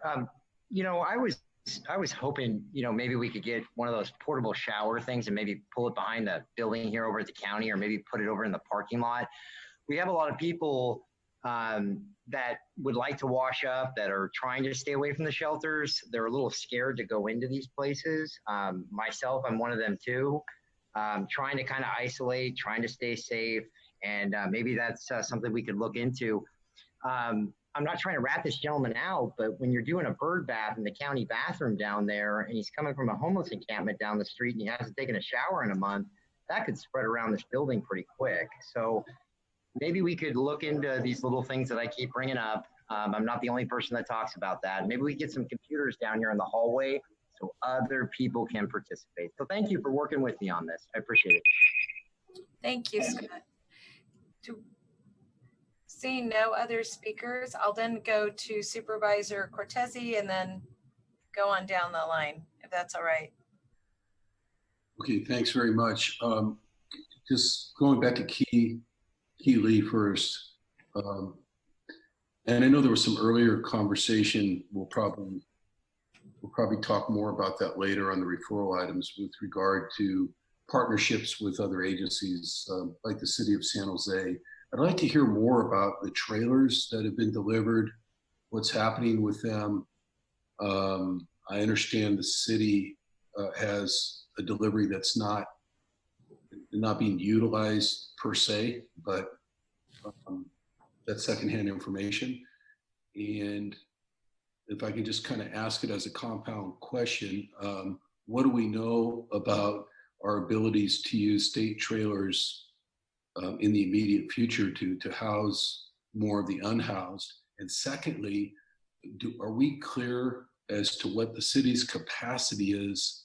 When I say the city, I mean San Jose in this case, what their capacity is from an operating budget standpoint in actually implementing the use of the trailers that the state has turned over to them. Let me just leave it at that for now, and then I'll probably have one follow-up to that. Mr. Lee. Thank you, Supervisor Cortese. The City of San Jose has 105 trailers on the east parking lot of Happy Hollow. They are still planning to use all of them. In our discussions with them, we've asked them to reserve space of those 105 trailers for sort of two groups at this point. One is persons who are discharging from our field respite center, although that number is pretty low at this point. And the second is provide interim housing for homeless men and women. Right now, I believe that they're close to putting into operation 40 of those trailers, but the specific dates of which, for all of that, let me get an update and then provide the board and you with more specific information. Yeah, to the extent possible, I would say parenthetically, it should be public information, but to the extent possible, I want to understand what kind of budget they have to work with in putting those trailers into use. Oftentimes with San Jose particularly, but with the cities around us, I kind of feel like what happens is they get an idea or they get something like they got here, trailers, and there's sort of a splash, if you will, of news that the city's going to do this or the city's going to do that. My experience here tells me that you can't have interim or emergency housing like that without having a significant investment of county wraparound services and other support. So I want to get clear as soon as possible, whether or not when they say we, the city of San Jose, are proceeding to use all of these trailers ourselves, and we don't need the county to participate in that.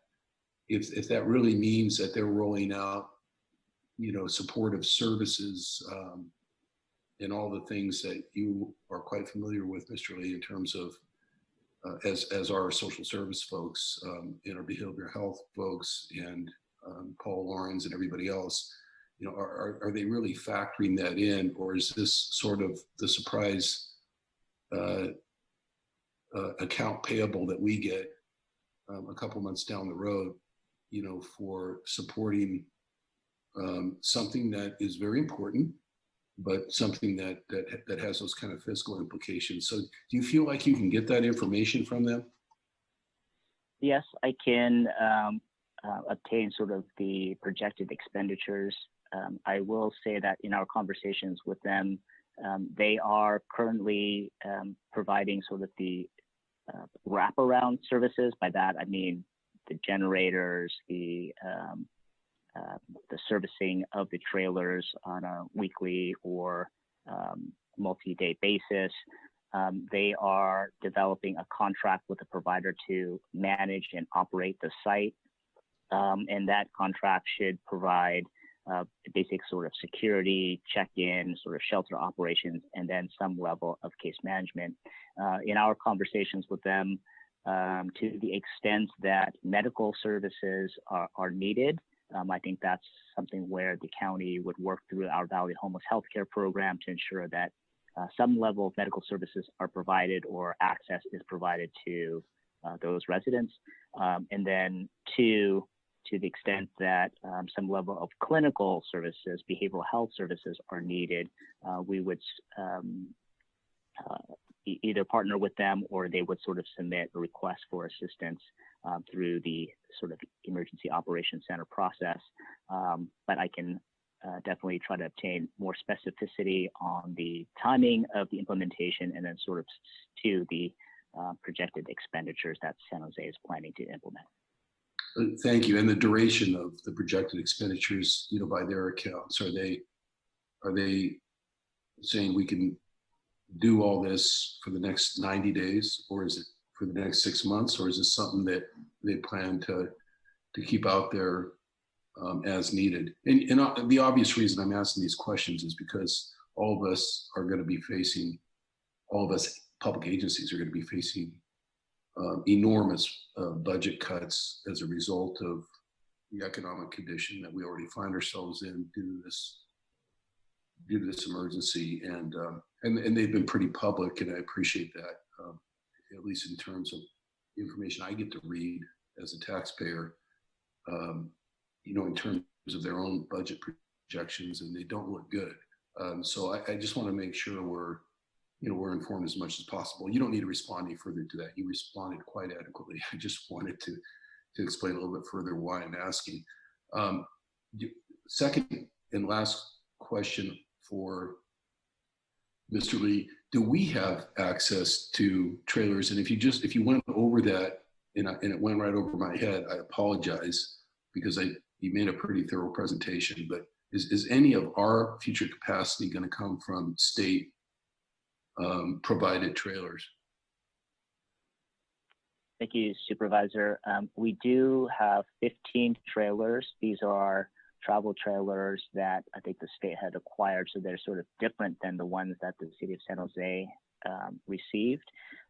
Right now they're assembled or they're sort of stationed, parked at the fairgrounds, and we are currently thinking about using them to augment our safe parking sites. I'm waiting for the Office of Supportive Housing to sort of finalize those plans later this week. Okay, that's great. I mean, I know you'll keep us informed in between meetings of that progress.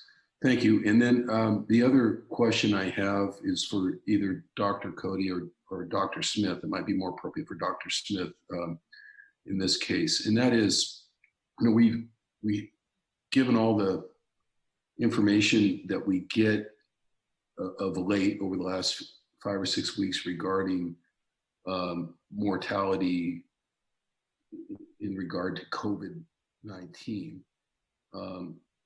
There hasn't been a lot of focus on whether or not we've got any change year over year in terms of mortality issues in the county.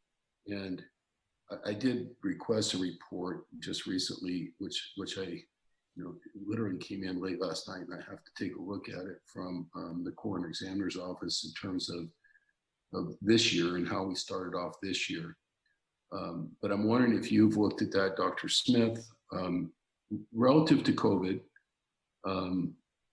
but of course, relative to your overall position, your station in life here as the county executive. The reason I ask is because it could be a bad premise on my part or a flawed premise, but it seems to me that with testing as limited as it is, and with diagnosis as limited as it is relative to the population of 2 million that we have, and the report we just heard and reports we've heard from others over the past couple of weeks, that the virus itself has probably reached a larger percentage of the population than the testing numbers would indicate. Well, Supervisor, I've reviewed the information from the medical examiner coroner, And indeed, it does show that there has been a increase in deaths comparing last March to this March. Obviously, not all of that increase from COVID, but some significant portion of that increase from COVID. It also shows that there are some individuals who died at home who had COVID that was diagnosed post-mortem. So that's obviously a concern, and you can, obviously ask Sarah for more details about that. But I think it's all consistent with what we know, that there's a larger population in the community that is infected than we currently are identifying with testing, and that a significant portion of that population is asymptomatic as far as COVID. So another reason to recognize the great risk we have relaxing shelter in place too early.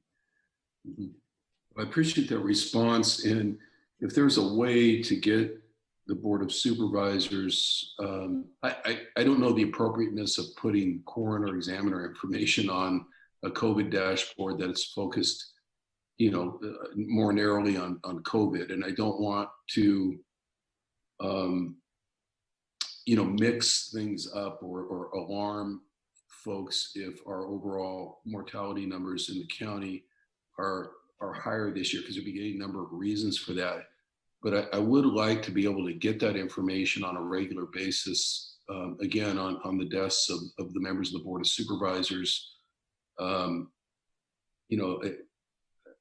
maybe twice a month or once a month or whatever would be the proper reporting, at least for the rest of this year, so that we can take a look at it. We could be aware of last year's actuals, this year's actuals, again, without attributing or reading too much into it. I just think it's another barometer that we should be looking at, especially given everything we know about this virus and everything we don't know about it. So is that possible to do just by order of the county executive, so that we don't have to basically put a public records request in once a month to get that information?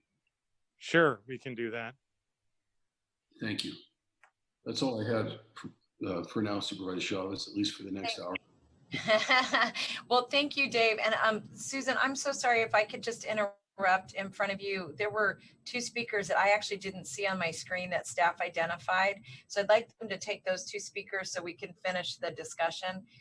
And I apologize for disrupting you or interrupting you. So staff, do you want to take the other two callers? We won't take any more, and I apologize for skipping them. They were not on my screen. Sure. The next speaker is Elias Madrid.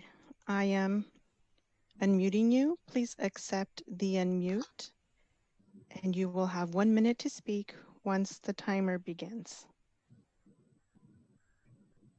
Hi, Dave. This is for you, Dave Cortez. Back in February of this year, Governor Newsom sent 105 trailers to the city of San Jose. Scott Largent, 5 weeks ago, made a YouTube tape, and he has pictures of those trailers there. Now, Mr. Lee claims that you had 15 trailers that the county owed. Well, those are not those are the trailers that were at Center Road. 15 are the same trailers that we saw at the fairgrounds. So what happened to those other 15 trailers? That's what I want to know. That's my question to you. Thank you.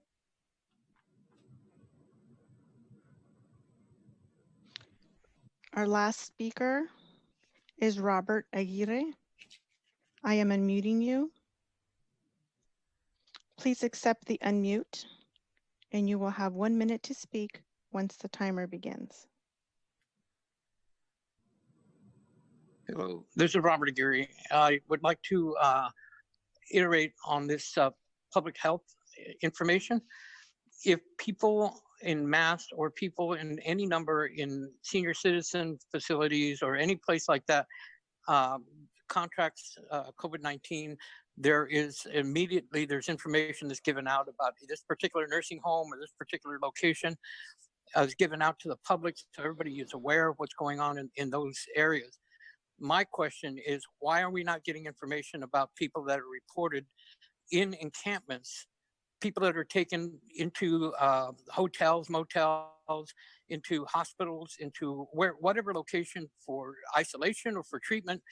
We, the advocates that go out to these encampments, need to know this information. We need to know where these people are coming from, so that we can go back to those areas and find out if any other people have been infected by this. Thank you both. And I apologize for missing you. I'm sorry. Okay, Susan, you're up. Trying to find you on my screen here. All right. Thanks. I want to start by thanking the staff for this report. I want to say thank you for your tireless work, but I suspect that you are all more than tired and exhausted, and really fervently hope that you are finding some places to take care of yourselves. We need you, we need your work, but most of all, we need you to be healthy. So thank you. At our last meeting, Dr. Cody, you laid out 4 criteria for preparing for the next phase of this response and a phased reopening. And those criteria included hospital capacity, testing, contact tracing, and sustained reductions in cases. And to me, that's a very helpful way to frame our continued discussions of the status of our response and any additional resources that may be needed. And going forward, I'm going to be asking regularly to get as much clarity and specificity as possible on what our projected needs are relative to being ready to reopen, where we stand today, and what actions are being taken to close any gaps. So to that end, I'm going to ask a few questions in each of those categories. First, with regard to hospital capacity, both you, Dr. Cody, and Dr. Tong, Dr. Tong talked about PPE, and I heard phrases like we are ensuring sufficient PPEs, we are managing PPE, we are understanding our inventory. What I didn't hear were numbers or percentages. And what I'm looking for is a much more specific update on the status of PPEs, first across all of our local hospitals. It's my understanding that at least VMC is working under the CDC's emergency use criteria and reusing the N95 masks. Have targets been identified specifically for how much equipment is needed to return to normal use procedures and how we will meet that need? I'm going to ask three or four questions together that all pertain to PPE, because I think that will be easier. You might answer it all in one clump rather than piece by piece. I'm interested to know also the PPE situation in our long-term care facilities, and is there an accurate inventory given the recent public health order? And I'm sure my colleagues would like to know what the findings of the community survey were, especially aligned to any key shortages. And all of this information I'm looking for clearly to be able to identify what are the most pressing gaps in PPE across the county and partner facilities, and what exactly are we doing to bring in needed resources? And as a starting point for your answer, maybe make a comparison of where we were in mid-March in terms of what percentage of our capacity did we have? Did we have 30% of what we needed, 5%, 80%? Where are we now? And wherever we are short of 100%, how are we going to get there? So let's start with those PPE questions, please. Sure, this is Dr. Tong. I can address those to the best of what is currently possible. And I'll just note that while sitting here during this board meeting, I've received 2 external questions for advice, one from a neighboring county on exactly this question. I wish it were as simple as plugging numbers into a calculator and spitting out very accurate numbers of exactly what we need. But even institutions like Johns Hopkins have attempted to do that with some significant limitations in the ability to do so. The first limitation in the prediction is around the exact number of cases that one could expect to see over a finite amount of time. As you're aware, several attempts around the country, locally here in our county, have been undertaken for modeling to predict the number of cases. Those models rely on many assumptions and rely on knowing what comes next in terms of social distancing and relaxing of those requirements. And so the ability to predict PPE inventory is challenged by not knowing how many cases we might see over how much time, and not knowing how social distancing changes might impact that number of cases. It's also very challenging to predict what will happen with the supply chain. As I pointed out earlier, the supply chain is severely disrupted. If that were to resume back toward normal, then our ability to obtain more as it becomes needed, as we see more cases over time, would be a very different situation than needing to build up a larger inventory at this point. So if one of the measures, though, of being able to begin a phased reopening is having sufficient PPEs, how can we ever know if we have reached that goal if we're not measuring, or if we aren't able to measure in the specific way that would tell us what our ability is to meet demand? Sure. So with all of those caveats that I just mentioned, we have undertaken estimates. And I think one of the easiest estimates to do is based on if our trajectory remains relatively stable in terms of number of hospitalized cases. So we are able to make some assumptions, plug into a calculator for each hospitalized case that we see, not only during their hospitalization, but also during their pre-hospitalization attention by first responders, during their post-hospitalization care in a skilled nursing facility potentially. We have made estimates on how many staff would interact with that patient, and based on the estimated length of stay in the hospital, the estimated risk of being in an ICU and increased PPE usage there, we can make estimates of a typical case and the PPE requirements of that case.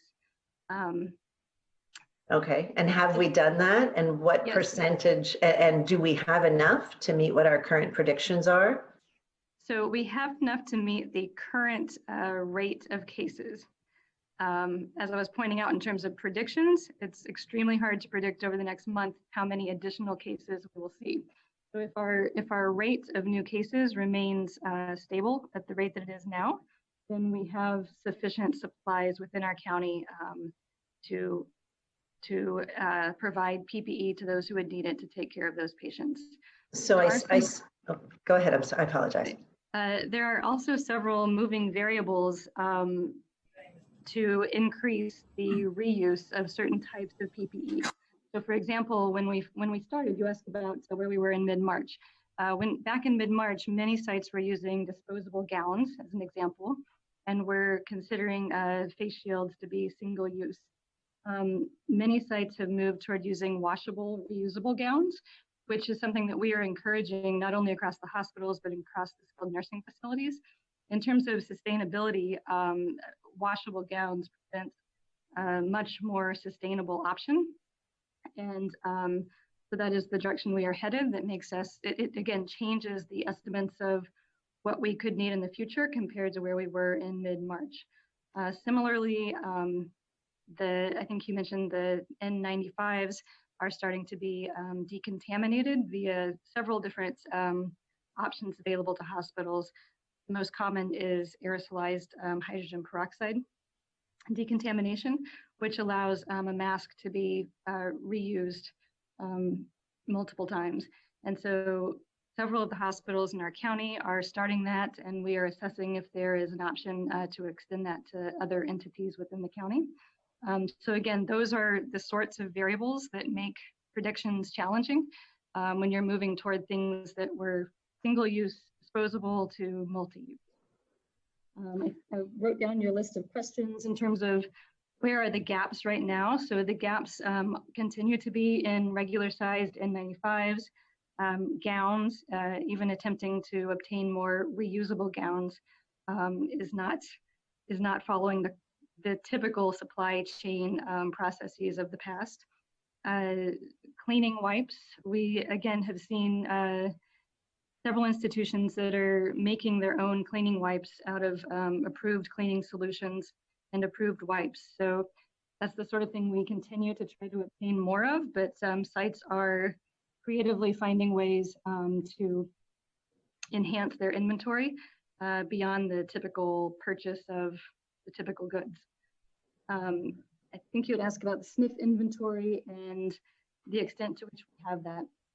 One of the things that we have found is that despite efforts to obtain contact information for each point of contact in a skilled nursing facility who would provide us with their inventory, there has been a significant amount of turnover of staff in the skilled nursing facilities, some outages due to illness, for example, and so we are constantly updating our points of contact to continue filling in some of the remaining gaps in data around SNF inventory. So if I were to answer questions from healthcare workers, whether they are in our hospitals or in our nursing facilities, questions or concerns, I should say, about insufficient PPE, at what point can I reassure them that we will have whatever you need? You know, I think the practices around PPE are evolving so quickly that some of the reassurance comes down to understanding that some of the new practices are out of the norm for individuals, yet are approved by various bodies, whether it be the CDC or the FDA or CDPH. You know, the concept of decontaminating N95s reassurance that there's a plan.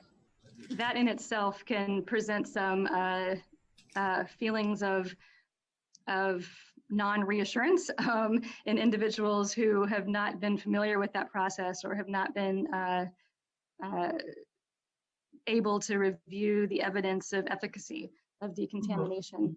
And so I would encourage those who are responding to such questions to just be aware of some of the novel approaches and the consistency with state and national guidelines about those novel approaches.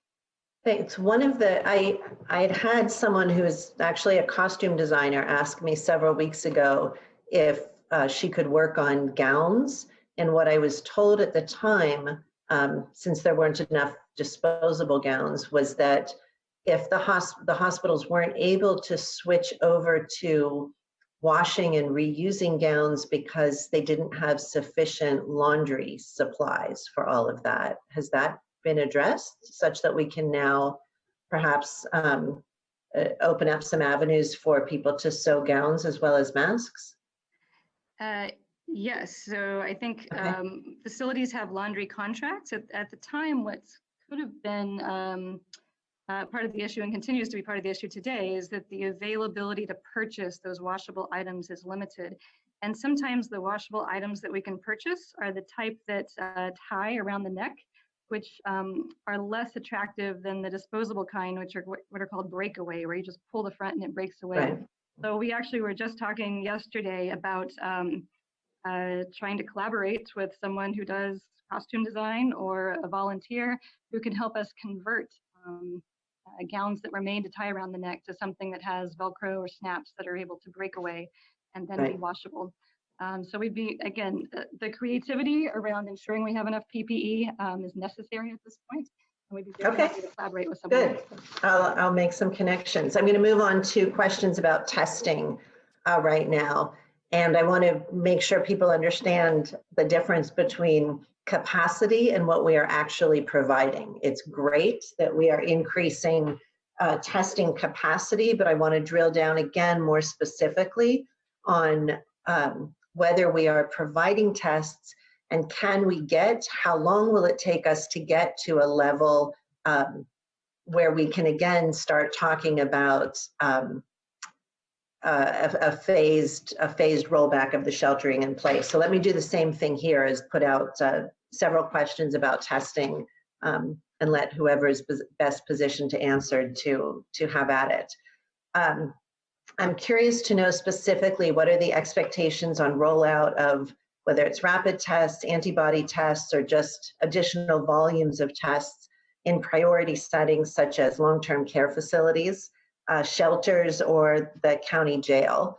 I'm curious to know what, if any, bottlenecks there are to expanding more testing to those settings, whether there are plans in development now for surveillance testing in the county for ongoing assessment of the prevalence of the virus in our community, and whether a specific number of tests per day or other metric has been established to meet local testing needs if we were to lift the shelter in place. Thank you, Supervisor Ellenberg. I will do my best to try to address your questions. So one of the complexities, as you know, is that testing is done. There's a number of different tests, and they're done by a number of different labs in a number of different settings. So one whole body of work that we have is just trying to maintain situational awareness about what's going on. And as you mentioned, another complexity is that there's all the different kinds of tests. So we're most familiar with the PCR test. We're less familiar with the point of care test, and we're even less familiar with the serology or the antibody test. I think that, as I mentioned, we have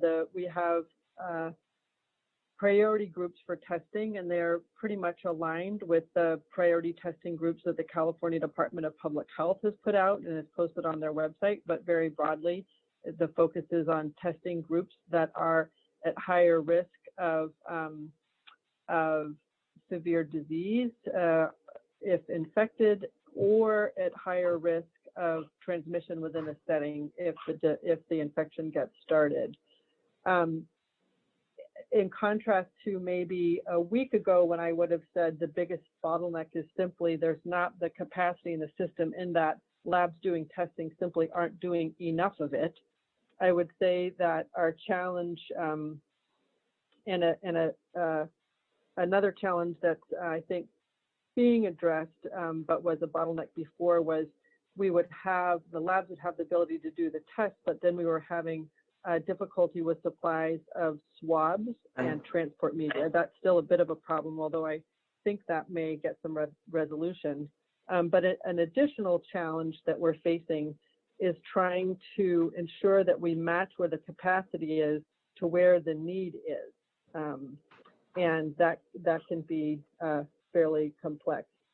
Your question as to whether there's a metric, like how will we know when we have enough, like the number of tests per day per day per population, that is something that I don't think we have settled on. It's sort of similar to how many staff does a jurisdiction need to do contact tracing. So there's a lot of active discussion, but I don't think we've really settled on it.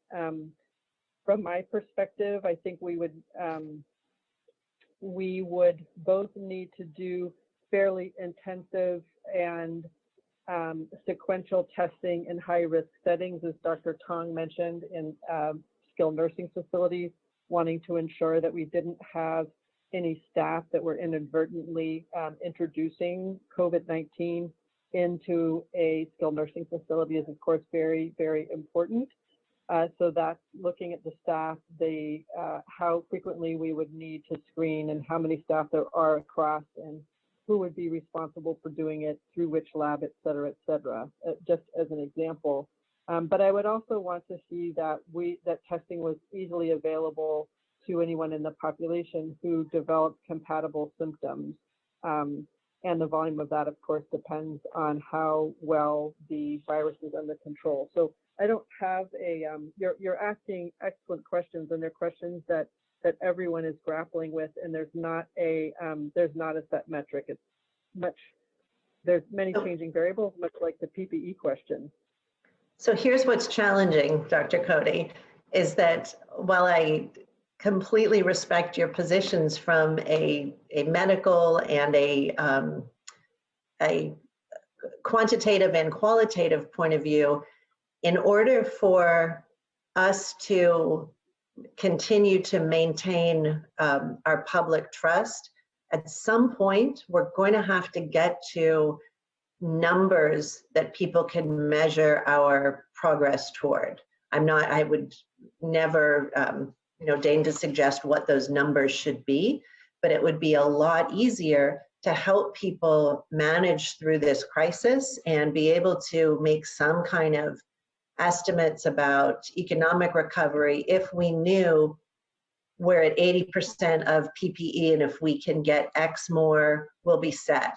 If we can get to 20,000 tests per day, and right now we're at X, then we'll be able to do this. And that, not only does that kind of help psychologically, it also gives very specific tasks to any partners, even in the private community, who may be in a position to help us reach any of those goals, and to begin to talk about exit planning. Because while it's super helpful to have these 4 guidelines, if we can't measure them, or if I realize you're measuring them, if we cannot measure them in a specific enough way to let people know where the goalposts are, the public and the supervisor don't have a sense of whether we are, cannot believe this, but Mike Wasserman, I'm gonna do a sports analogy. I don't know if we are at the 5-yard line or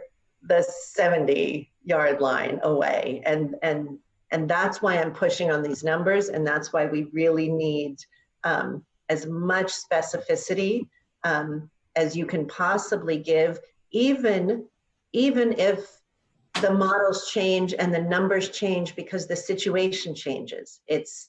I think there's a lot of forgiveness in being able to explain changes. It's the lack of real hard direction and goals that I think are challenging. You mentioned contact tracing, and that's of course my next piece. So let me ask my questions about contact tracing. It appears that while the shelter in place is the broad tool to control transmission across the community, I am aware that contact tracing is still happening in cases in jails, nursing homes, and maybe other specific settings.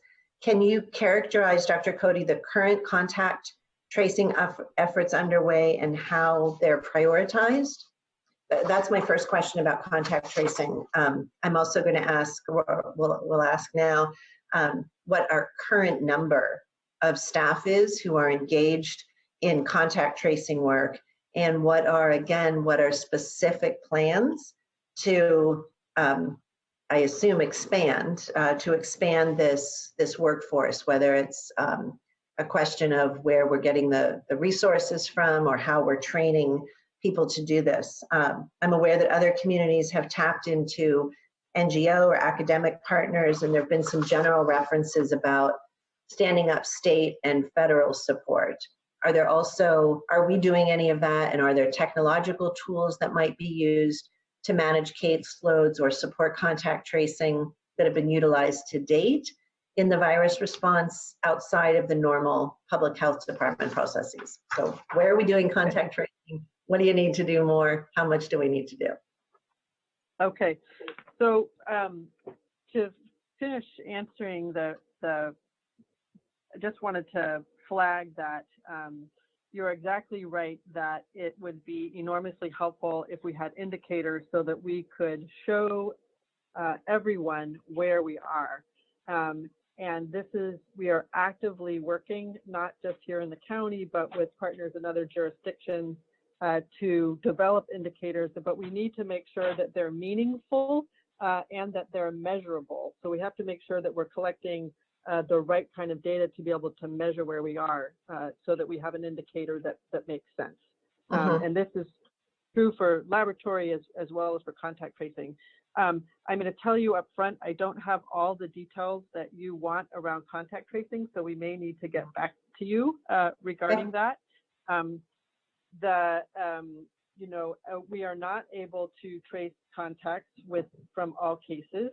We do prioritize investigations in skilled nursing facilities. Certainly if we had an outbreak in the jail or in a homeless shelter or in another congregate setting, that's when we do fairly thorough contact investigations. We do not currently do contact investigations for individual cases as we had been doing at the beginning of the outbreak.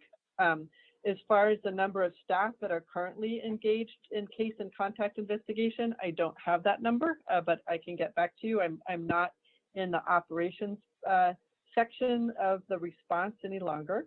And as far as how to expand, you are exactly right. There's a lot of ideas at the state level and the federal level about how to staff this, because it's very resource intensive. And similar to your questions around testing, the question around how many staff do you need per population is also a number that no one can quite land on. It's quite a range. We're working to come up with our own number to try to scale it. But what I can tell you is that the solution is going to be a combination of scaling up staffing in addition and marrying that with technology. There's been a lot of success of using technology for contact tracing, but to some extent, some of it is, good old-fashioned person on the telephone. So we have a number of ideas, a number of partners that would like to work with us, and our plans are in formation, and we will share when we have something a bit more concrete. And if you're particularly interested in the number of staff at the moment, we can get that, but I don't have that number right on hand. Thanks. I mean, my overall purpose, of course, is to know the delta between what we have and what we need. And not a spoiler, just to point out that in the referral that I've got teed up for later this afternoon, one of the pieces is to ask for an off-agenda report that notes with a little bit more specificity where we are in each of these 4 categories and where the gaps are and what help and further support that you need. My last section of questions is about the reduction in cases. You mentioned earlier that currently there are 17 facilities reported with cases among patients or staff. Is there a reason that we are not currently providing case counts by facility, especially given concerns by family members that can't go and check on loved ones? And I'll stop there to get that answer specifically before I ask the other case reduction questions. So your question around skilled nursing facilities and numbers of cases in skilled nursing facilities. Right. Right. So my general, while we are investigating cases in nursing facilities, our job is to review and ensure that they can cohort and practice infection control and stop the virus from spreading. As far as a family's concerned about a particular facility, I think that there's ways for families to ask the facility directly, and I know that there's now reporting at the state level around the facilities that have cases. I actually haven't gone to look to see whether there's specificity around numbers. So I think that just on Sunday, the CMS announced a requirement that SNFs notify family members when there are cases among staff or patients. What guidance will the EOC provide and oversight of the facilities to assure that this communication happens in a timely manner? What kind of authority? Sure. Thank you. Sure. This is Jennifer Tong speaking. So on Sunday, CMS did release that requirement would be forthcoming. They haven't actually released that as a requirement as of yet, but they did release some details on what would be required. It's rather complicated for the skilled nursing facilities in terms of the frequency and the triggers that require them to communicate both with their residents and their families. And public health has a longstanding weekly call with the skilled nursing facilities. That call actually happened this morning. And during that call, we made sure the facilities were aware of that forthcoming requirement. And already, even though it's not technically required yet by CMS, we were encouraging them to start that good practice. And will we start publicly sharing that information, the number of cases identified with specific facilities? Our understanding is that the state will be doing that. I'm not sure, but that's our understanding. Okay. Thank you. I'm going to stop there. I'm sure I'm beginning to wear thin the patience of my colleagues. I want to just express thanks, really tremendous thanks again to our administration, leadership, EOC, of course, public health, and all of the essential workers within our county organization and throughout the community. We will get through this. Thanks. Susan, thank you very much. And I'll go to Supervisor Simidian and then to Supervisor Wasserman. Excuse me. Thank you, Madam President. I want to stay on the subject of testing for just a moment, although I know it's a challenging one, and I don't know whether those questions are best addressed to Dr. Cody or some other member of the team, but I'll start with Dr. Cody, if I may, and let her either respond as she can or go to others. I want to break down my questions first into the what Dr. Cody has described as the PCR test, or in layman's language, the test that tells you if you have the virus. And then secondly, I'll go on to the antibody testing issues, or also known as the serology tests. Dr. Cody, on the sort of basic test, the do you have the virus test, I recall the frustration that both you and Dr. Smith expressed at the March 10th meeting when I raised this issue. And if there are answers that we just don't have, it's helpful just to know that we don't have those answers. But you know, within the last week or so, nationally, the conversation was about 150,000 tests a day, and the administration at the national level was touting those numbers. And someone then, you know, did the simple division to determine that at that rate, it'd probably take us about a half dozen years before we could actually make the test available to everybody in the country. Could you please share with our board again, what is the value of the test going forward if and when it can be widely available? I understand the importance of targeting to high needs populations or communities right now, but longer term, what is the value? I'm thinking of surveillance testing in particular, but if you've got other thoughts as well, what good would come of that? How would that help us get and keep our counties safer if we had access to those tests? That's the first question. I'm going to stop there and then do this one by one, if I may, Madam Chair. Of course. Thank you for doing it one by one. It makes it easier for me to keep track. So the PCR test is useful because if you can identify someone who's infected and then identify their contacts, you can break the chain of transmission.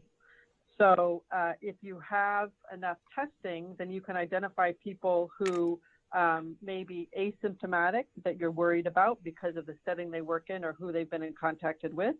You can identify people who may have mild symptoms but are in a high-risk setting, like you know, working in a place that's crowded.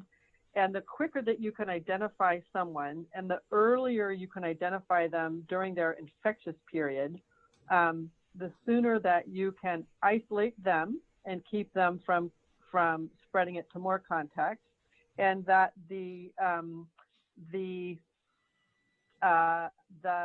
sooner that you can identify their contacts and have their contacts quarantined. So it's pretty central to be able to identify cases in order to interrupt chains of transmission. And as everyone has noted, what we're doing right now is very much a blunt force approach of having everyone shelter in place so that overall we each reduce the number of contacts we have with others. But in order to pivot to a more surgical approach, we have to have this tool to identify cases and break individual chains of transmission. And we also, as we're tracking the pace of the outbreak, the data that we are most sure of, where we know that what's called our case ascertainment has been pretty consistent, is in hospitalized patients. So if we track the hospitalized patients and the hospital use, that's good. We know we're doing it in about the same way this month as we did last month, and the same way we'll do it next month. But it's a lagging indicator. It reflects what was happening, 2 weeks ago or more. And so, again, if we had, ample, plentiful tests, we could set up some surveillance systems, and it would take more resources in testing, of course, but then we would have a more proximate indicator to tell us how we were doing. Excuse the interruption, Dr. Cody, but could you distinguish between, could you just define as a term of art, what does surveillance testing mean, and how does it differ from the early testing that you and your team were doing to try and identify the source of the virus and the contagion early on?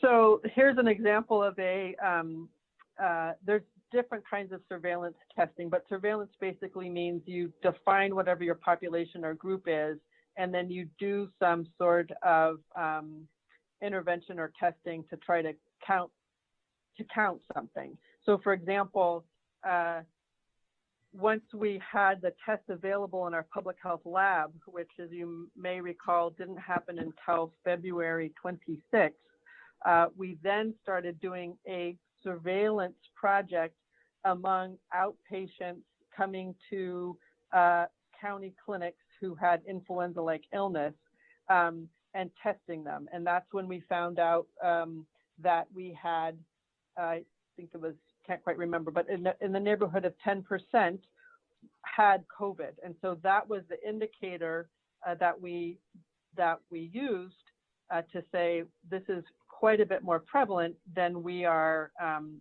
previously understood it to be, because we can measure it.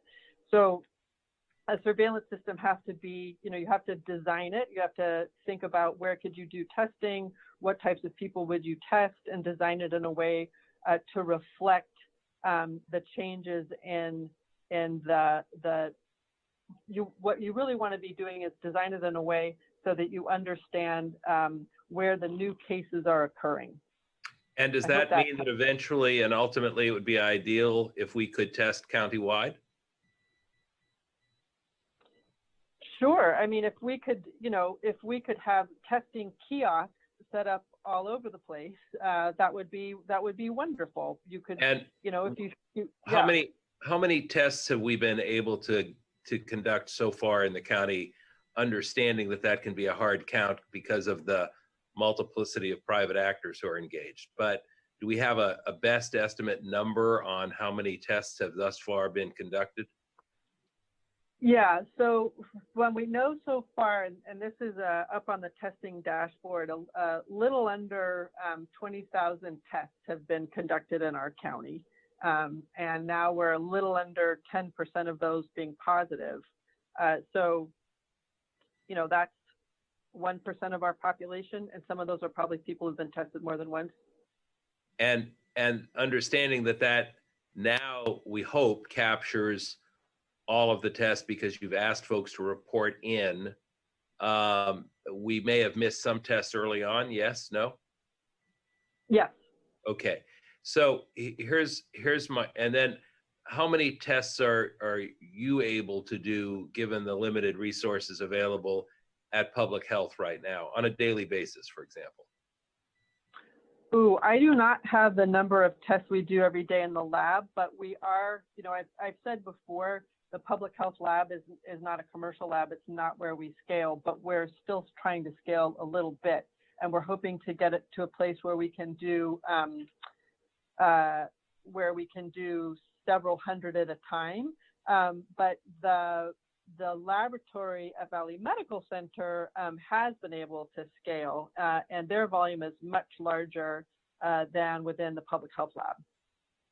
So here we are, you know, by depending on whose definition, but certainly 2 months into the acknowledgement of a serious public health crisis, and we still have, even by the most optimistic and inclusive of estimates, 99% of the population untested. Is that a problem? It's absolutely a problem, and as I was mentioning earlier, you know, a challenge is that now we do see that there are laboratories that actually have unused capacity. So here we are acknowledging that we don't have enough testing. So many of the labs have ramped up, and now we have a problem with matching the capacity that exists to where the need is. So it's a multi-layered challenge. So, and perhaps this is a question for Dr. Smith, but, and again, if the answer is to be determined, that's, you know, an understandable answer. But all right, so 99% of the population untested 2 months into the crisis. What does it take to make a substantially broader testing regimen possible? And is the answer, you know, again, we're at the whims of the private providers in the federal government, and or is there something we could do about this as a county to say, you know, let's just do it ourselves if that's what it takes? I can try to jump in on that, unless you want to jump in, Sarah, but basically this is a national problem with a bunch of different aspects, including supply chain aspects, as well as sensitivity and specificity aspects of different types of tests.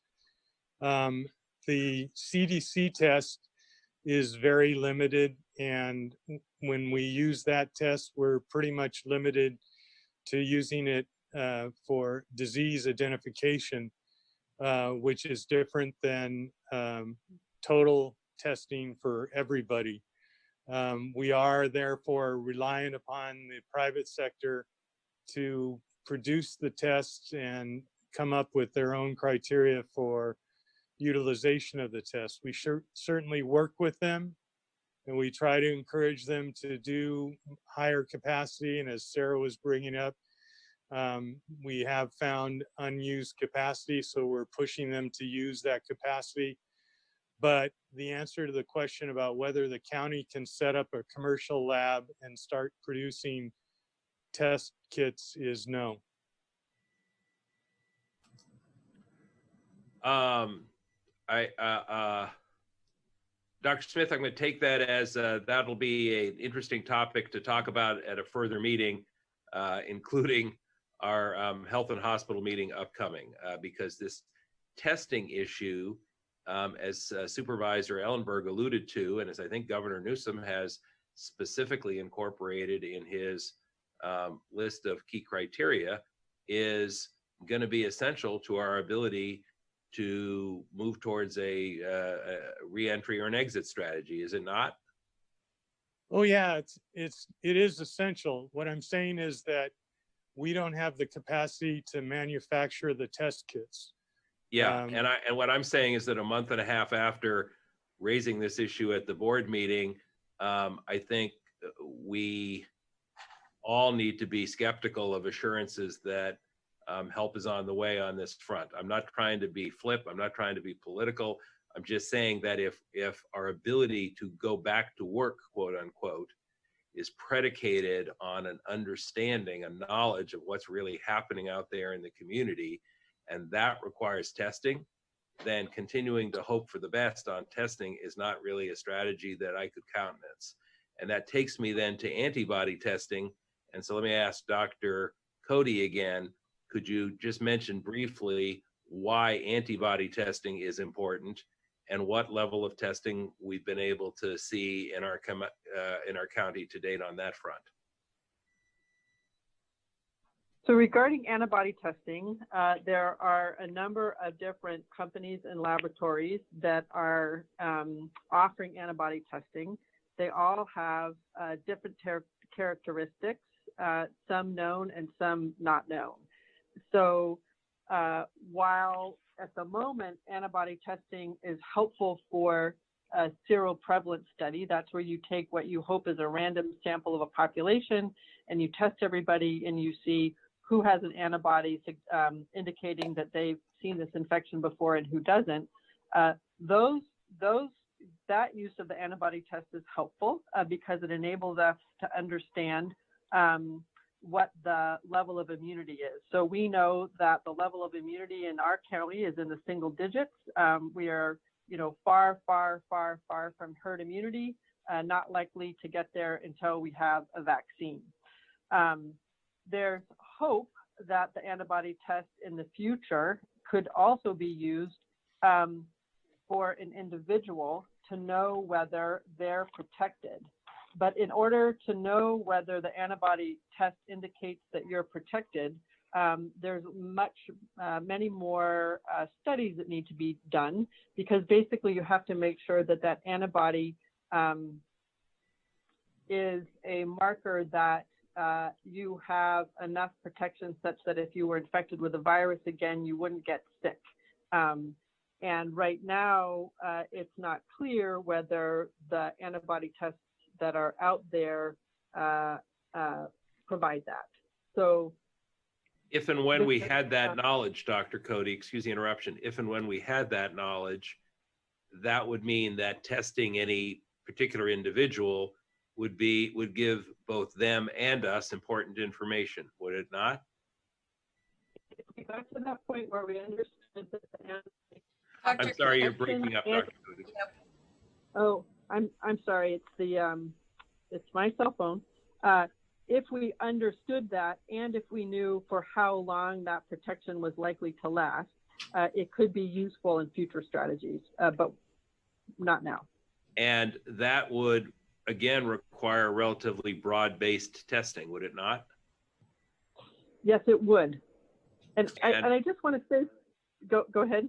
Well, I was just gonna say, and right now, we're talking, a few thousands in terms of the number of antibody tests that have been administered, even with this limited understanding of what the results indicate. Yes.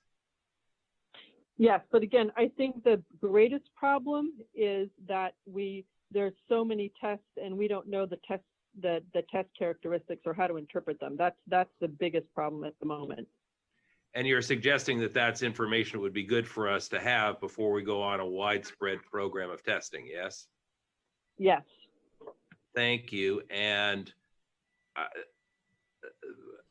one last question and then a comment, Supervisor Chavez. Dr. Cody, you were talking about contact tracing, and I've had the benefit of serving on the Health and Hospital Committee for the last 7 years and now chairing it. And so I've learned a lot from you over the years.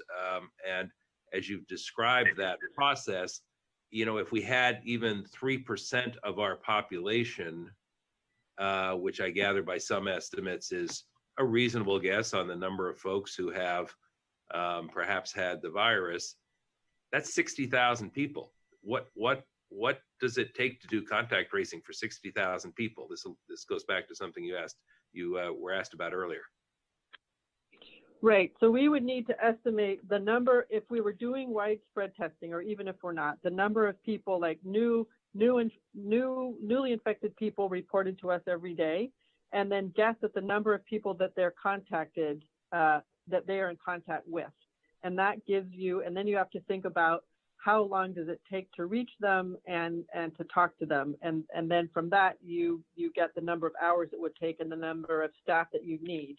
And there's not, as far as trying to estimate that based on the morbidity that you're seeing and the underdetection and the level of testing, there's various estimates as to how many contact tracers you need. So we are actively working on those models to try to figure out, try to get in the neighborhood of how many people we need and with what skill set. Well, but is it scores, hundreds, thousands? I mean, again, 60,000 people tracking down all of their contacts. That strikes me as an awfully big number. It's a very large number. I mean, it's going to be, you know, several hundred at least. Last question before I make the comment is, what else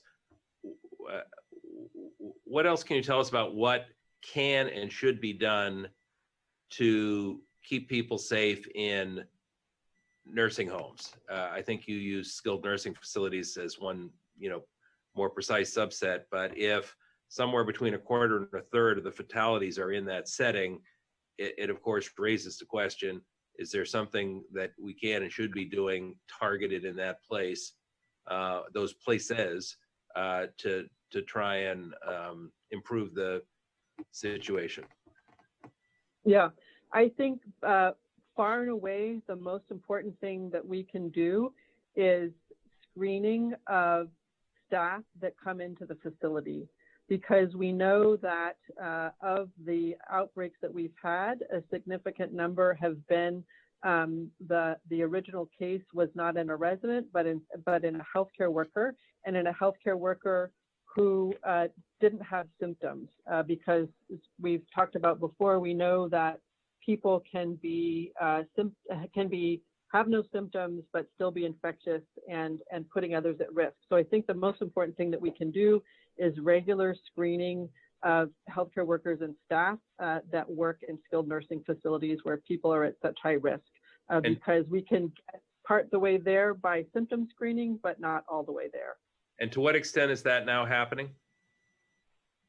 That has actually, we are, I don't know whether that started or starting. And who's responsible for that screening?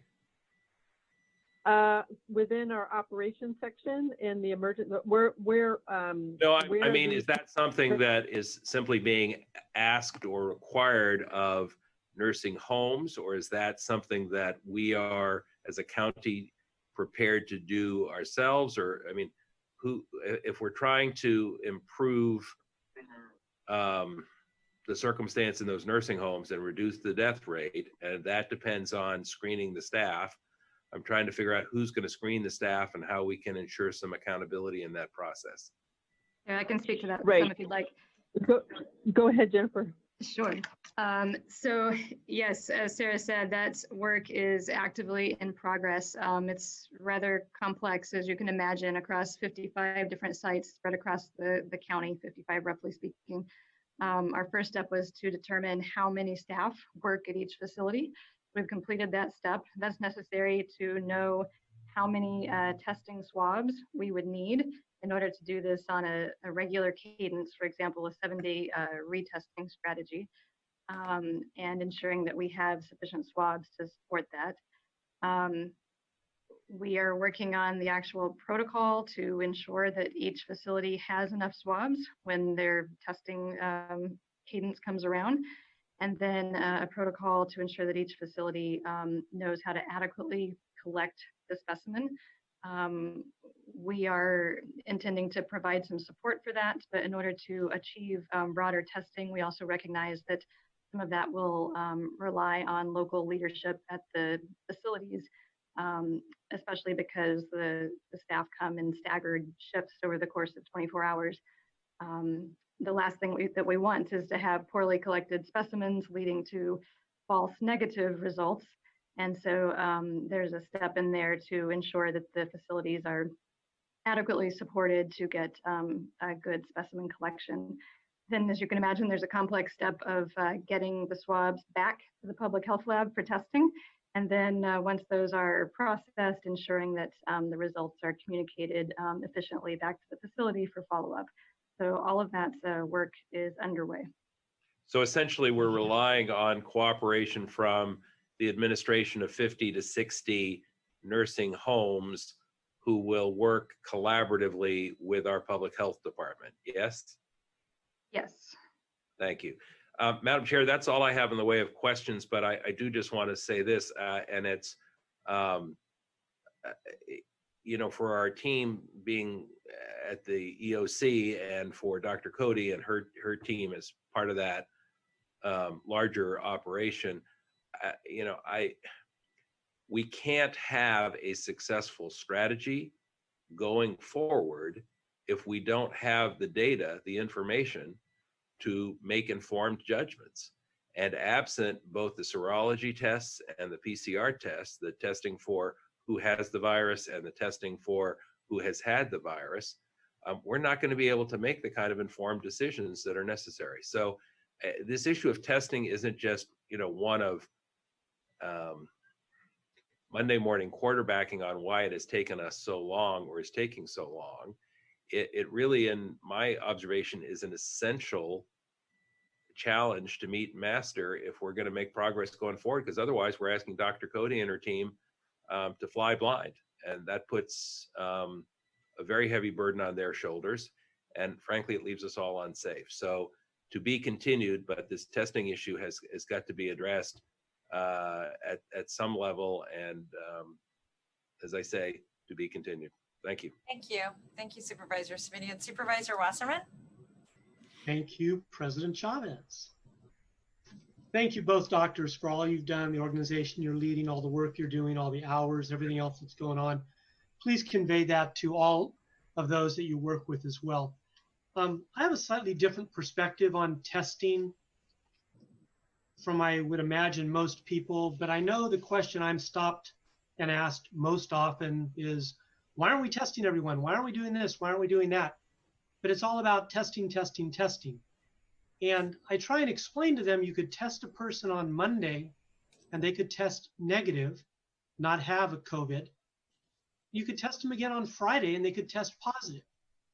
So as much as I'd love to snap our fingers and test all 2 million people overnight, 5 days later, the results could be different.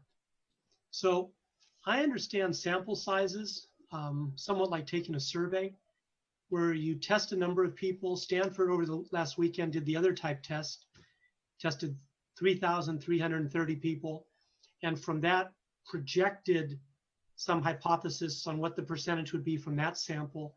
The smaller your sample sizes, the harder it is to project what actually might be true. The larger the sample sizes, the more accurate your guesses would be, but only for that moment in time. So I understand you've taken, like you said, 20,000 tests so far. Roughly 10% of the people that have been tested have tested positive. Most of the people who've been tested, I assume, presented symptoms where when they went to their doctor said, you may have COVID type symptoms, let's get you tested. And the other people are people we've tested that provide medical services. We wanted to ensure that people providing services didn't have COVID, at least in that moment in time. So I understand that 20,000. Sure, I would like it bigger. Can we test everybody? No. If we test 500,000 people this weekend, their status can change at any given time. So that's what I have to say about testing. Number two, I want to thank you, Dr. Cody, and the other doctors you're working with. I think it was about 5 weeks ago when you issued that shelter in place order that has been very, very, very difficult on many people, especially those people that don't receive a paycheck for sheltering in place, that aren't able to work. And you know, we know, everybody knows they want to get back to work. We work, we feel better, we work, we produce a product, we work, we produce taxes, and taxes fund our public health and public safety. And anybody says to me, why don't they want us to go back? I know, Dr. Cody and all of public health, you wish all of us could go back to work tomorrow and be healthy, but that just isn't going to happen yet. What I do hope is gradually that people can be allowed to go back to work and do so in a manner that you direct is as safe as possible. And I still go back to your first day. I go back to your first day where you want to reduce contact, you want to maintain social distancing of 6 feet. You tell people, wash your hands with hot soapy water for 20 seconds at a time, multiple times during the day. And I personally think that the mask is a way of helping to prevent as well, but I understand your concern with the burden on public safety. As far as the mask goes, though, I would ask that you'd consider something such as the people that prepare our food with the restaurants still open, determined to be essential, that the people who prepare our food are required to wear masks. And I say that because they're literally standing right over the item when they're making it and they're talking with somebody else. That just seems like a pretty easy way to spread the disease if they happen to be infected. One thing I also wanted to mention was the concern that I have on people's reliance on using percentages. I want to say again that I think whenever possible, we should use quantities, numbers. I just went on the San Jose Police Department's website and I saw that from 2018 to 2019, the number of people that happened to get murdered in San Jose grew by 6 people. That was reported as a 21% increase in murders. And to the general public, 21% of anything sounds like a lot, and 6% of most things, and I'm sorry for all those people that passed, 6% of most things seems like a small number. So when you've got a small sample size, percentages can be very, very misleading. I want to close by saying, and it's funny, it's about percentages. On your website, which is excellent and gets better every week, right now you say that of the 88 people that have died to date since we have tracked for COVID, 31 of them, which is 35%, 31 of them were from nursing homes. So I'm looking at the 50, 60 people that have passed in Santa Clara County that weren't in nursing homes. And I'm saying, okay, people, if we can be smart about this, if we can do the right thing, if we can maintain social distancing, if we can wear a mask, if we can wash our hands, if we can avoid large gatherings, then perhaps we can start working together at a distance and do that. But Dr. Cody, I would ask, just as you've said a couple of times, it was on my list, so I'm just saying it. But as far as nursing homes go, they should be flat out quarantined from the general public. I haven't been able to see my mother for 4 weeks. She hasn't been allowed out of her room for 4 weeks, but she's alive. And when I find out that 1/3 of the people that have died in Santa Clara County are from nursing homes, I say, thank you, Dr. Cody. Thank you, Public Health.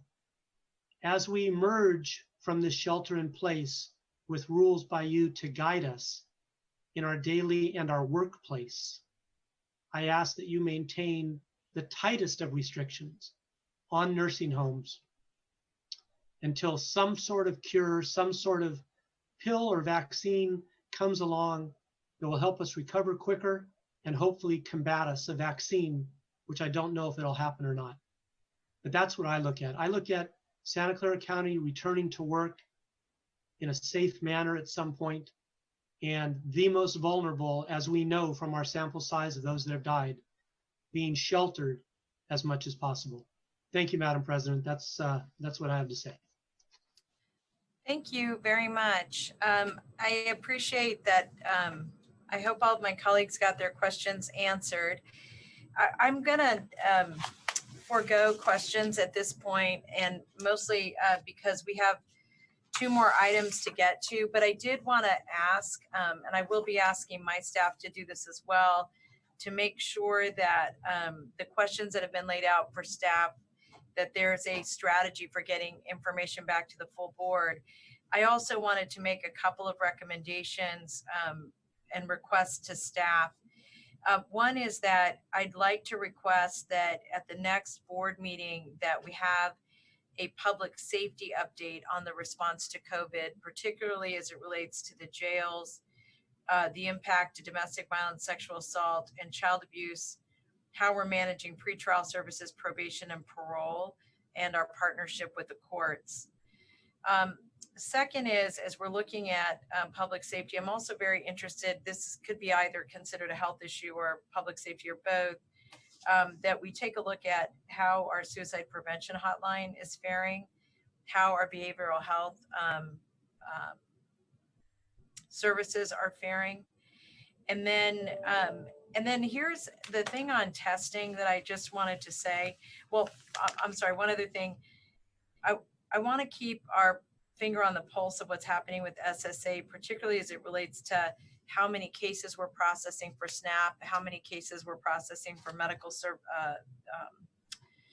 insurance and other services that we're providing to the public.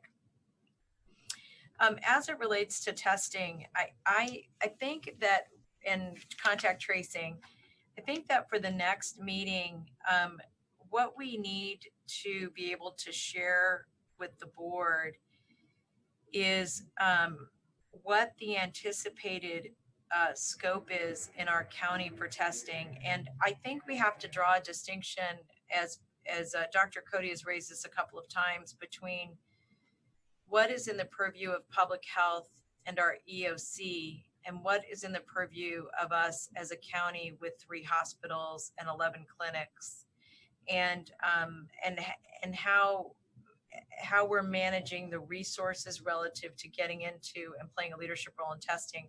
Dr. Smith conveyed to me that I was confusing to everybody last meeting, asking whether or not we were going to innovate our own tests. My intent was to buy tests, as many as we can, and be in charge of our own destiny was really the goal I was going for there. So if we could have a little more prep work, and if it's not within Dr. Cody, your purview, or Dr. Tong, your purview, and it is under Paul's, however you all want to break that out. I think the big question we're asking is a question that you're having a difficult time answering, which is how do we get to scale? But what I'd like to know is, do we have plans to get to scale? And if so, what are they? And if we're relying on the private sector, we should say that. But I have concerns about that. But anyway, those are just some frameworks of what I think would be helpful for the board to get at our next meeting. Dr. Smith, Dr. Cody, or Dr. Tong, did any of what I just said there, was it all clear to you? Yeah, it's clear to me. I think actually I'll get back to you with it. It's more a question of, as you were saying, buying tests rather than creating them. Right. And I do understand that. Is there any closing comments that any of you would like to make on this item? Hearing none, I'm just going to say thank you to all of you and to our EOC and everybody who's just not taken a break to protect the health and welfare of our community. Thank you, thank you, thank you. And we'll look forward to talking to you very soon, all of you. So thank you. Okay, with that, I would like to get a motion to receive the report. And I know there were a lot of requests for information embedded in that. I'm presuming that all of those will be responded to absent the inability to respond to them. And then I think we'll hear that back from our colleagues. So moved. We have a motion and we have a second. We have a motion from Supervisor Samiti and a second from Supervisor Wasserman. I'm sorry, I'm pointing to my screen because that's how where you are. So awkward. But anyway, hello, all of you. So, so we have a motion and a second, and then I'm going to ask for a roll call vote, please. Supervisor Ellenberg? Yes. Supervisor Simidian? Simidian, aye. Supervisor Cortese? Aye. Vice President Wasserman? Yes. And President Chavez? Yes, thank you very much. And thank you, colleagues, and staff for a very thoughtful discussion. We're now going to move to our last item on the agenda, and this is the COVID recovery public processes and the COVID response planning. So Supervisor Ellenberg and I have put very similar items on the agenda, so we're going to hear them together so we can discuss them together. What I'm going to do just for process is I'm going to walk through item 13. Then I'm going to ask, I almost said Dr. Ellenberg, Susan to, well, you're Doctor of Law. So Susan to walk through. Trade me anytime, that's fine. Susan to walk through item 14. Then what I'd like to do is go to, if there's any public comment, and then have a discussion among the board, if that's okay with my colleagues. Okay.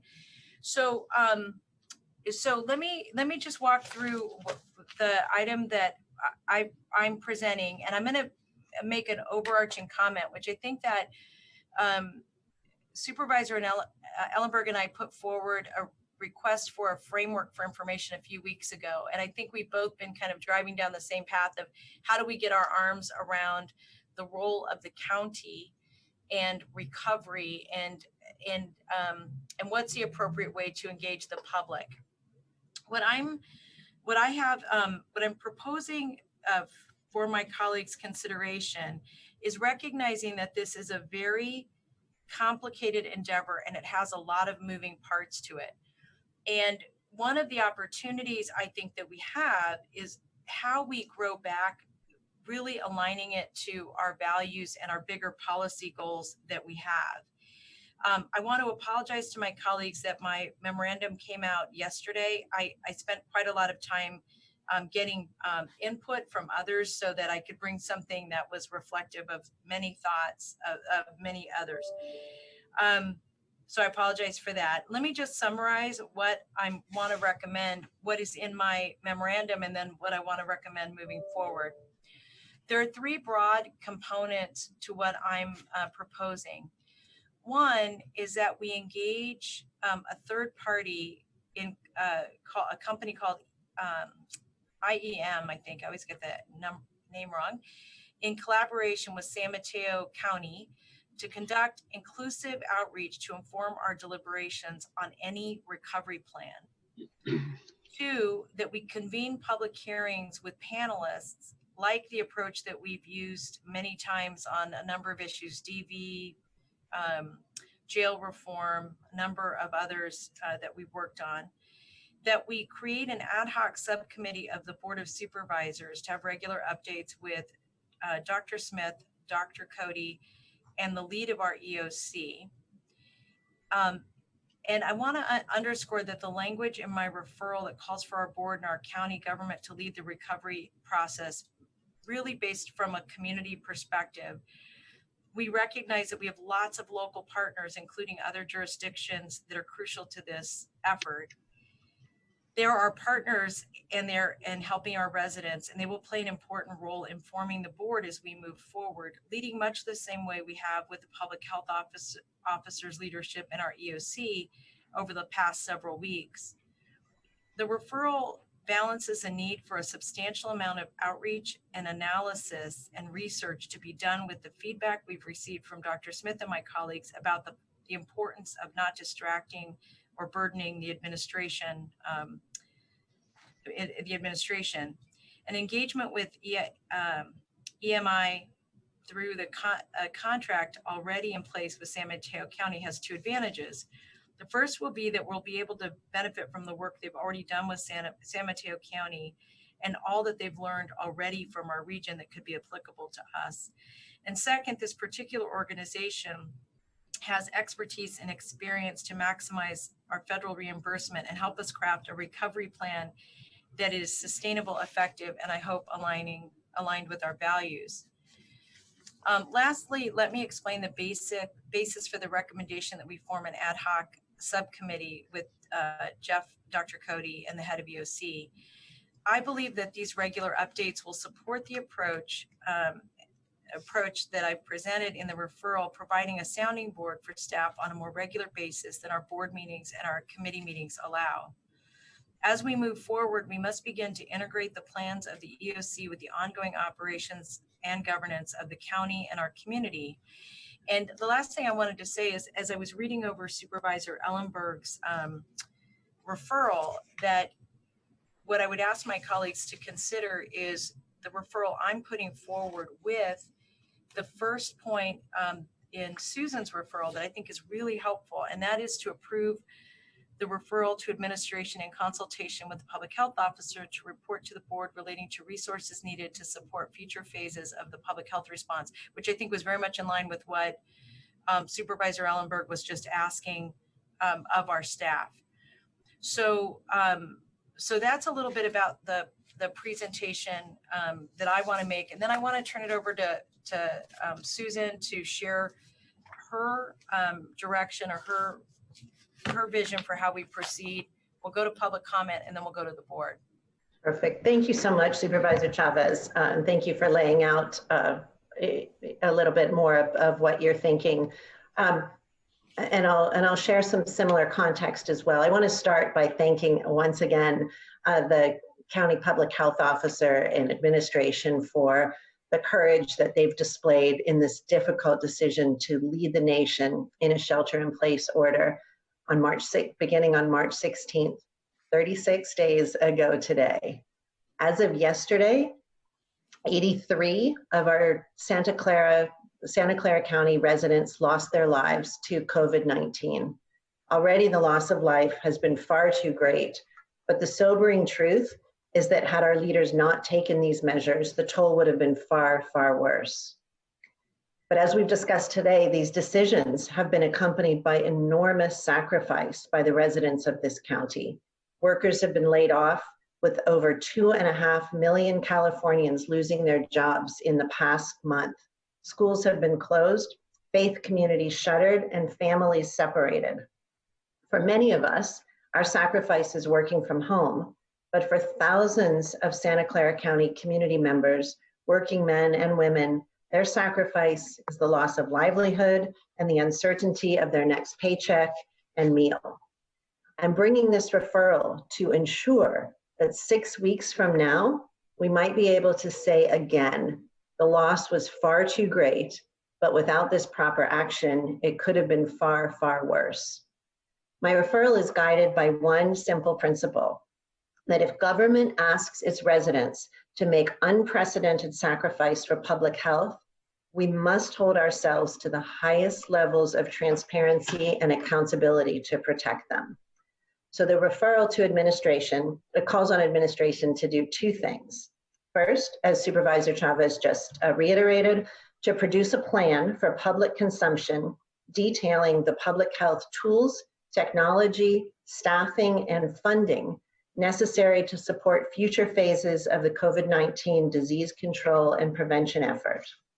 At the last board meeting, Dr. Cody laid out 4 benchmarks that must be met for this county and region to begin the process of opening up our society and economy. I firmly agree with this approach and cannot applaud enough the data-driven and science-led mentality that has saved hundreds of thousands of lives in the Bay Area.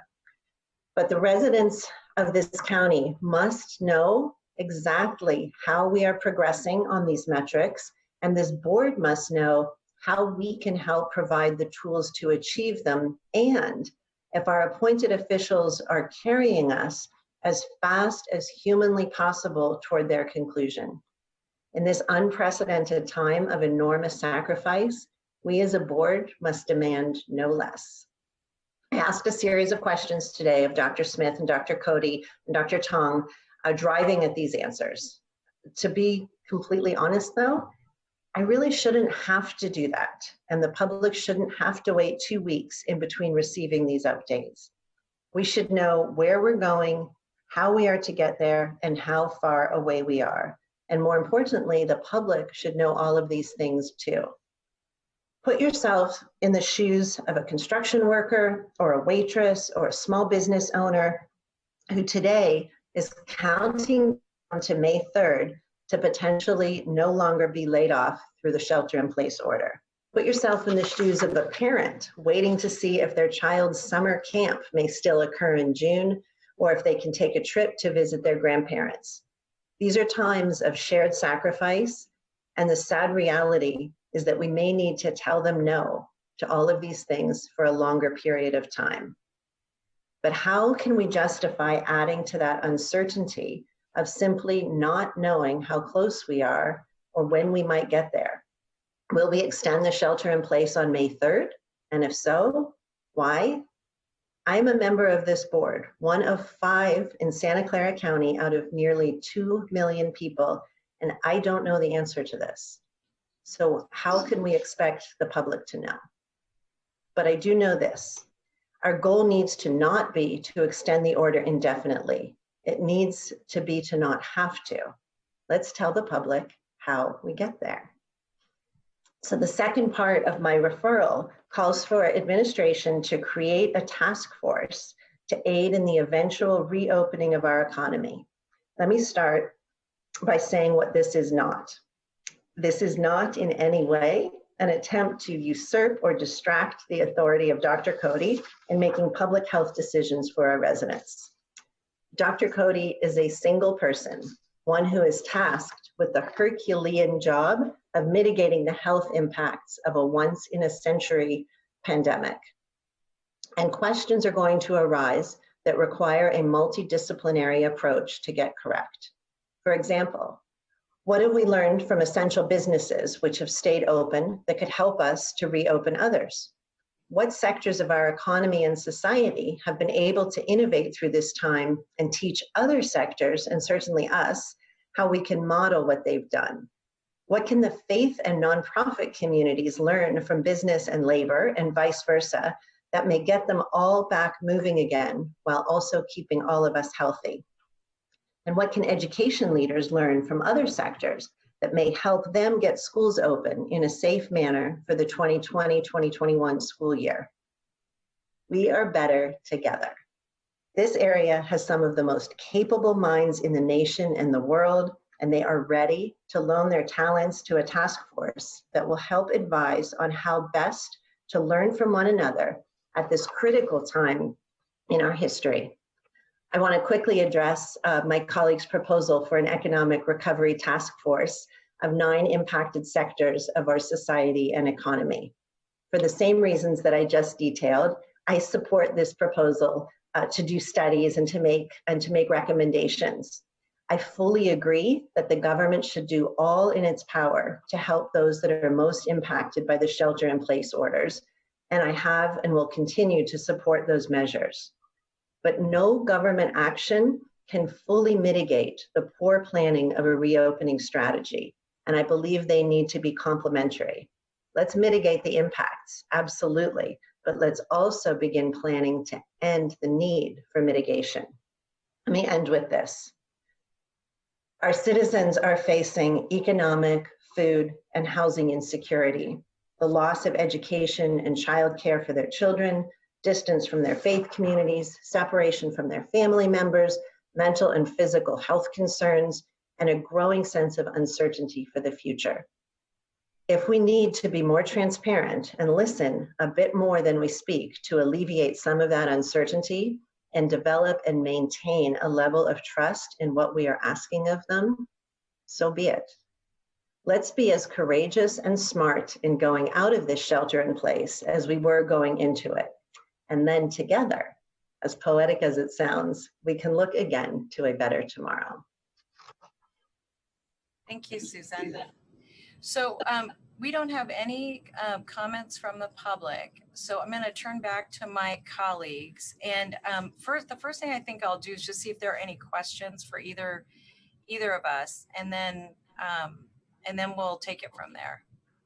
Supervisor Cortese, and I'm only going by who's public. I mean, who's turning their camera on. So Dave, did you have comments or questions?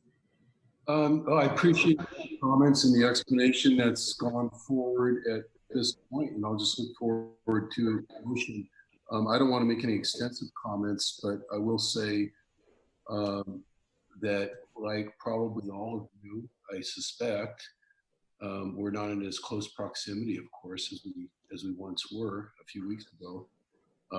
But my life is a minimum of 14 to 16 hours a day, responding to constituent inquiries, doing town hall meetings, working with any number of stakeholders in the community to try to get people who can move things forward, especially in the private sector, forward. And I've certainly had some success at helping people navigate through the systems that we already have in place through the EOC and county council. The public health officers have actually changed everything from FAQs to some of the orders and clarified things over time. The thing that's different about this than anything that I've been through in my lifetime, and to me harkens back to the stories I've heard from grandparents and parents. I'm fortunate still to have my parents at 87 and 84 years old who were born in the Depression and lived through World War II. That there's some similarities to what they had to go through at that time and the sacrifices they had to make to deal with an enemy that was a threat, an existential threat to their way of life. And, you know, that is certainly something that is happening now. And the difference, I think, is that again, I can only cite my own experience. I have never been in a battle before with something that resembles a ghost, that can't be identified as to where the enemy is, where the enemy is coming from, what the enemy is going to do next, how close the enemy is at any given moment, and what the enemy might do in terms of escalating. All of that, from what I can see and tell, and based on my life experience at almost 64 years old, is all what lawyers call a case of first impression. This is uncharted territory. I don't think the federal government has a handle on it. I don't think the state government has a handle on anything other than treating the symptoms. And I think our county has done a tremendous job of identifying early on that everything that I just described is the way it is. And the only way to deal with the way it is essentially to accept that for now and start treating those symptoms as best we can until somebody comes up with a way to stop this. If there were a way to fully engage stakeholders and community and business people on a grand global Marshall Plan, for Santa Clara County or beyond, while this was going on, I suppose, I would be speaking more from a point of ringing endorsement because, that's always a good thing. Jumping right into reconstruction. Again, the last thing I'll say, and this is something that's the same, not different. I think I just described what's different for me about this. What's the same about this, except worse by a magnitude that I think is going to be shocking to a lot of people, is the economic devastation that we as a government are going to be dealing with, as a county. The cities around us are going to be dealing with. The state of California is already projecting a $50 billion deficit, or at least people within the government are. And that's just after 5 or 6 weeks of this. Those are conditions that this elected official, who's been through the greatest recession since the 1930s, just like all of you, and countless deep recessions, the dot-com bust, and recessions that were much more than an economic headache. This is something that, by an order of magnitude, is well beyond any of that. And so I think part of what we need to do, as hard as it is to communicate that, and I try to be honest in my town hall meetings with people and they seem to appreciate it, I think the honest statement for people is, at some point soon, we are going to be in far, far less position to help you than we are right now. We're helping as much as we can, and we can gather people and convene people. But very soon, the county itself is going to be struggling for its own survival. And as a financial being, in terms of a county treasury, in terms of the jobs we have to do, to protect just the delivery of essential services, the ability to pay those frontline healthcare workers is going to be really the big task that we have. So I know that sounds probably like one person's doom and gloom approach, but I think it's important to let people know it's pretty early for the bounce back discussion. We've got a long way to go just to deal with basic fundamental fiscal survival. It's based on my experience as a government official. These are indicators we've seen in the past few weeks that are moving at light speed relative to anything I've ever seen before in terms of degradation of the economy, and even degradation of our own ability to deliver services. So I'm for I'll be supporting a motion that tries to wrap this all together. Supervisor Chavez and Ellenberg, I trust that one of you will be able to do that. But again, I wanted to get my words of caution out there in terms of where we're headed in the future. Thank you. Supervisor Semidian, and then I'll go to Supervisor Wasserman, and then Susan, back to us. Thank you.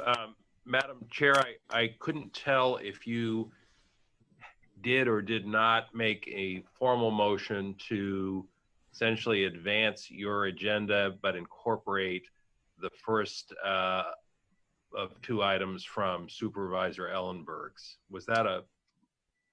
I am prepared to make that motion with adding the A from Supervisor Ellenberg with the rest of my my recommendation. I wanted to make sure I heard from you all before I did that, but I'm happy to make that motion now. Well, thank you. If you'll make that motion now, I will second it and speak to it. And as others have already said, I think there was a world of good information and insight in both documents. I think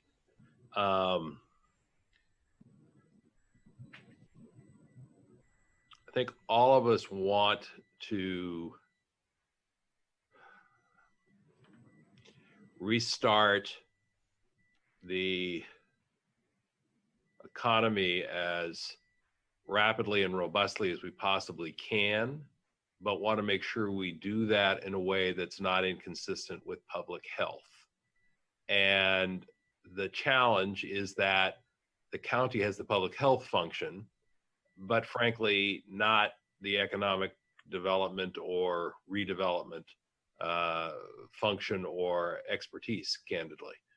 So I think what I like about the blended approach, as I will call it, of Supervisor Chavez's motion with Supervisor Ellenberg's paragraph A incorporated is, I'm not sure a quote task force is the right vehicle for the circumstances.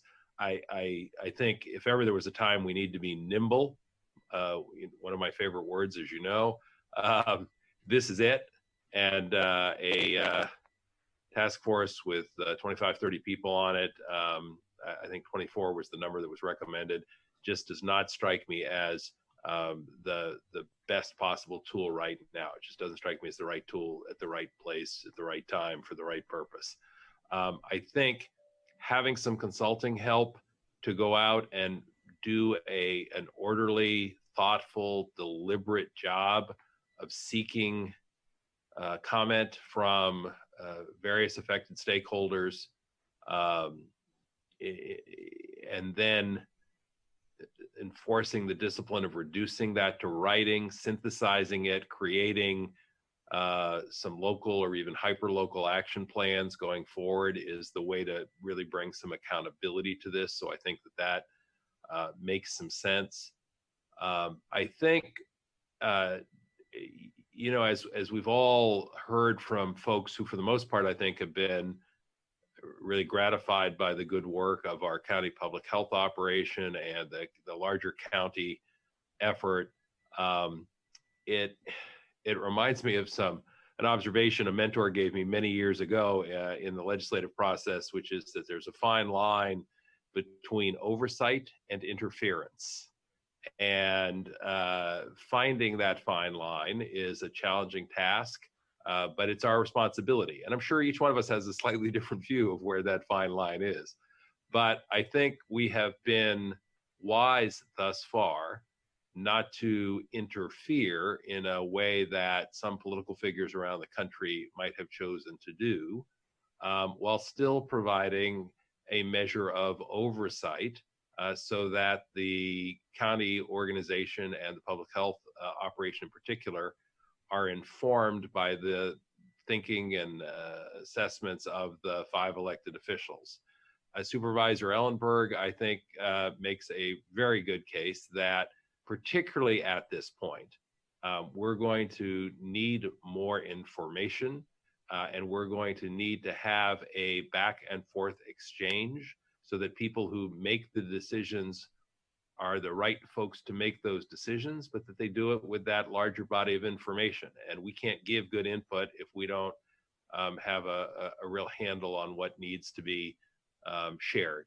So I think it's a good path, Supervisor Chavez.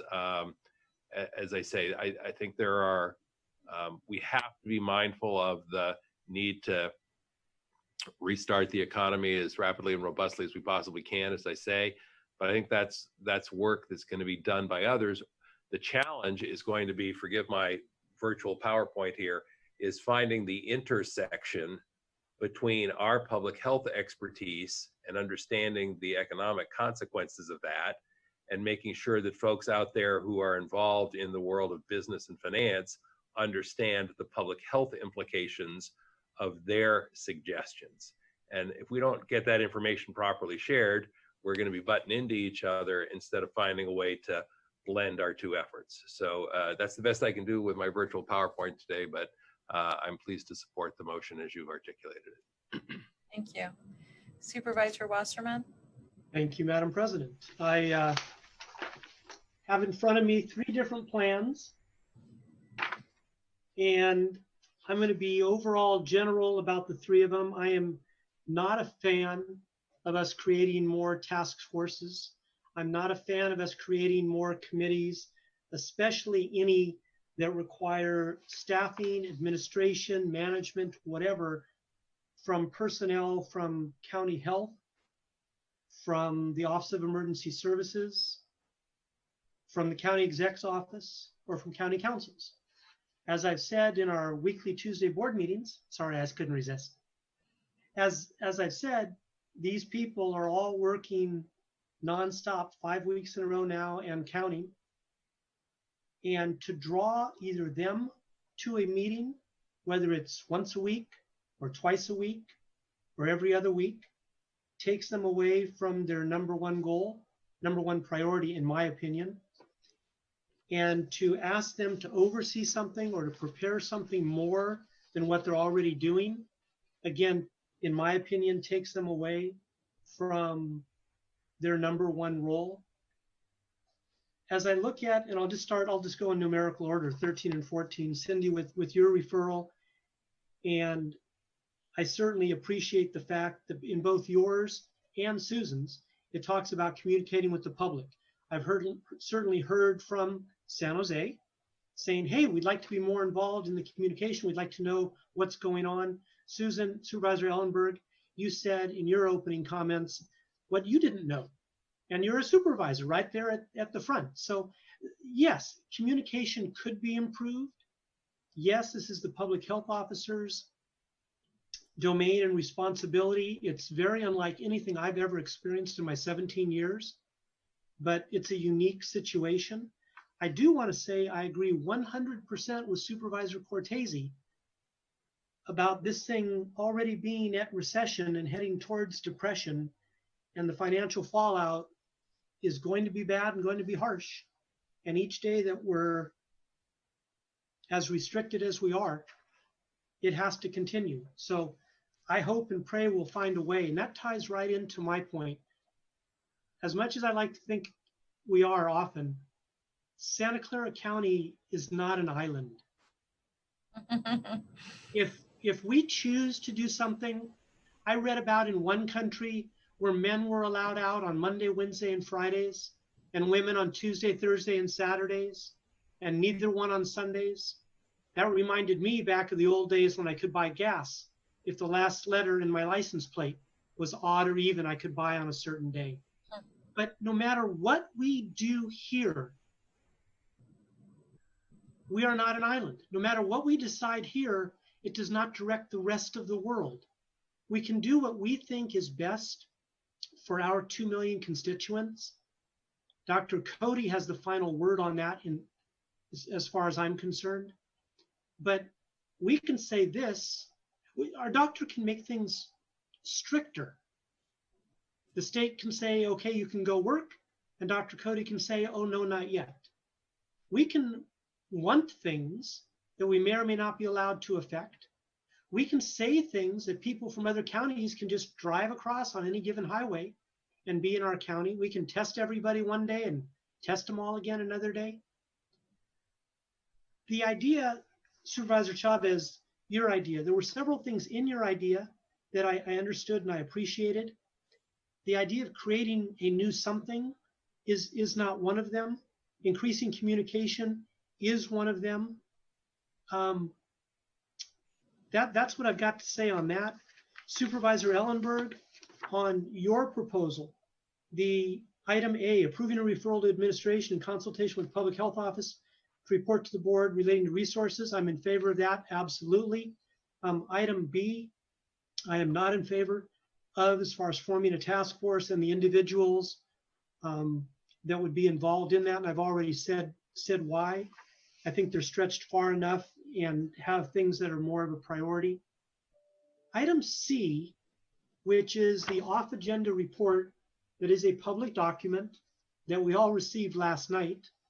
There's so much happening every day that a lot of times we get information just before our meetings. Supervisor Chavez, you mentioned about on your referral, you know, getting information, getting things together, and you were gathering all of your data to do that. But this particular off-agenda item, I'll call it option 3, is very appealing to me. And the reason it's appealing to me is rather than get together with another county or hire another consultant or ask our administration if they can do this, or our county council if they can do that, or our EOC if they can do this, or our public health office if they can do that. This off-agenda report was prepared by the county exec's office. And just these 2 paragraphs I'd like to read. It says, at the April 7th, 2020 meeting, Board of Supervisors meeting, the board approved a referral from Supervisor Ellenberg regarding the creation of a team to lead work on disaster recovery for the county related to the many community impacts with COVID-19. This report outlines county administration's plan, leveraging the Office of Emergency Management's longstanding plans and experience for primary disaster recovery functions. The disaster recovery functions include management, community planning, capacity building, economic recovery, including federal and state reimbursement, health services, social services, housing, infrastructure systems, natural and cultural resources, and county reconstitution. The plan includes, and that's here, this 5 pages, scalable organizational structure for coordinating recovery assistance and provides opportunities for proactive community engagement and public awareness. Our administration, based on the referral, what was April 7th, 2 weeks ago, from Supervisor Ellenberg, put their heads together and came up with a plan. And if you look on the 5 pages, there's 5 or 6, 7 different parts, each one showing various departments throughout the county getting involved. So it includes parks and recreation and housing and social services. It includes all these different groups. And county administration is recommending this as compared to, let's create a task force, let's task administration with getting whomever together, whether it be a big task force, a small task force, whether it be just us or another county, whether it be introduce ourselves to a consultant and tell them what it is we have in mind.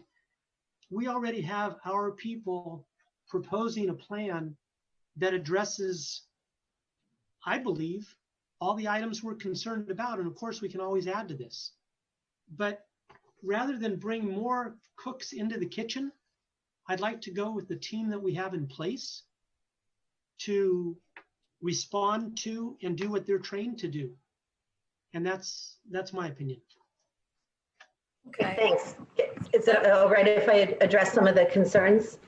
Yeah, go ahead. Comments? Thank you. I definitely hear all of you and appreciate the protectiveness of our county staff.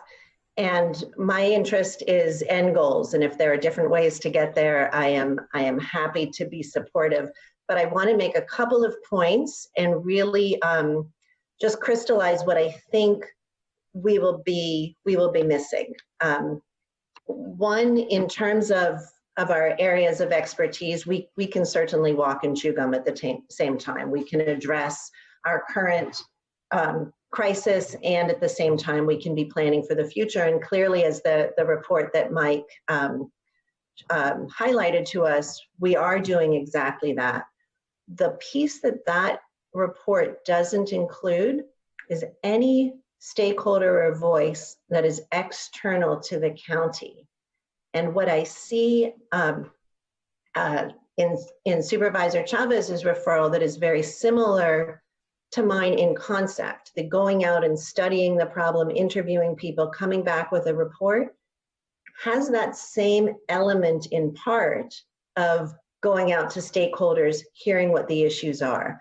The difference, and again, not qualitatively better or worse, but interviewing people and getting their feedback is very much a one-way operation. And what I was looking at or thinking about was the two-way communication, was having our county not operate in a way that is perceived to be isolationist or uninterested in meaningful engagement with other stakeholders, as opposed to putting out information. Again, I am completely respectful of the suggested direction by my colleagues. I am very appreciative that the first piece of my referral makes a lot of sense. I think that information will be very helpful to us. And whether, even if we don't create a task force today, that's fine. What I want us to all keep in mind, though, is that it is really essential in one form or another that we engage in a meaningful way with all of our stakeholders, that we leave no one behind, which is why my list of 24 did feel a little bit unwieldy. I agree with that, but for me, it was also hard to leave folks behind. There are different task forces at the city and the state level. They will include, in some cases, big businesses, small businesses. We're the safety net. We need to listen to everybody. I am supportive of what we're going to do today. Pending a question about costs, again, I'm very mindful of everything that Supervisor Cortese said about our very likely grim future, and certainly consultants at a cost. So I'd like some information about that. And again, just want to encourage all of us to make sure that we are finding ways to do that meaningful engagement and to truly listen to the people in our community. How are they struggling? What do they need? And how can we help? How can we meet those needs? So thanks so much. And thank you very much for all of your very candid and thoughtful input. I truly appreciate it. So Susan, just a couple things I wanted to say.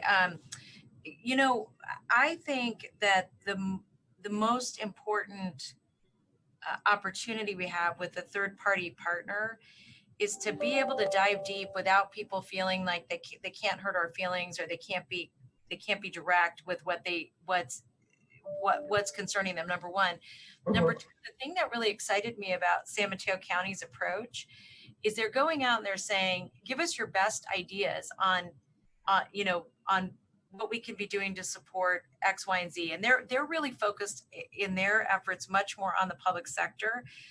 I think we have to have a mix of the groups that I listed in our, in the memorandum I put forward.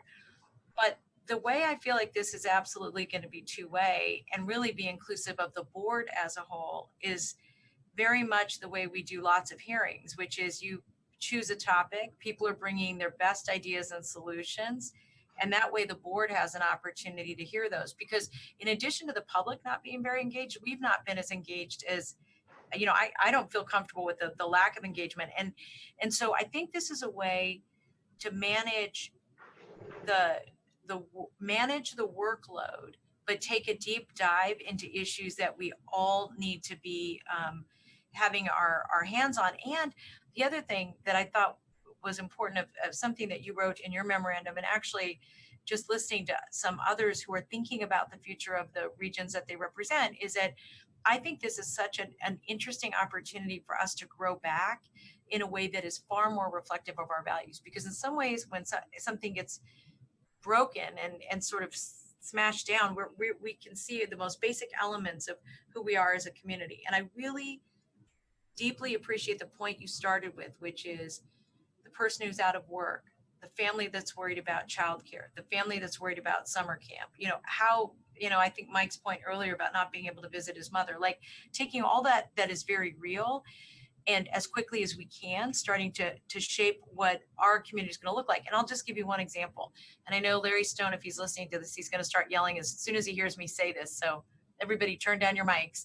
And that is that, we've had the cleanest air. And one of the things I'm really curious about is, have we seen a drop in emergency room visits relative to asthma? My guess is that we have. One of the questions should be for all of us is, do we need to go back to 22,000 people driving to work that work for us? And if, what does that mean? And do we think working from home in some departments actually works? And if it does, do we want to challenge other public and private sector entities around our county to not have everybody go back day one or day two, but really with our sustainability plan overlaying all the other things that we're doing to grow back? I think that the board, what's housed in all of us, is that each of us have a very distinct lens on what that looks like in the future. I know you've done a ton of work around childcare. I think this is a really interesting time to talk about the universal childcare opportunities. And I think you're demonstrating now that that's something we should actually be thinking about. And there may be a way for us to get there. So while I appreciate that at some point, and here's another thing, we may start way A and choose way B because it makes more sense. My suggestion is that we start with way A, just based on the experience I've had with the board and frankly, being able to move more quickly, which is what I think we're going to need to do over the next couple of months. So with that, I do want to say I really appreciate everybody's feedback. I want to apologize to Scott because we opened the public hearing before we started our discussion. I want to ask, if there are no other comments, I'd like to take a roll call vote. And there, Supervisor Wasserman? Yes, please. Thank you very, very much. I was listening to what you were saying, and I was looking back again through the recommended action from administration. And I just wanted to say, when I was talking about other organizations, this one specifically lists community-based organizations, college and university administrators, state and federal resources, local government administrators, the Small Business Association. It might have been attached. And it goes on: County Office of Education, community-based organizations, sports and entertainment representatives, health service departments, local governments. So again, those things, communicating with, getting out the message, having a two-way.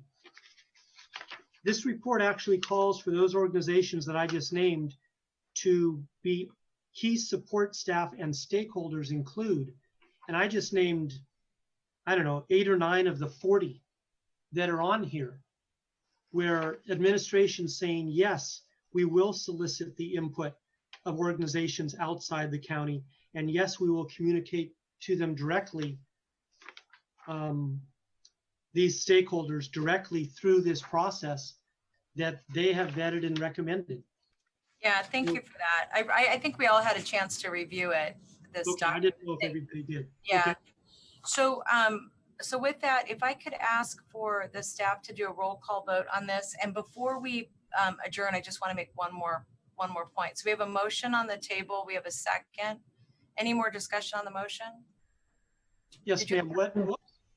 The motion was my referral with Supervisor Ellenberg's first point, her her letter A on possible actions is the motion. Supervisor Simidian did the second on that motion. Susan, I saw you just move. Nope, thought it through. I'm good. Thank you. Okay, thank you. Could we have the staff take a roll call vote? Supervisor Ellenberg. Yes. Supervisor Simidian. Simidian, aye. Supervisor Cortese. Aye.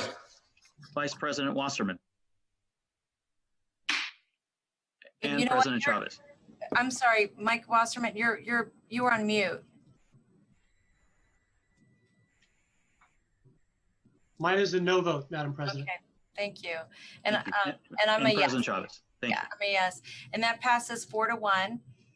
I wanted to say to my colleagues that it's 4:40. We did really good. We got a 30-minute break. We didn't break any of the staff today. I wanted to just say a special thank you to Mike Wasserman. One of the things that was on our agenda today was a donation that he made to the animal shelter.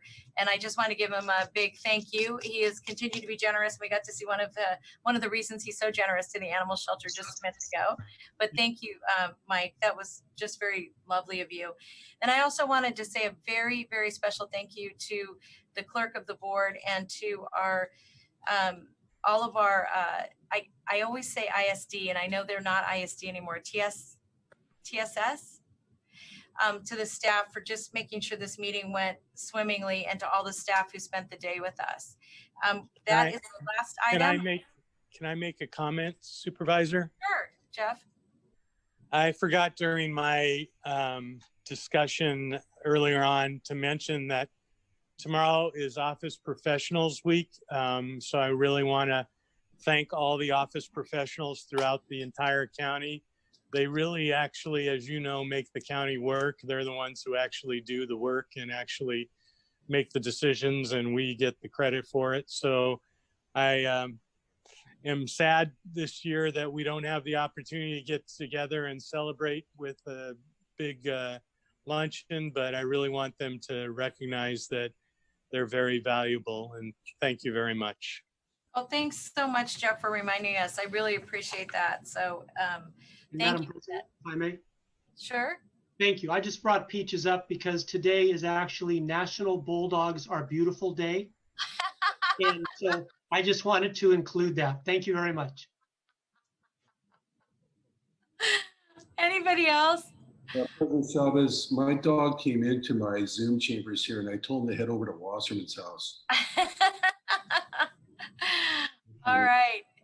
Thank you, everyone. Thank you for a very thoughtful, good discussion. I hope everybody has a good, safe rest of your day. And thanks again to all of our staff. Thank and you, EOC, thank you. Be well.